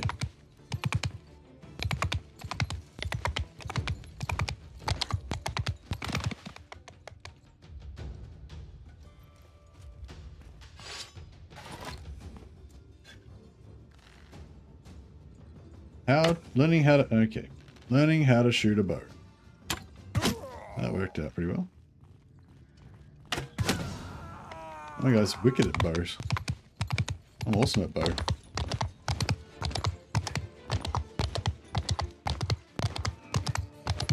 Yeah, I just blasted all my magic into the ether to get rid of it and let my companions get all the XP and stuff. But yeah, they didn't quite handle business without me.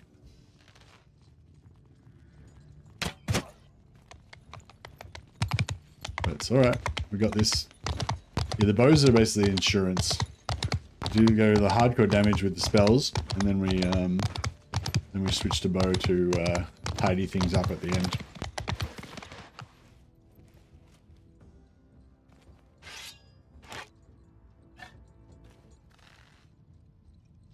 A little bit too high there.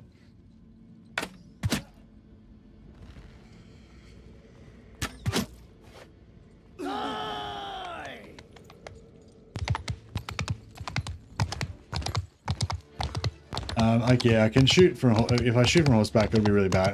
This is the very first time I've shot a bow, so my skill's super low. But yeah, once we get a few points up in bow, we'll be all good. It will be all good.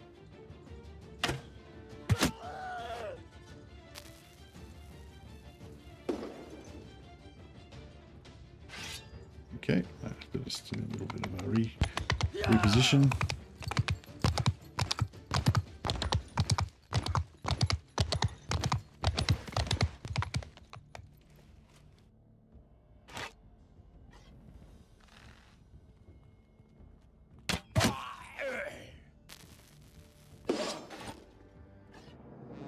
Handled. Yeah. All right, let's get some of these cultists. We'll enslave them. Enslave them!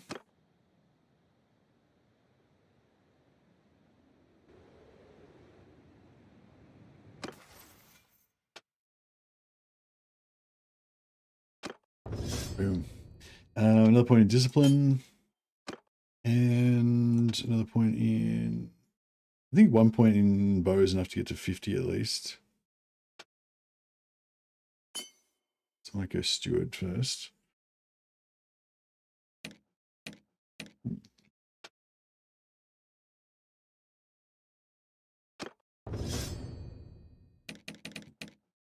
Excuse me. All right. All right. Who's Is there any maybe just any member or is there any members that's got a good Amazon name based on your own name? I've got one more companion that's still a dude. I need to kill his soul and infest him with a sorceress.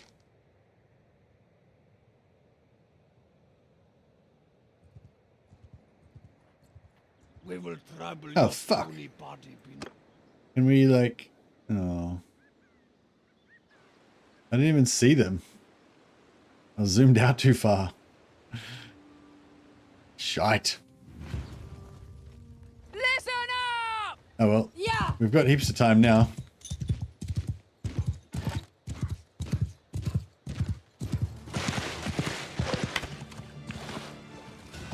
Well, this water is not very awesome.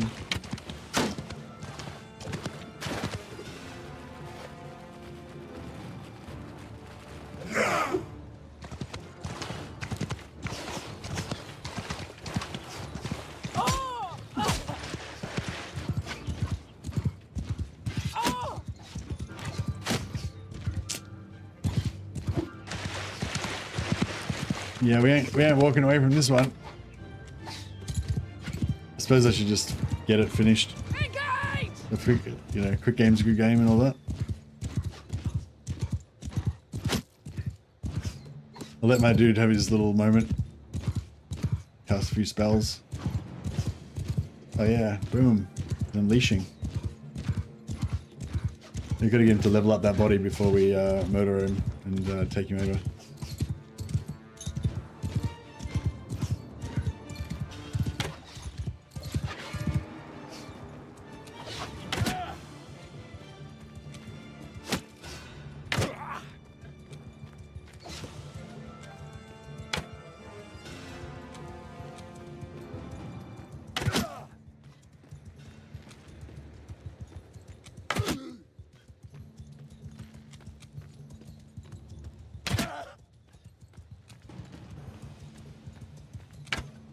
At least I'm getting some bow points.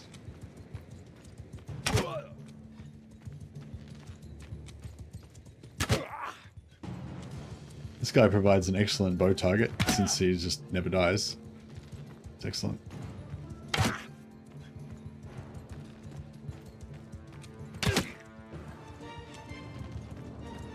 Since he takes up like half the screen, I can't really miss.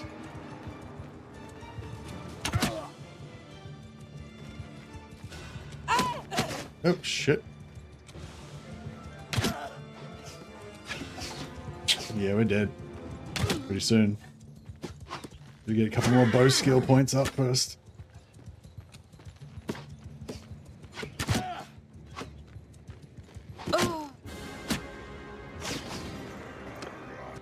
Some different beastman lord now owns me.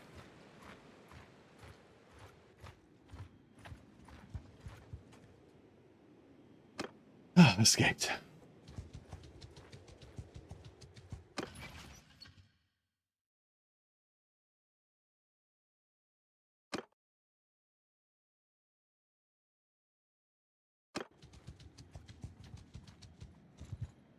There's an ungirl, don't play around. Yeah, no, it's pretty brutal.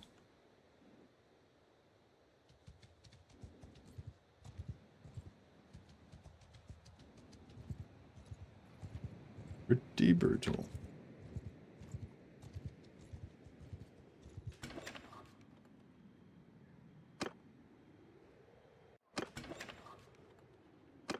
Now just heal up a little bit. It'd be good if we had some money, but staying at Castle Quinnell's. God damn. Why is it always the most fucking furthest place that it could possibly be?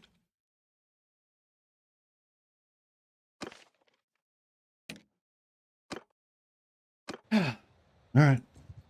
If we go to Castle Quinnell's. So it goes. Alright, I'll kill these guys. Hey, you! They can serve me. It's always on the opposite side of the map. Yeah, it's like weird. I don't know why it does that, but yeah, it does. It does it.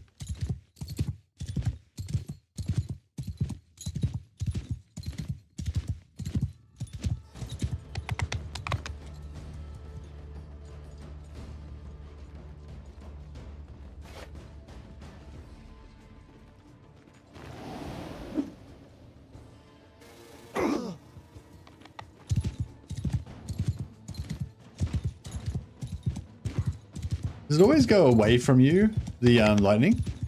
It seemed like it went in a direct line directly away from me, didn't it?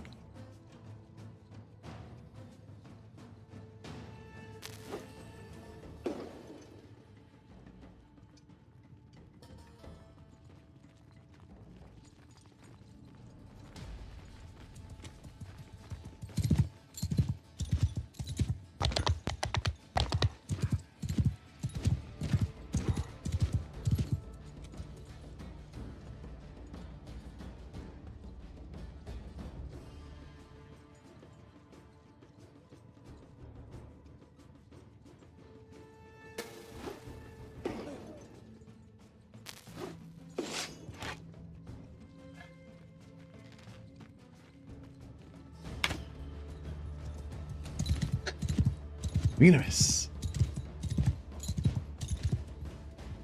That's right, my bow skills, I'm still getting used to this body. My bow skills are still leveling up.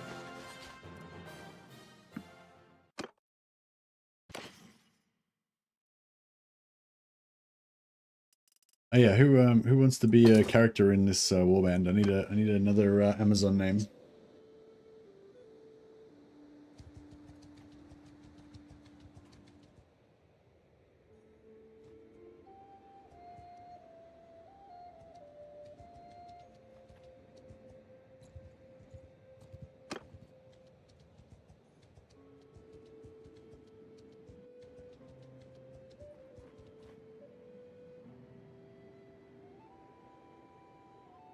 Faster than me.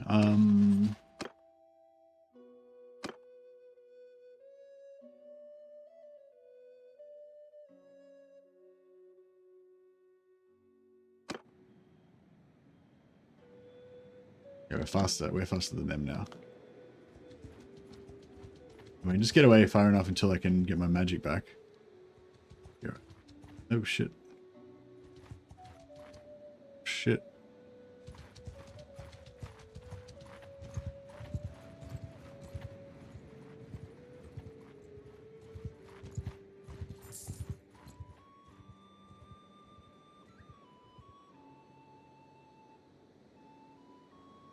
In some distance. I can probably smash these guys now.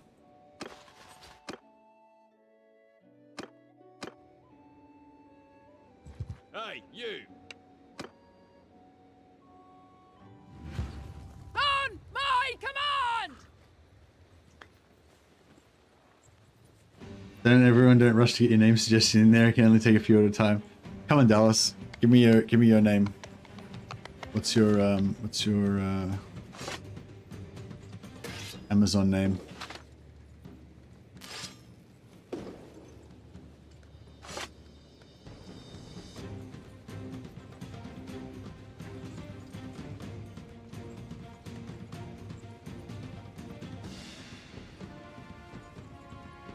Delara Trunk Swallower. I don't understand. How's Trunk Swallower an Amazon name?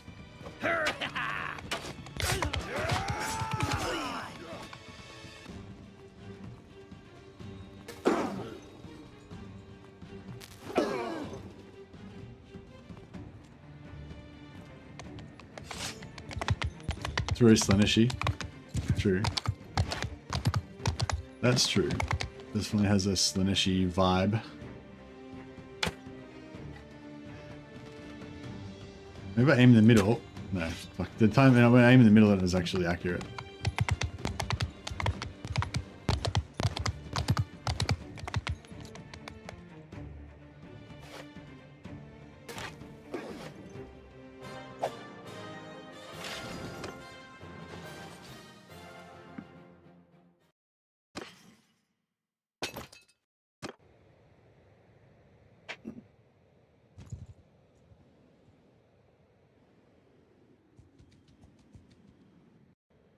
Yeah, I think now everyone's got bows. I think we can. It's probably a good time for us to join up with, sign up back as a hireling again. Power up our steward and medicine. I don't know if for steward I should just, yeah. Oh, shit. I think we're right here.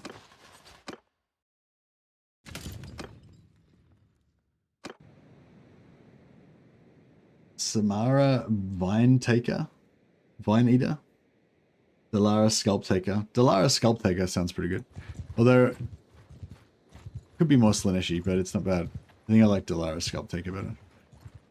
We've got to go and find Delara's post body first.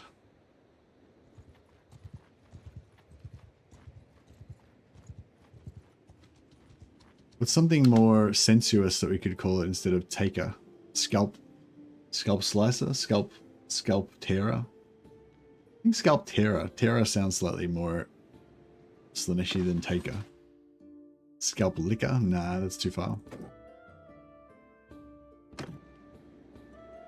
Let's get Scalp Takers, alright.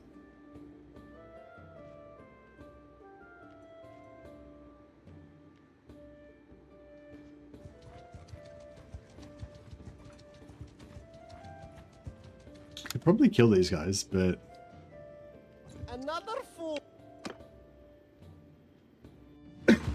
take them. I'm taking command! Onward! Move!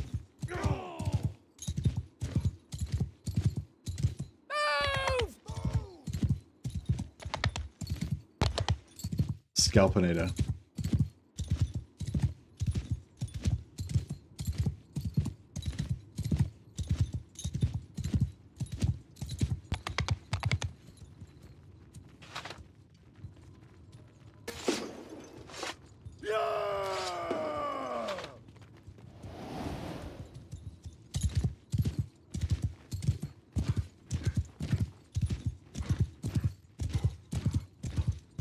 Slaanesh is your favorite Chaos God?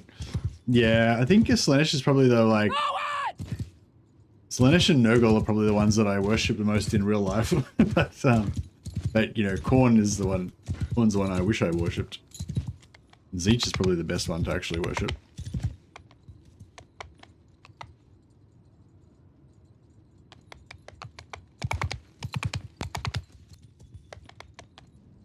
Let's give him a bit of lightning.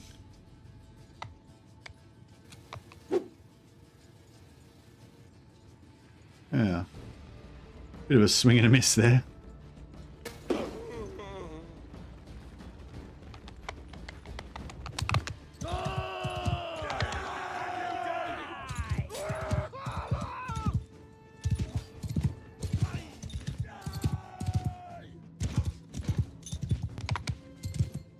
Alright, let's just get here.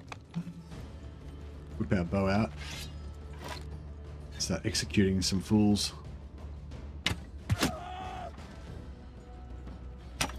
Oh, fuck.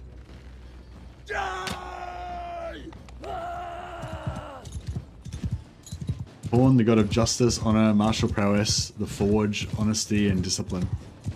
And blood. You forgot about blood and skulls.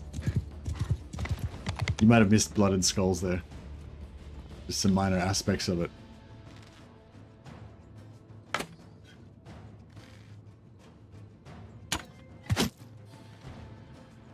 Isn't he also the god of murder? Or is that just Cain?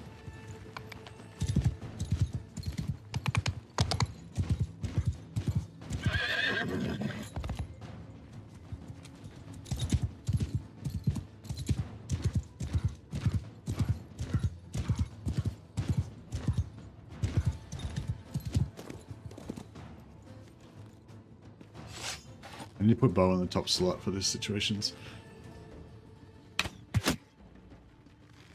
These guys are running fast.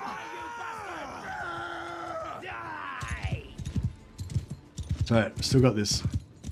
Should get a decent amount of renown out of this too, I guess.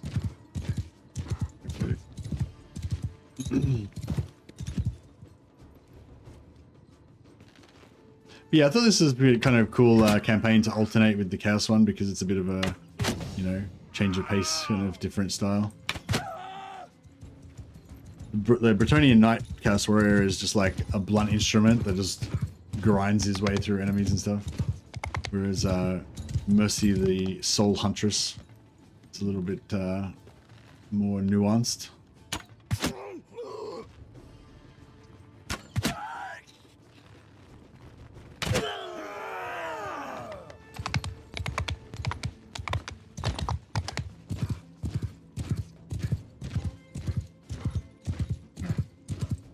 We got this.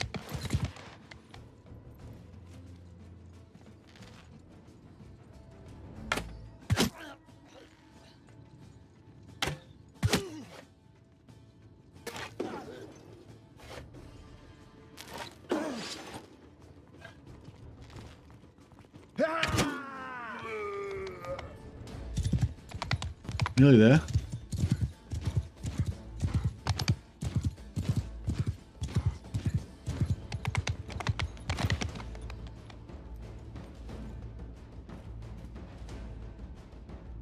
Oh, they seem to be... Are they running away?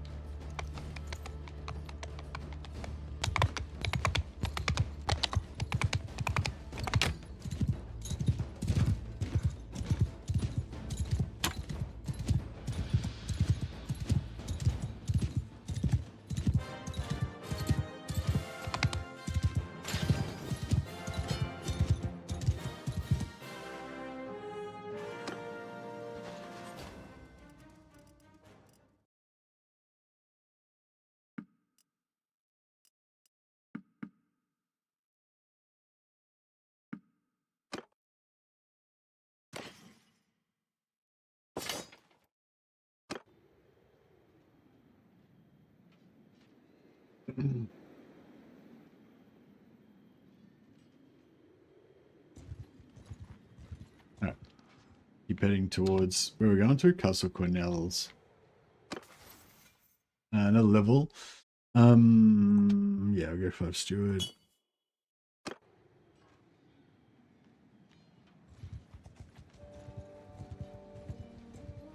Oh, Glorian got released finally, so he should end up in Castle Cornell's as well. Can't believe Actona's still a captive.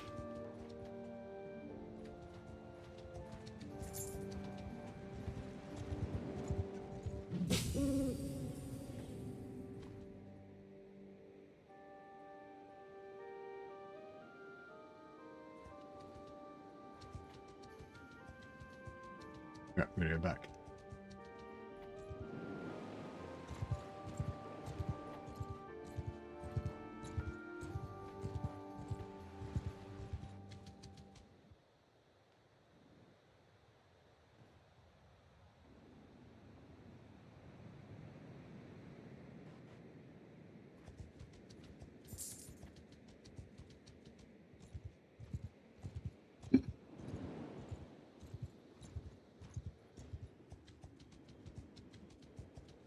Yeah, we've got to do a bit of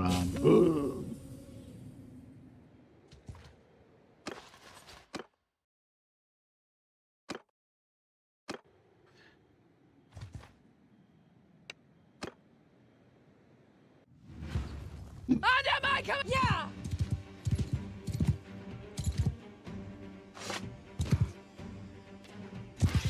Ah!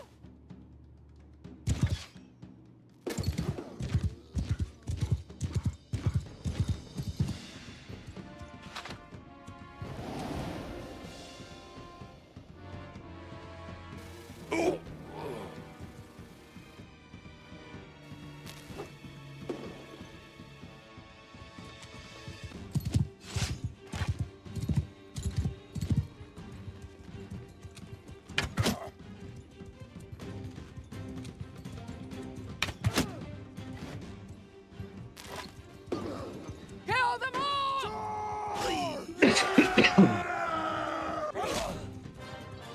glory.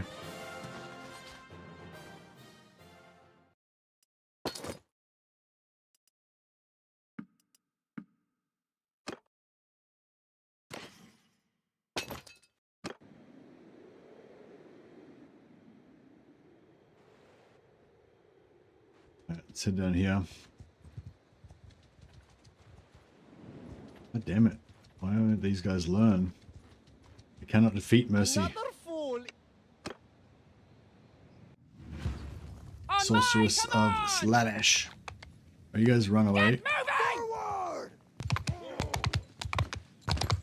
I will get my bow out.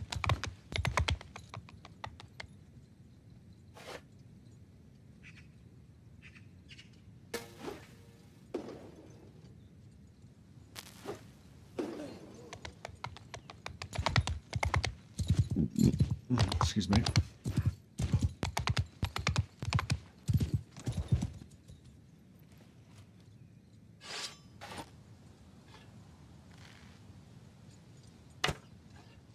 Yeah. My accuracy is not really up for this kind of trick shots.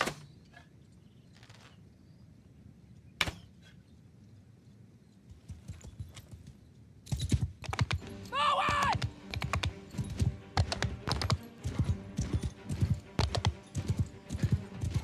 Wish you could make him like just run. I'm not sure how to.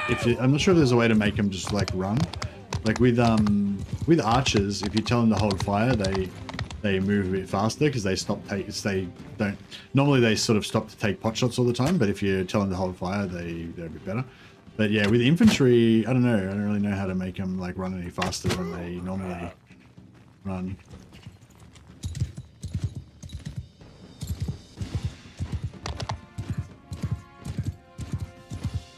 Charge!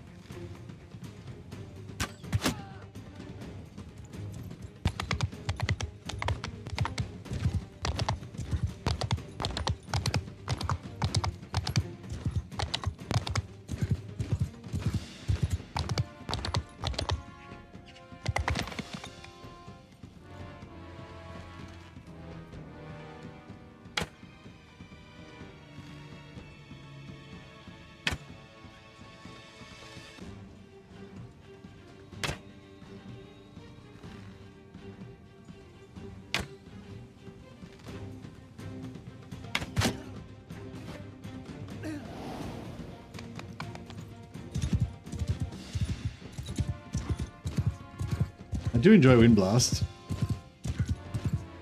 I'm looking forward to getting Curse of the Midnight Wind unlocked once we get up to that.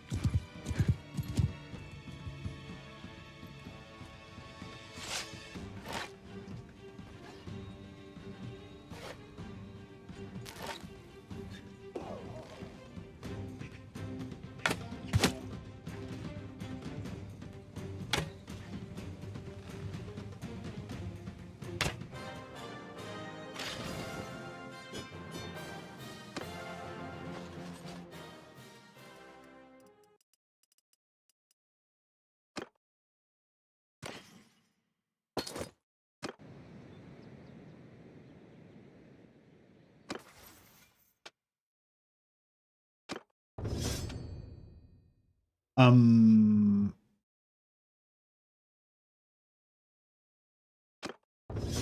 that's cool. We'll get our random XP for all our companions.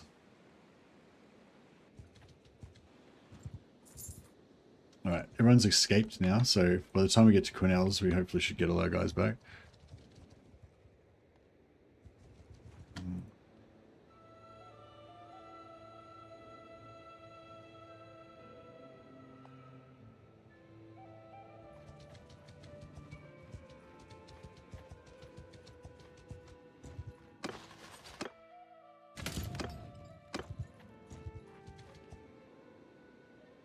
Why are they so much faster than me? Too many prisoners. Excuse me. Alright, that'll do.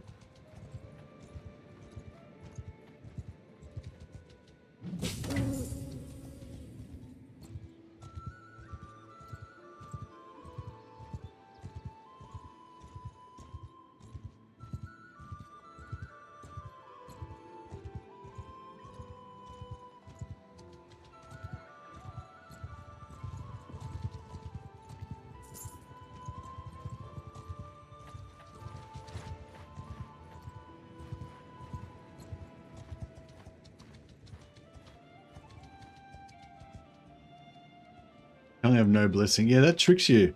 Sometimes it has the timer up even though you have no blessing. I thought I had no blessing, but then it was like, oh, it's got 3.6 days. I guess I'm fine. Like, no, you don't have any blessing.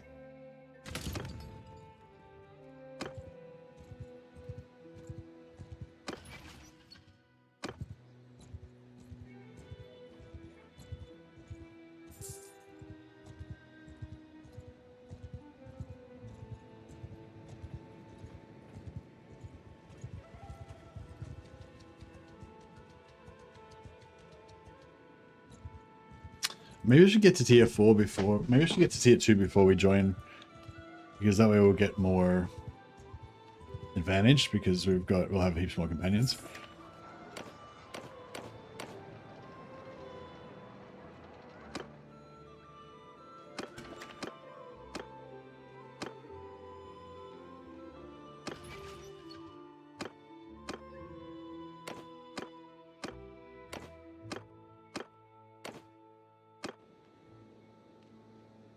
Alright, so what is it? Dalasar Skull Taker.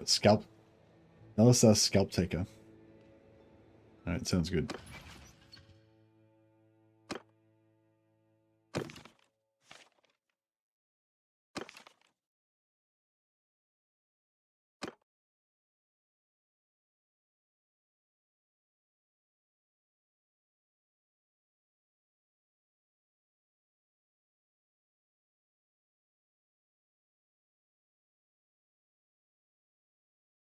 We prepare the sacrifice for Dalasar's soul to inhabit his body. His eyes change as she takes him over.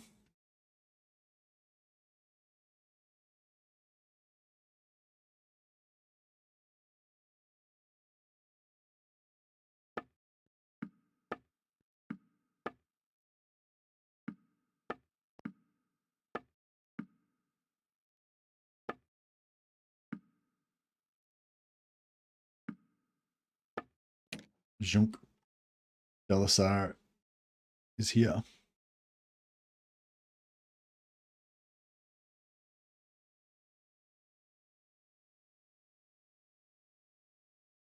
Just give her some random proportions, a bit different from the others. They're all kind of roughly the same vibe. They're all pretty buff.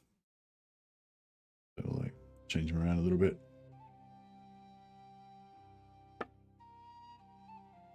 And we'll make her bald. And a bit more angry.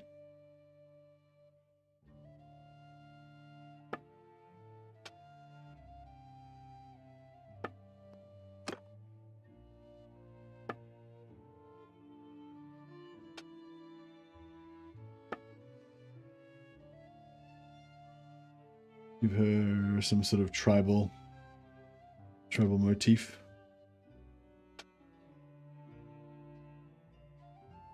There we go.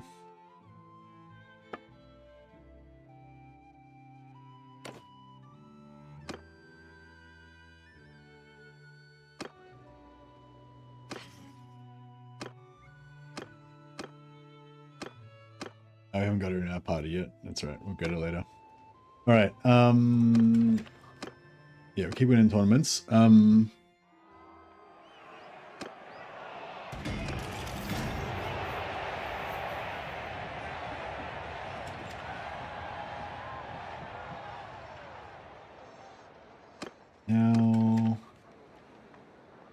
we go around. We'll check out some of these Azrai shops because. Yeah, these are wildling armor, so it's like 0.68, and these trunks. I think this is the lightest armor you can get, like body armor. It's 0.26.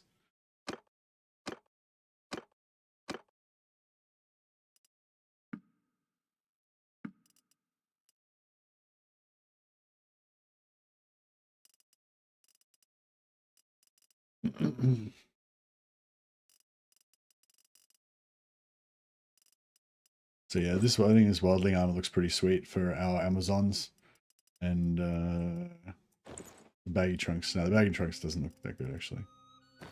Baggy trunks, but the wildling armor looks pretty cool. This armor with like the chaos shoulders, I reckon it looks pretty awesome.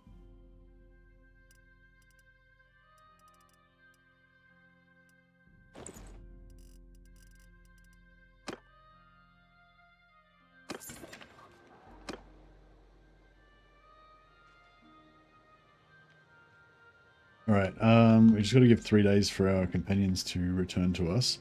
We'll just go and pray.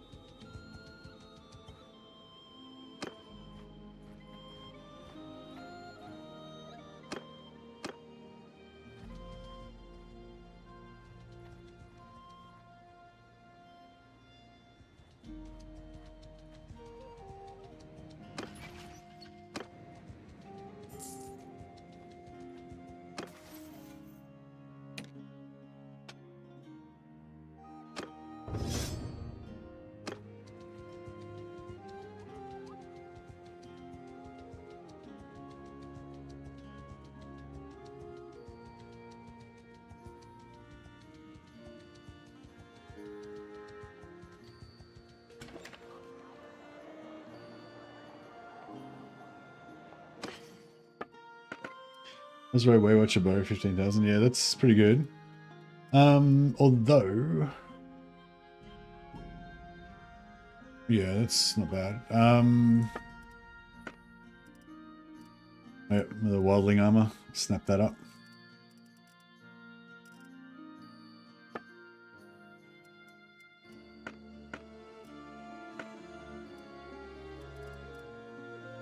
Grain, butter, fish, grapes, meat, cheese.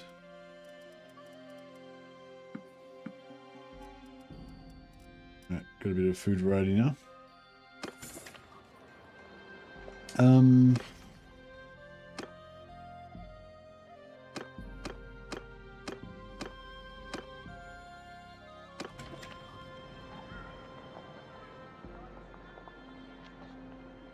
Maybe can we make it Sculpt Crafter because she's our metal caster.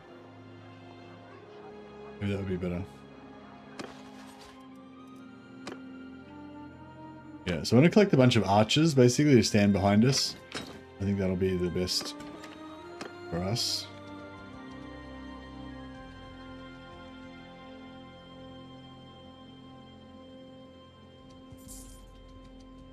Maybe get a crap load of beastmen. So I'm steward. Scout is Evelyn Starsong. I'm the surgeon, and the engineer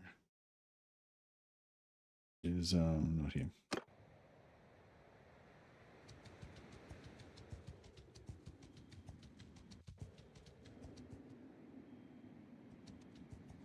Yeah, we'll recruit an engineer later on sometime.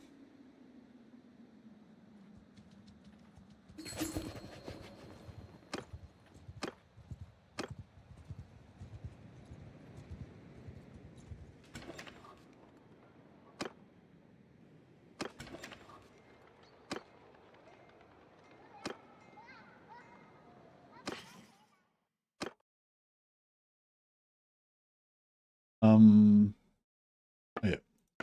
So we got any more wildling armor? Yep. Armored baggy trunks. Nah.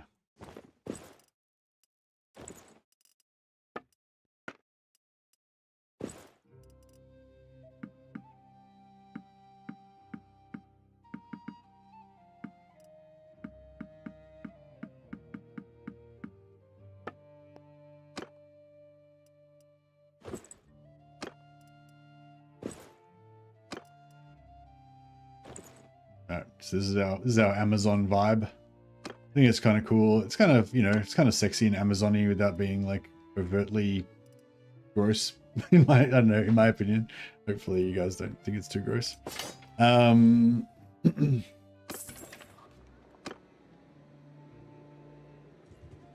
feel like it's a good compromise. Actually, let's just check out the bows as well.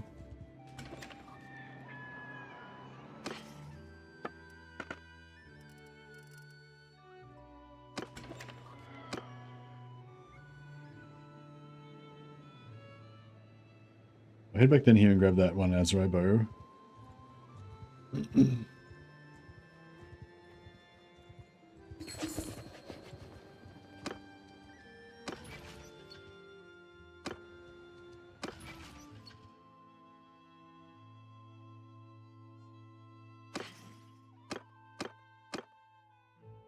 Dallas, our scalp taker, is our... Oh. Oh, alright, she can just... That, there we go. Yes, Dallas is our smith.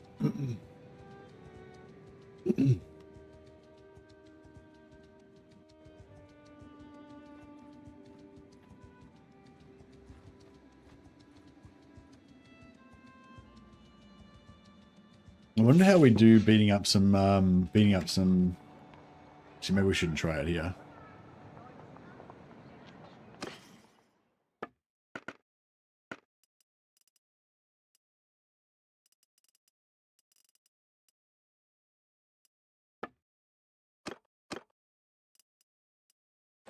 There we go, she can have a Highland kilt.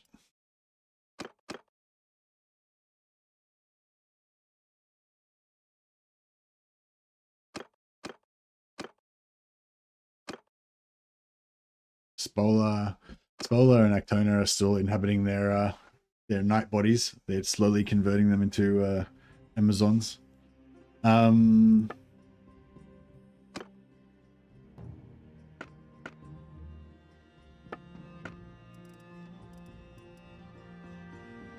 right, let's get any wood.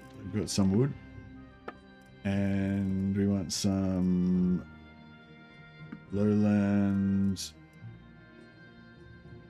Daggers and maybe some Highland and some leaf blade. All right.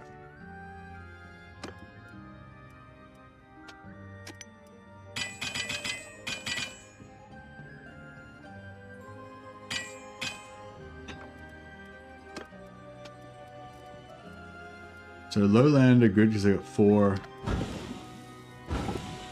ingots. Yeah, lowland are the best, right? Yeah.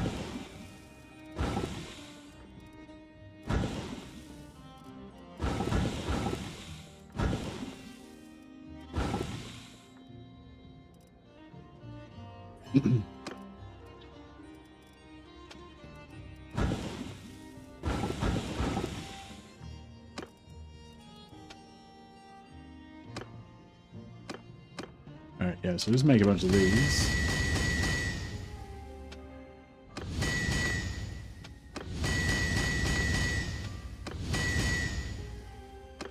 Sell those and we can get a nice bow.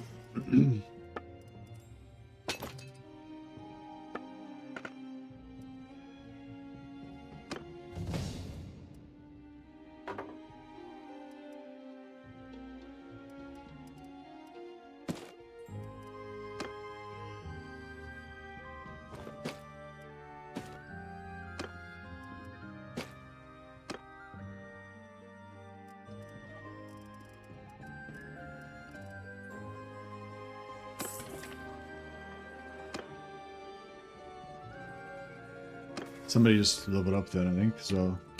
Probably Dalasar. Yeah, Dalasar's gone up like 3 levels already. Fuck.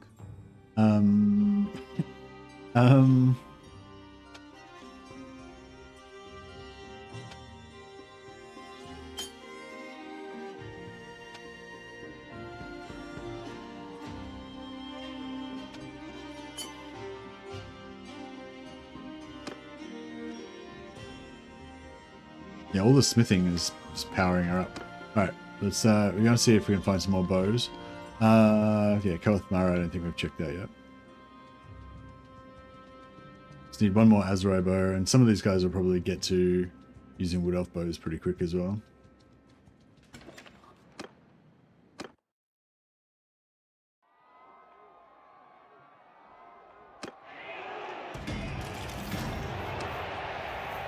Hey Plush, this is a Magister. We're using an Empire Magister. But we're role playing as as an ancient cabal of Slaaneshi sorceresses that basically body hop by taking over human hosts, and then the human host converts to eventually over time to look like the original, to look like the sorceress. So basically, we're just taking over characters and then converting them into our custom characters.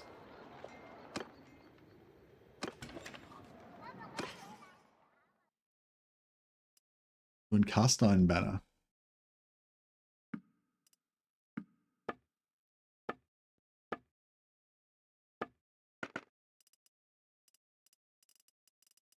No Azrai bows.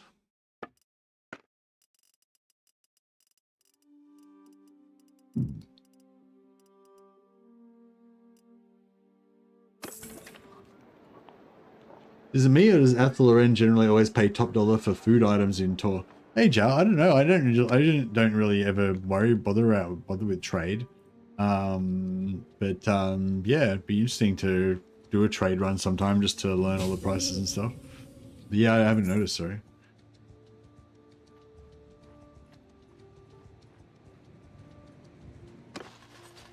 You're doing a spell weaver? Oh, nice.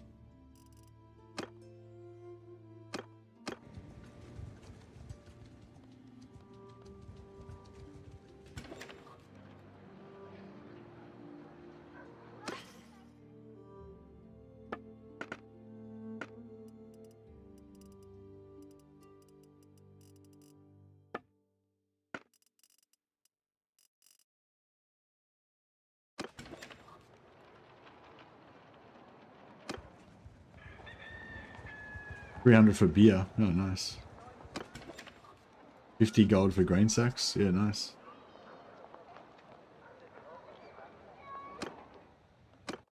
Good for trade. If you want a trade trick, actually, you know the traveling merchant. The traveling merchant, how he pays like top dollar for everything, like anything that you sell to him, it always pays maximum. So if you just buy, you know, a heap of whatever, and then just sell it to him, then you'll get a lot of trade up from that. But especially, you know, you can buy like armor and weapons from shops. You can't craft armor because it doesn't have any Because when you craft armor, it doesn't have any buy price, so you can't get trade XP. But if you buy the armor and weapons from the shop and then sell it to him, then yeah, you can get really good trade increases from that. That's a good point, actually. Maybe I should keep a bunch of stuff.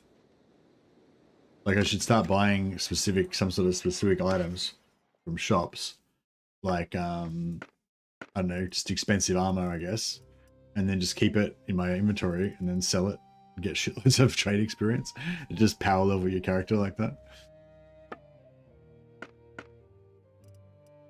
Would be good.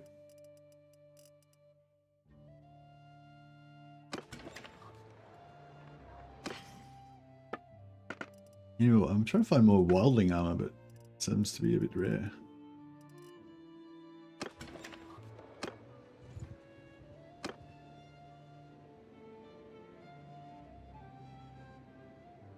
I don't think I've been to Hall's Manor Athlet. Maybe they've got some bows for me.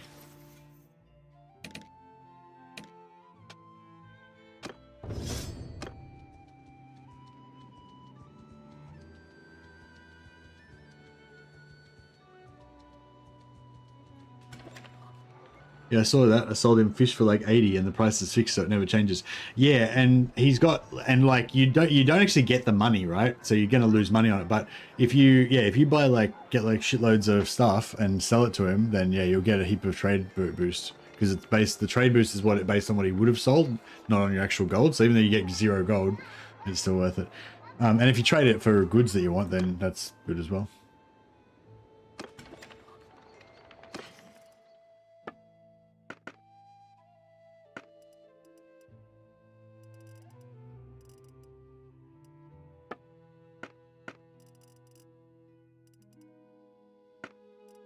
Oh, arrows of potency. These are so cool. They're magic arrows that do 150 damage. So you can give somebody like a shitty bow like this step bow that does like 46 damage and then give them those arrows and then they'll be doing 200 damage with the arrow. Man, we have to stay here until we get those arrows. We need 167 gold. We need a lot more. We need a lot more wood.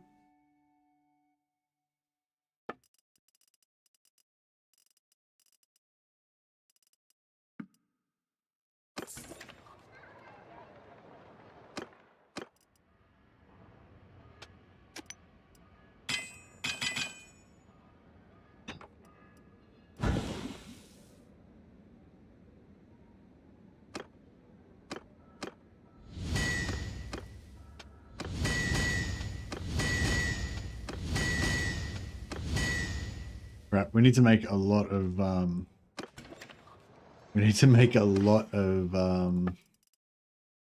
bill hooks to get 150,000 gold though. Right,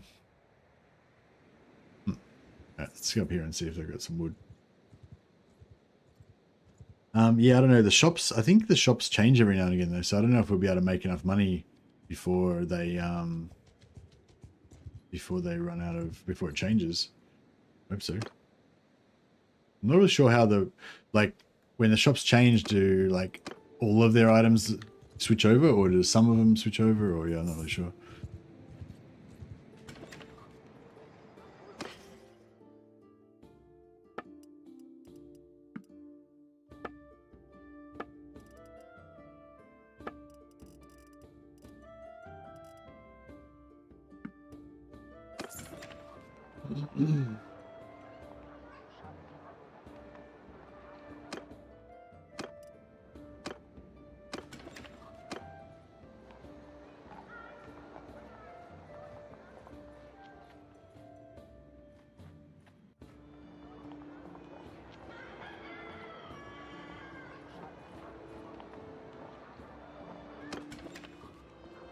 The mercenary, yeah, if you play as a mercenary, you get the ability for your arrows to shoot through.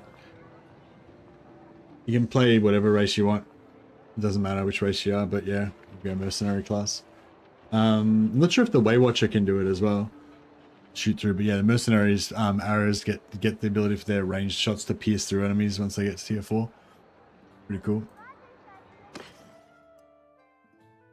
I haven't tried it out though. Yeah.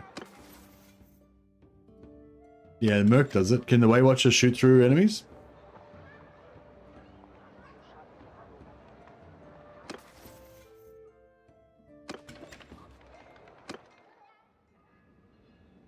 Cool.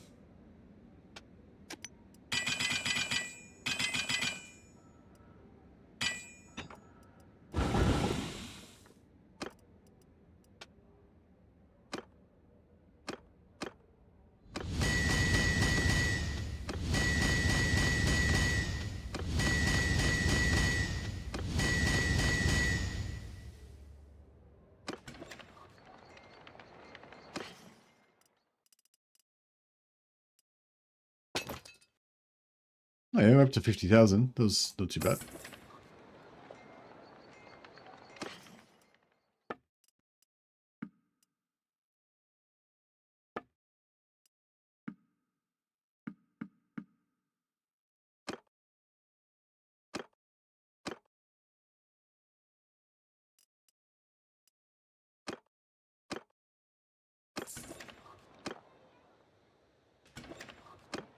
Keep touring around. I think one of these places has heaps of wood. I don't know which one, but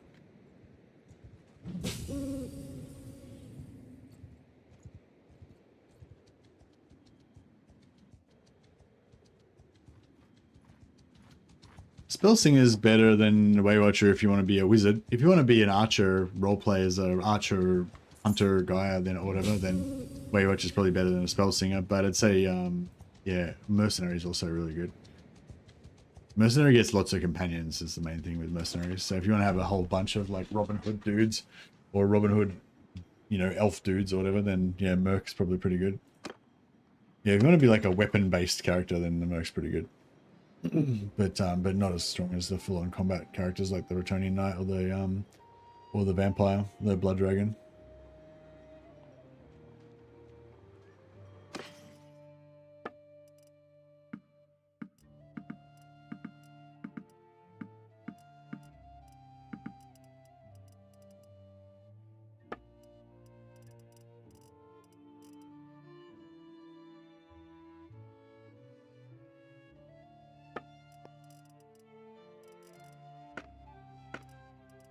Oh, these guys, there's another arrows, there's another arrows of potency here. Fuck me, now I need to save up 300,000 gold.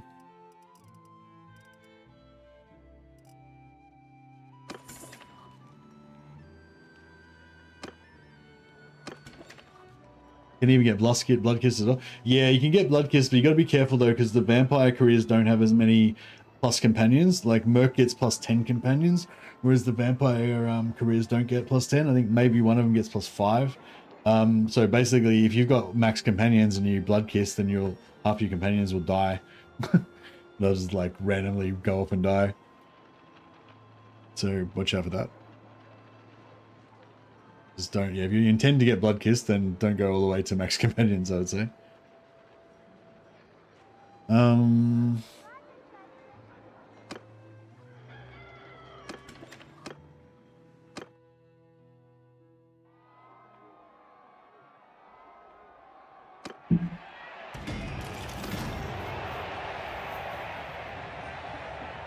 Yeah, those arrows are pretty rare, so I really want them.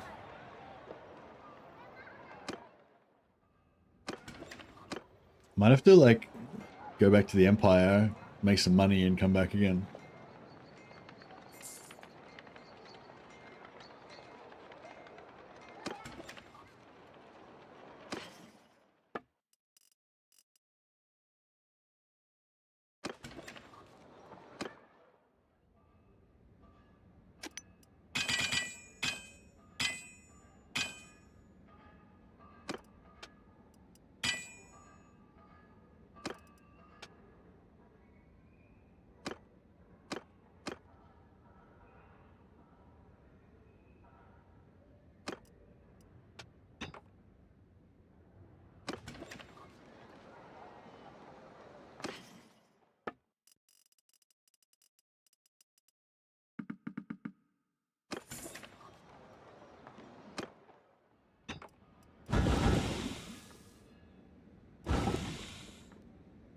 That was way too many.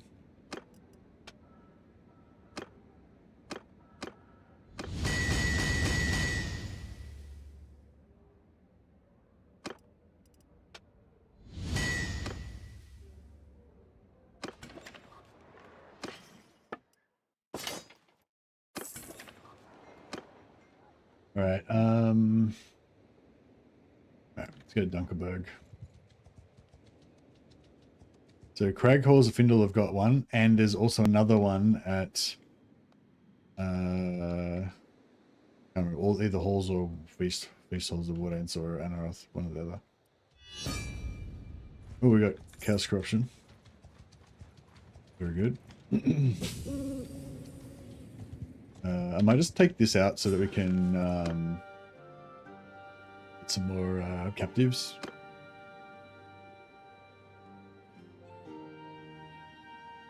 Hey, cool. We can be like an archer posse.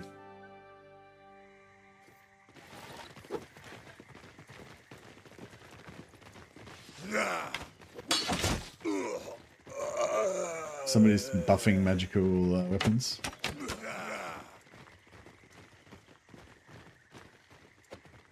Hey, Gavin Dan just hosted us on Twitch.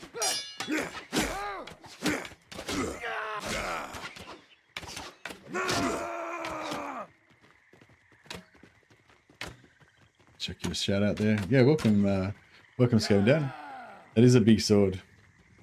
And yeah, welcome everyone coming over from Gavin Dan's stream. Playing a bit of Old Realms, making a Slaanesh warband this time around.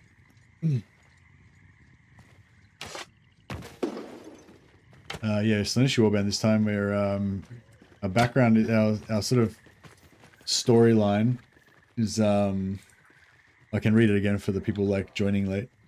The Soul Huntresses. Some say they are demonettes of Slaanesh. Others claim they were once a cabal of human sorcerers.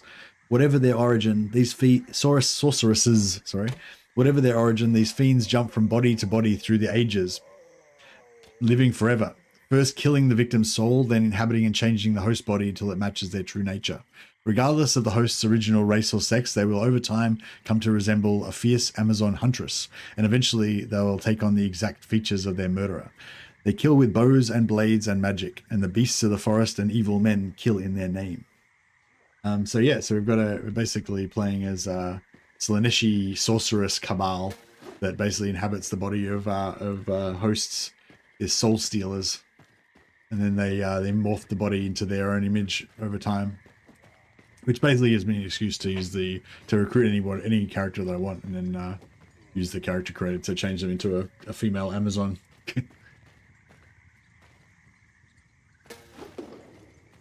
Well, I guess there's only female Amazons. But yeah, whatever. You get the gist.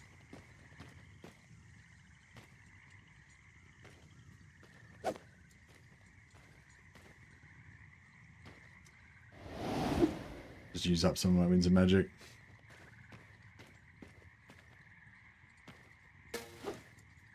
Welcome, Raid. Indeed, welcome. Axes are huge. Minnow axe is huge too. Yeah. Yeah, I picked up a Minotaur axe in a battle earlier. That's pretty funny.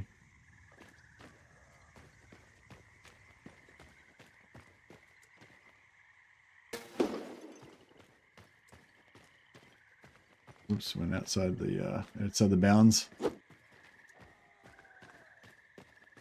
don't know, I'm lost, but my companions are getting the job done. Minotaurs are menacing as hell, unless you have a lot of cavalry. Yeah, lancers tend to take him out pretty good. You've cut quite a swath.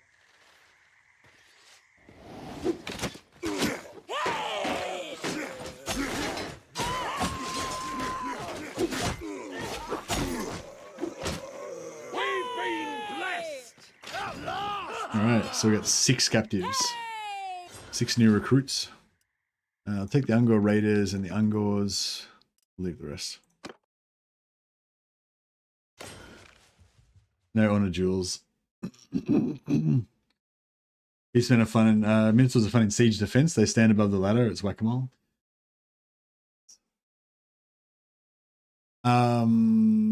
Simple short bow is better than my current bow. Very nice.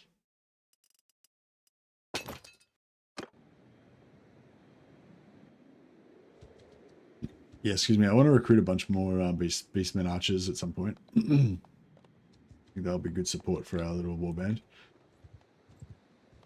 Oh, here we go. Let's go through here. Yeah, we just need to make a crap load of money and come back. We need like 300,000 gold real quick. Hey, Skaven Dan, how you going, buddy?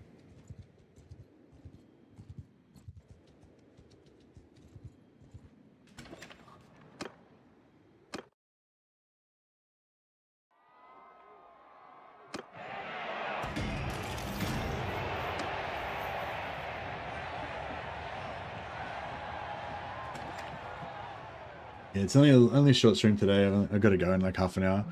Trying to get this campaign started. Get it off the ground a little bit. We've still got a bit. We've got to do a bit of. Still got to do a bit of training. But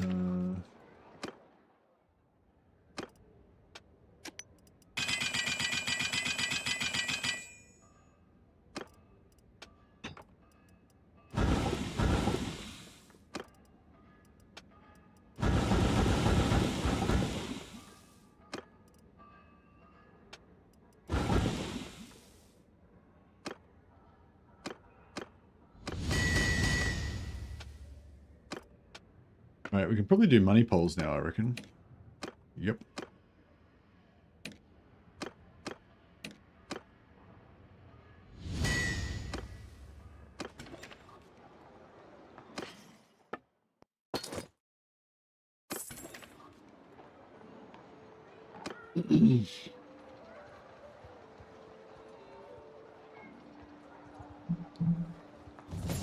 We should probably get like 50,000 gold from each one of these settlements.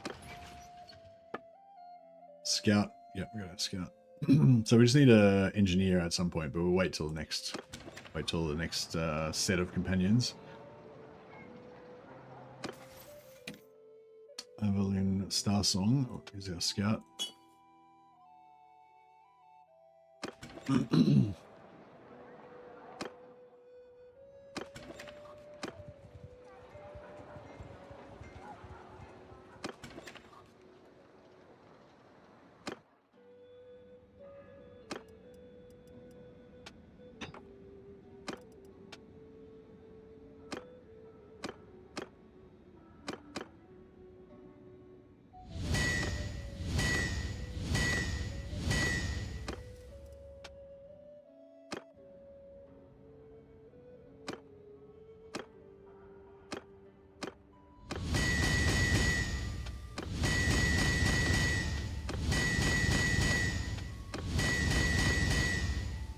Try and quickly smash out a heap of cash. Nice, clean them out.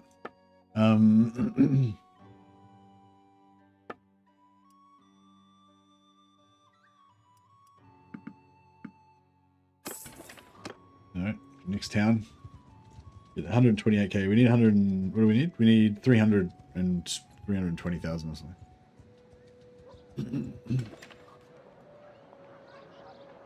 Although, if they don't have enough money, if we got enough materials but we don't have enough, there's not enough money in the towns, we can always go back and do the smithing in the Wood Elf lands.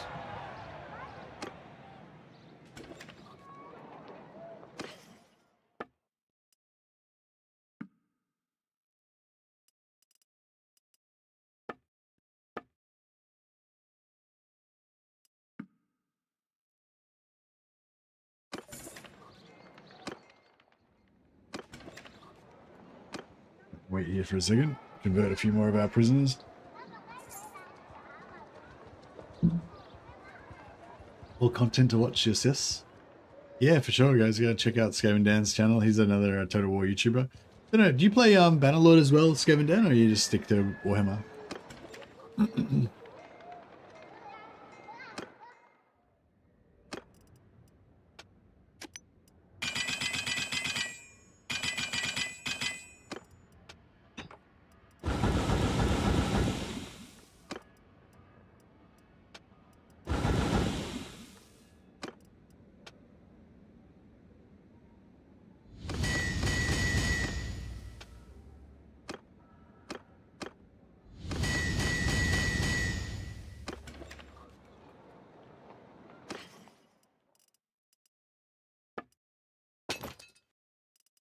Still another 16,000 there to grab.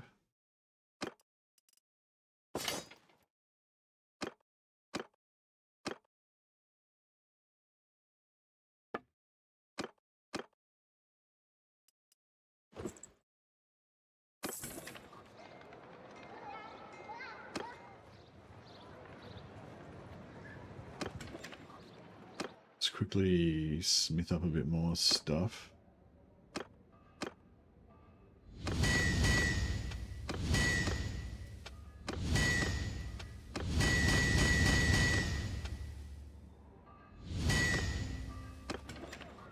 That should be enough.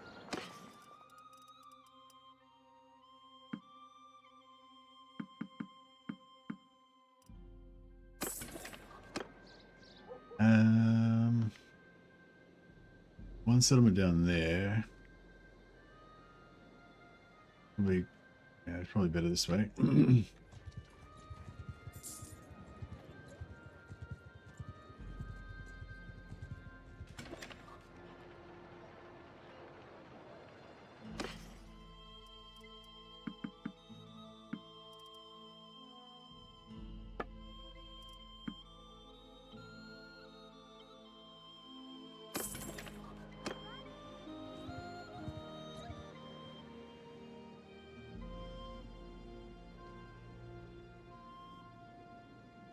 There we go, Ubersreich, then Reichland, Ubersreich, then Altdorf, and Prey on the way, and then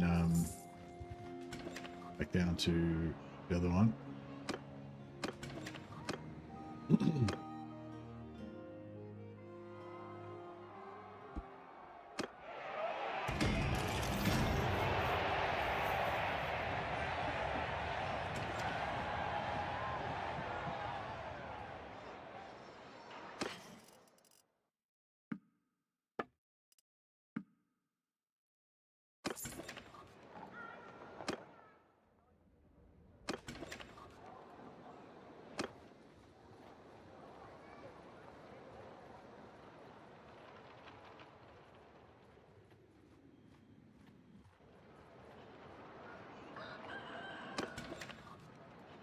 All right, let's try this.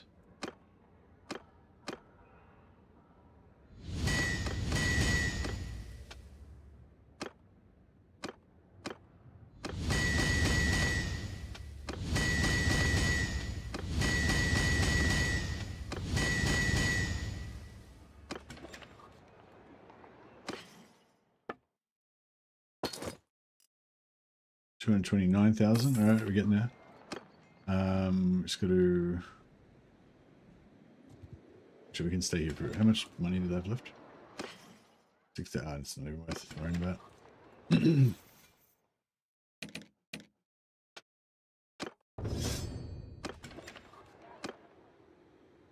Go up and pray, then we'll go to Altdorf, and then hopefully Bogenhafen will have been taken over by the time we get back there. And I don't know. They probably won't have any money though. I suppose it was just sacked.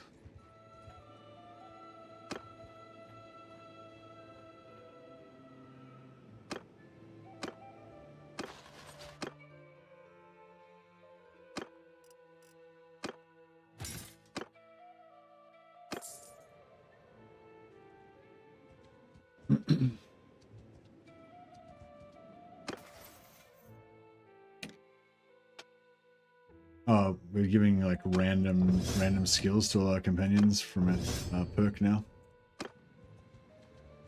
which is good.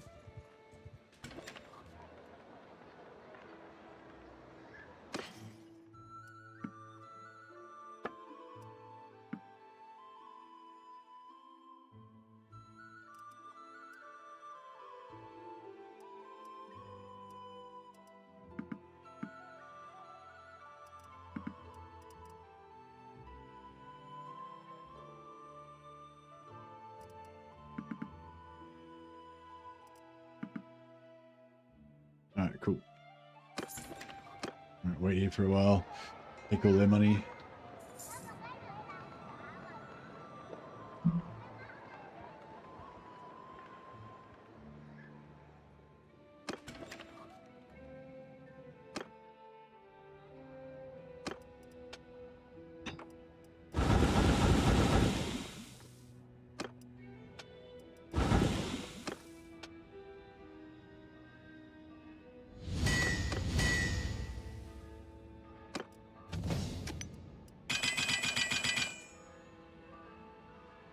The Slaanesh lady is a bit on the thick side.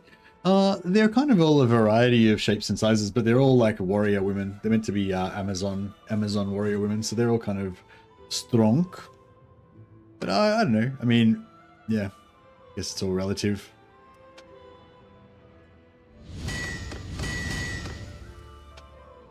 They, you can definitely make them a lot thicker than that.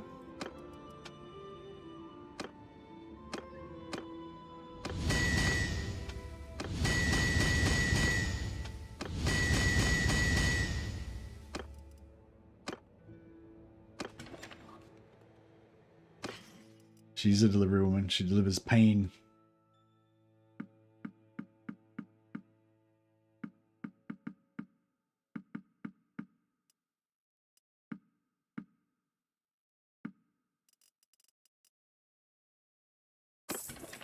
$292K. Yeah, we're nearly there. Yeah,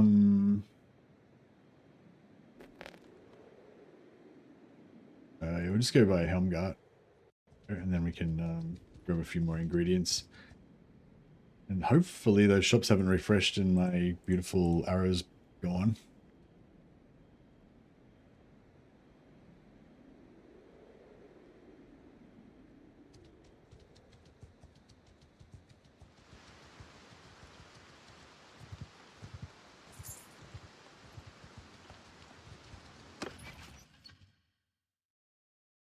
Anyway, so we need 11 points, and then we're going to need... Oh shit, Bogenhafen's would take...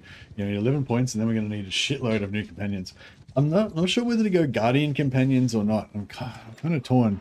If we go Guardian Companions, I think our magic power will be better, because we'll be able to just unload on... just unload with... Spirit... Siphon. Soul Siphon, whatever it's called. But... we'll have, excuse me, slightly more,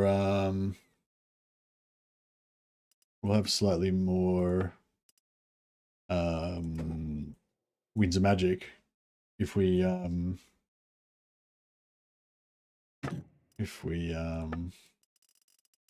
all Magisters.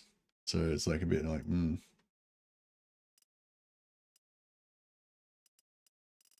Yeah, the place Bogenhafen, where I am right now, just south of Altdorf, always has shitloads of wood, or usually has a lot of wood, so yeah, just head there if you need wood. How much money do they got? 46,000. Yeah, that's cool. We'll take that. Thank you very much.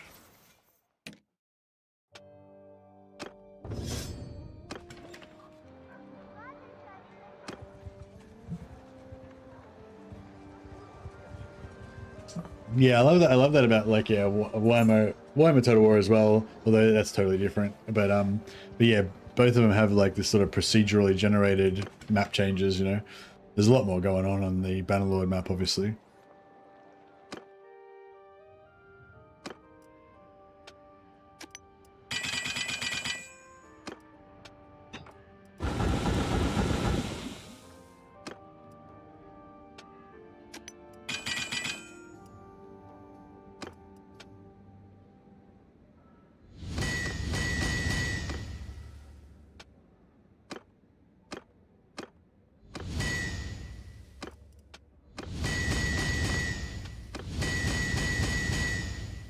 Alright, go and get these arrows. I'd like to get more than that as well, but...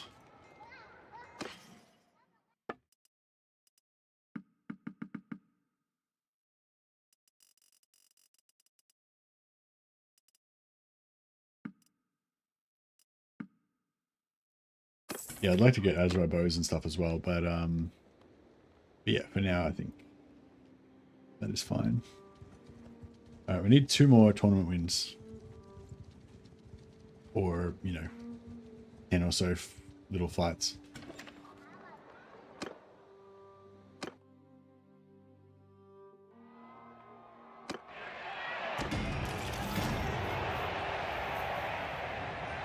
Alright, 1 more tournament win. And then we need another 6, we need 6 new companions. So we need 4...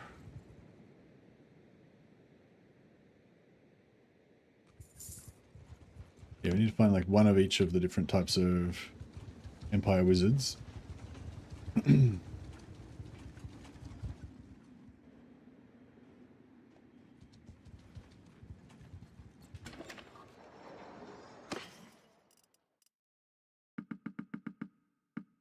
I've got another gold wizard cape.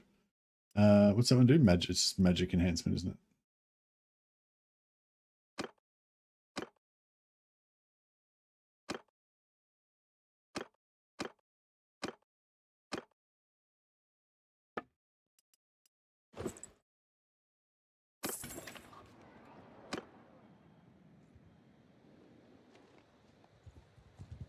Just gotta go to the bathroom. Back in a sec. Hopefully I don't get killed. Probably.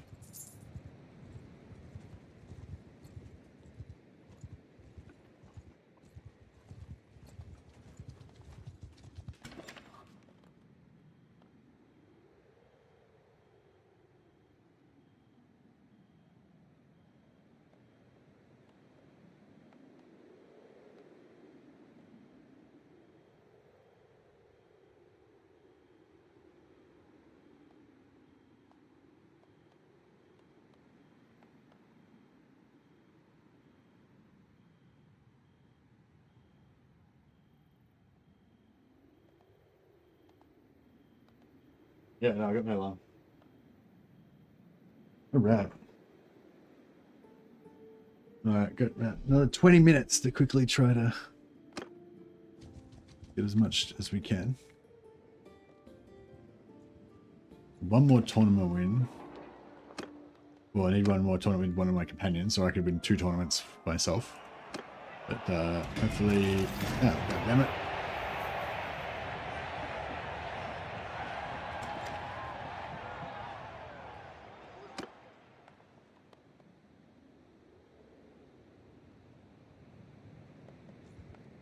Alright, get down here, and hopefully his arrows are still here, because I want them badly.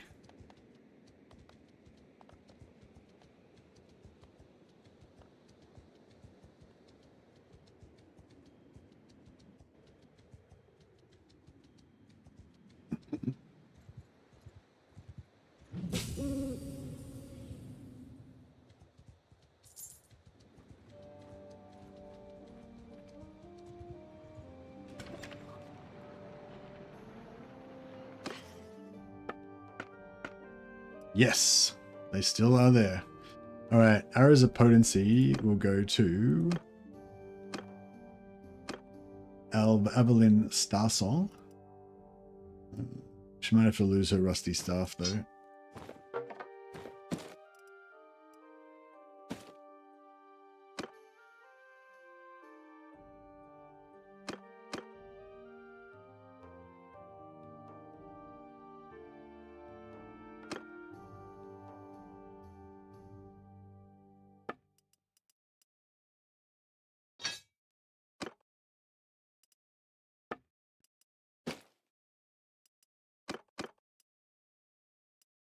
Yeah. Yeah, so we got the arrows. Life is good.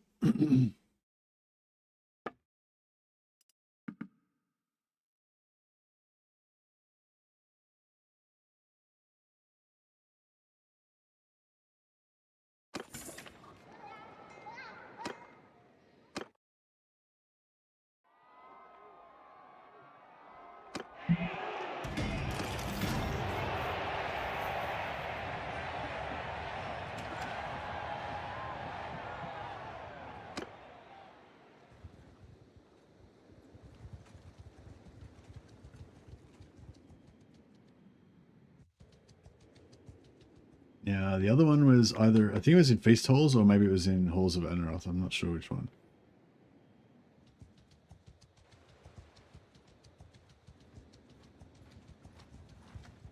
So let's just take out this little party here. We will trap. Yes! Attack! See you! Yeah, you guys just still have at it. Just try not to kill me with the friendly fire.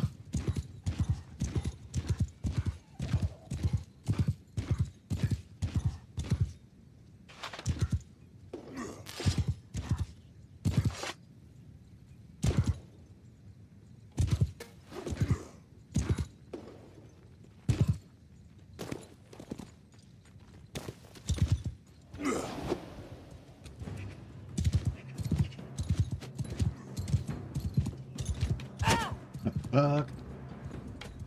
Oh shit.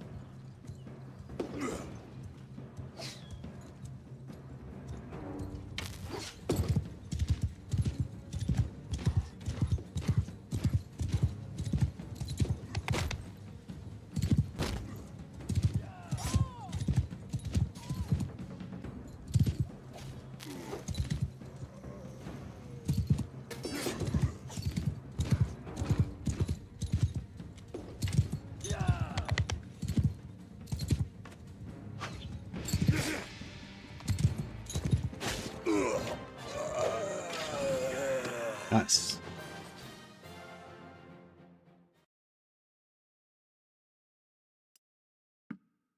The only bad thing about going for Lore of Heavens is that I don't have a self heal.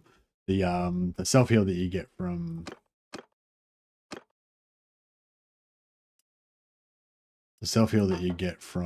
Lore of Heavens is really shit. No, sorry, the self. I went for Lore of Heavens. Oh, which do I recommend at the start? What race are you playing, Joe? What race and class are you playing?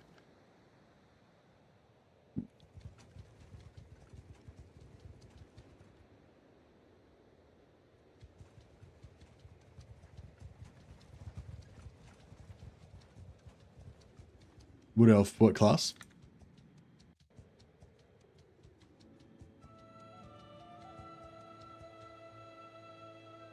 Like, do you know which ones you've got to choose from? Does Spellsinger... Yeah, I can't remember which ones they start with. Is life the only magic you've got? Or do you start off with, like, beast and stuff automatically or something?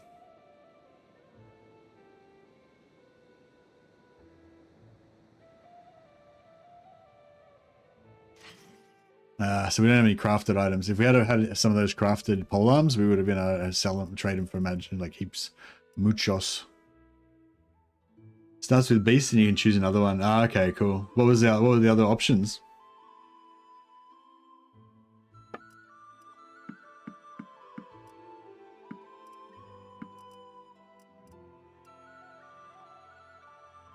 Is it? Oh, you can only choose between 3, can't you? Isn't it only like beast, life, and something else? Oh, dark light, dark high, celestial, life, and I think another one. Oh, okay. Out of those, I'd probably go for high, because high's got a heal, which you're not really going to use that much. But it's also got a really good damage spell that's like probably as good as Fireball. If you haven't gone too far in, maybe even restart again. If you want to go heavy magic, because yeah, it's going to be a lot faster to level your magic with that. Although you can actually learn magic as a hireling. So if you want, just put your 5 focus points into spellcraft, and a few points into discipline. Then go and sign on as a hired sword and just learn spellcraft from the dude, and you can just power up your spellcraft that way. That way you don't have to. Then you just keep going up until you get to the next level of spells, and then you can get some better damage spells. They're still probably not going to be as good as Fireball or Soul Siphon or whatever it's called. But yeah, it might make it a bit easier rather than trying to just grind your way through those early levels. Otherwise, just fight lots of manual battles. Just go in and like just use all your drain life and magic. Yeah, no, you gotta go all the way up to like 150, I think, to get like Menace Below or whatever. I don't know if it's actually good. Dwellers Below. I don't know if it's actually any good though. What did I just do then? I think I just fucking threw away a bunch of stuff, but oh well. Whatever. We're heavily overburdened, aren't we? Yeah. Alright. Yeah. Distracted me.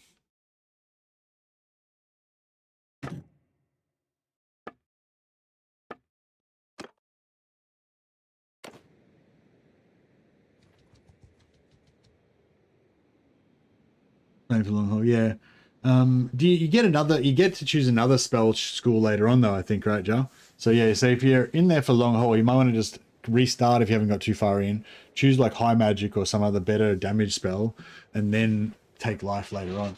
But you probably don't even need life really, because you get a healing spell in Law of Light as well, and high magic. Law of Light and also high magic both give you a heal as well. But yeah, high magic has better damage though. But yeah, life magic's cool. But yeah, last time I chose life magic as my first one. I've done it a couple of times, and both times it was like, yeah, extremely slow and grindy. Take forever to level up your magic. But yeah, you can just go and, like I said, you can go and just be a hired sword and just power it up that way. Already clan tier 2. Oh, okay. Yeah. Go back and talk to your spell. Go back and talk to your spell trainer again. Now that you're clan tier 2, they might be willing to teach you a new law of magic. Yeah, you can look up your career. Actually, I can look it up.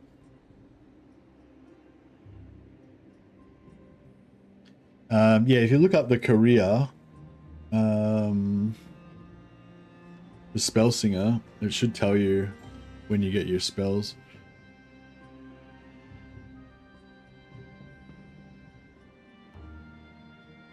Spell singer, start with Lore of Beast and Lore of Life. When you start in a campaign, you'll be able to choose a third lore between fire, light, heavens, or metal. Oh, okay. So you got Beast and Life automatically.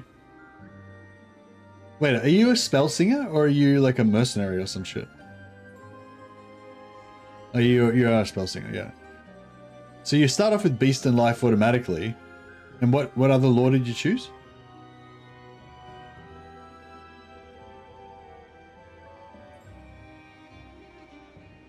Once you get to clan tier 2, you'll become a spell weaver, and then you'll be able to choose either high magic or dark magic as well.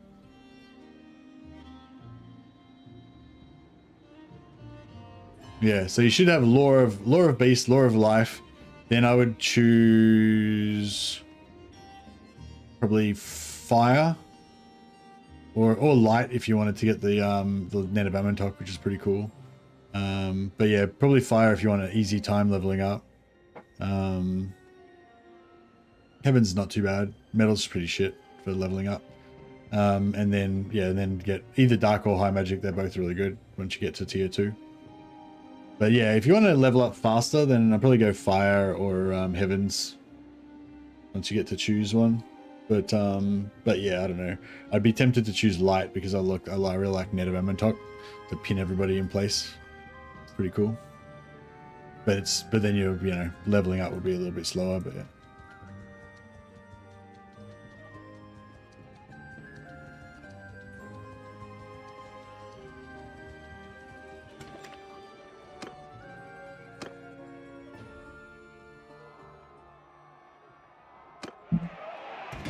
Spoiler She-Wolf. That gets us to clan tier 2, I believe.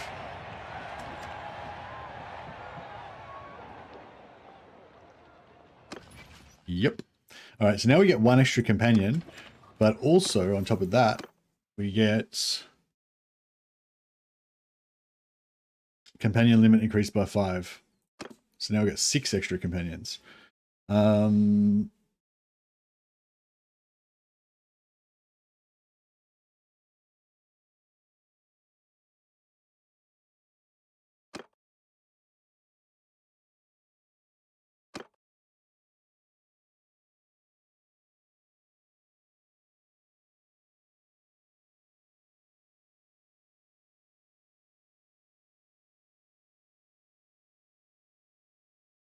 Yeah, we don't need those last 2 points there. We could take out 2. I mean, I kind of want that 25% extra charge time because it gives us more winds of magic back. But if we really need to, we could take out 2 out of there. All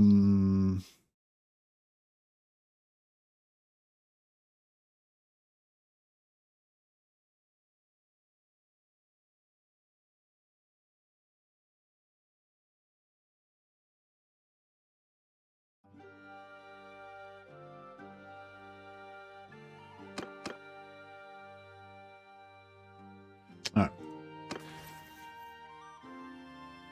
Thanks for that. Sorry. Yeah, so we just got our we got to clan tier 2.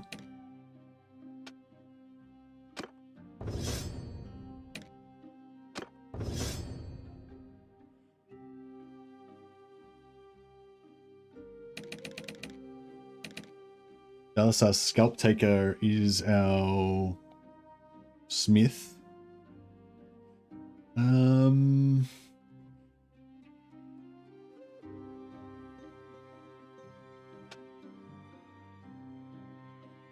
give her 1 point in smithing, 1 more point in smithing for now. Then maybe we'll go 2 points in spellcraft, then back to finish off smithing, and then the rest will go into bow, athletics, and 2-hand up.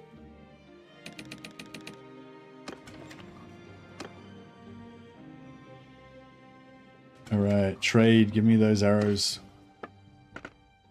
Missing arrows? Okay, no, not here. Hopefully it's... Hold up, we need to get rid of some weight.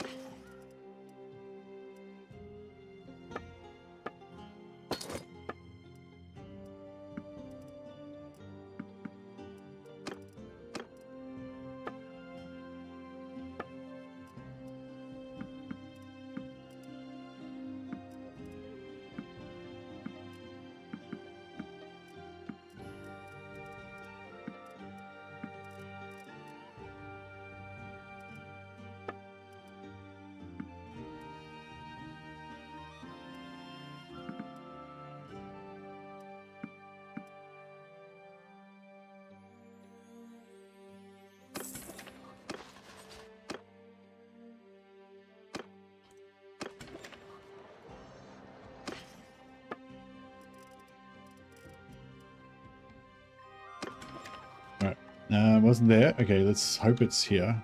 It might have just despawned. But yeah, it's really cool having the arrows, because that way, if you've got any like characters that have got low bow skill, you can just give it to them, and then they power up.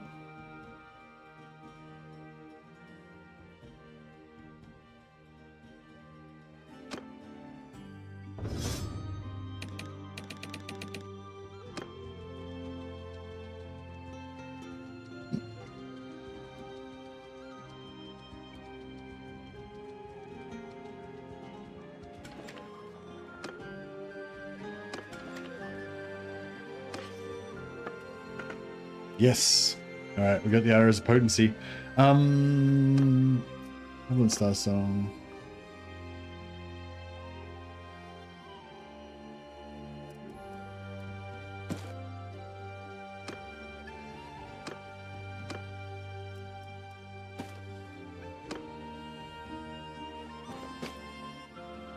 All right, nice. Those guys are gonna power up a little bit. How much money we got? Ooh, we're pretty low on cash. You got any wood? All right, let's give me some wood. Go on the smithy quickly and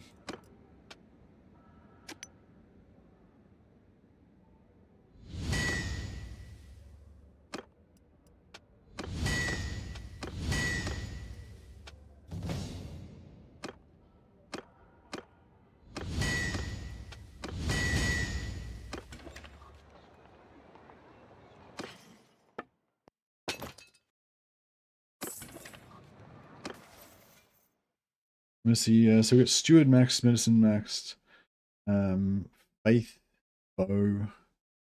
Yeah, maybe Bow. More Bow would be good. Actually, we don't really use our bow much, to be fair.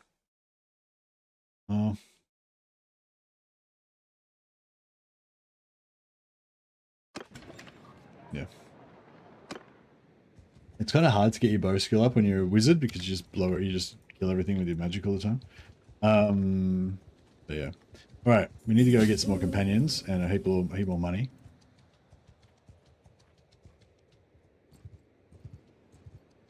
Got to level up some melee and wear some hard armor so I can just camp at the cannon and one-shot everyone that walks up to take it over.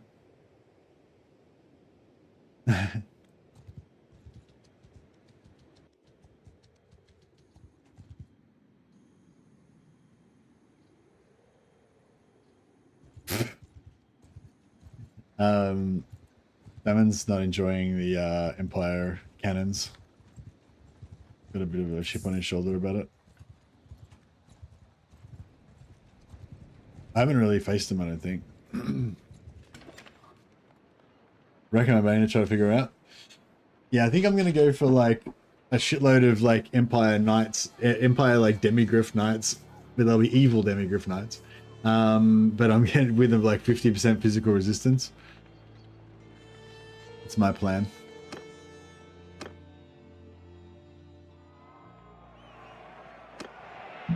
Demigryph Knights and Minotaurs.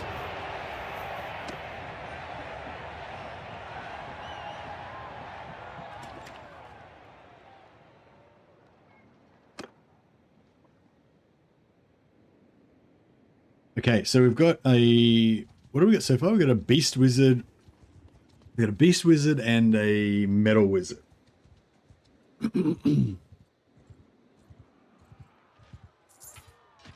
Alright, I gotta go in like 5 minutes. It's nearly time to go. Yeah, I'm kind of getting into this now. But I gotta go.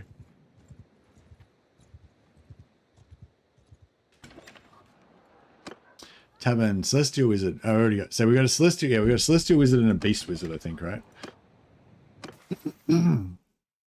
So I don't know whether to.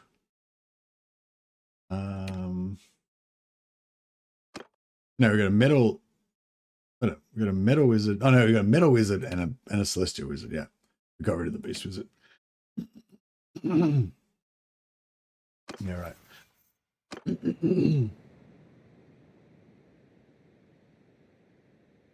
I like to park some cavalry on the artillery, that or camp it myself and disable it. They hurt, but I feel like it's not that hard to deal with. Okay.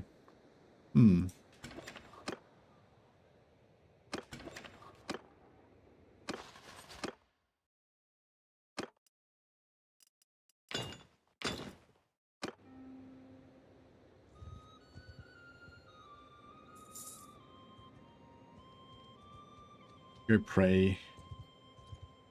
Check for companions.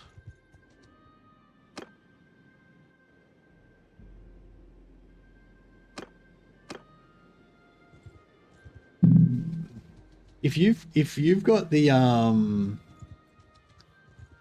if you've got the skill that gives you, like, if you got the ones, I think it's 175 bow skill, whatever it is, that gives XP per day to the lowest bow skill person in the party.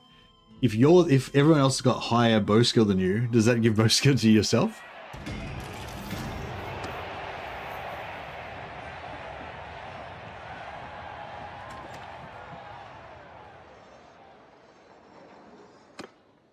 Priestess of Shelia, no, don't want her. Actually, while we're here, we should buy the Pugios, though.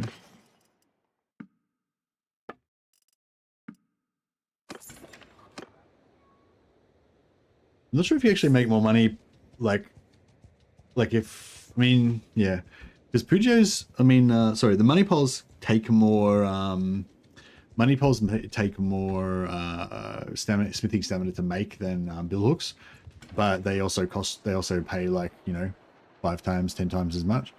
Fire Wizard, all right, let's do it. Greeting. All right, now next victim, his body's going to be taken over by our sisterhood. One of our other sisters can come through from the ether and inhabit a new soulless husk.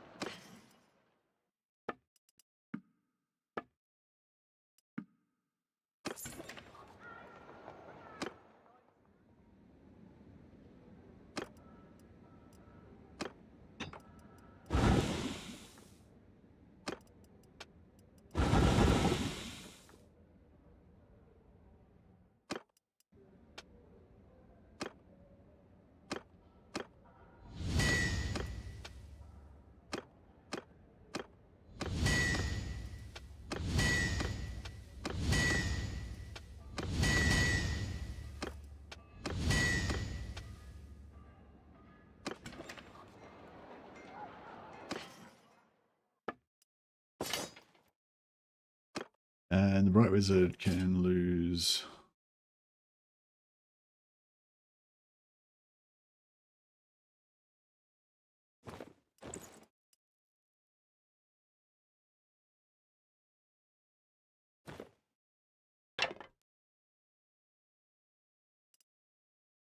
Lose some of this stuff.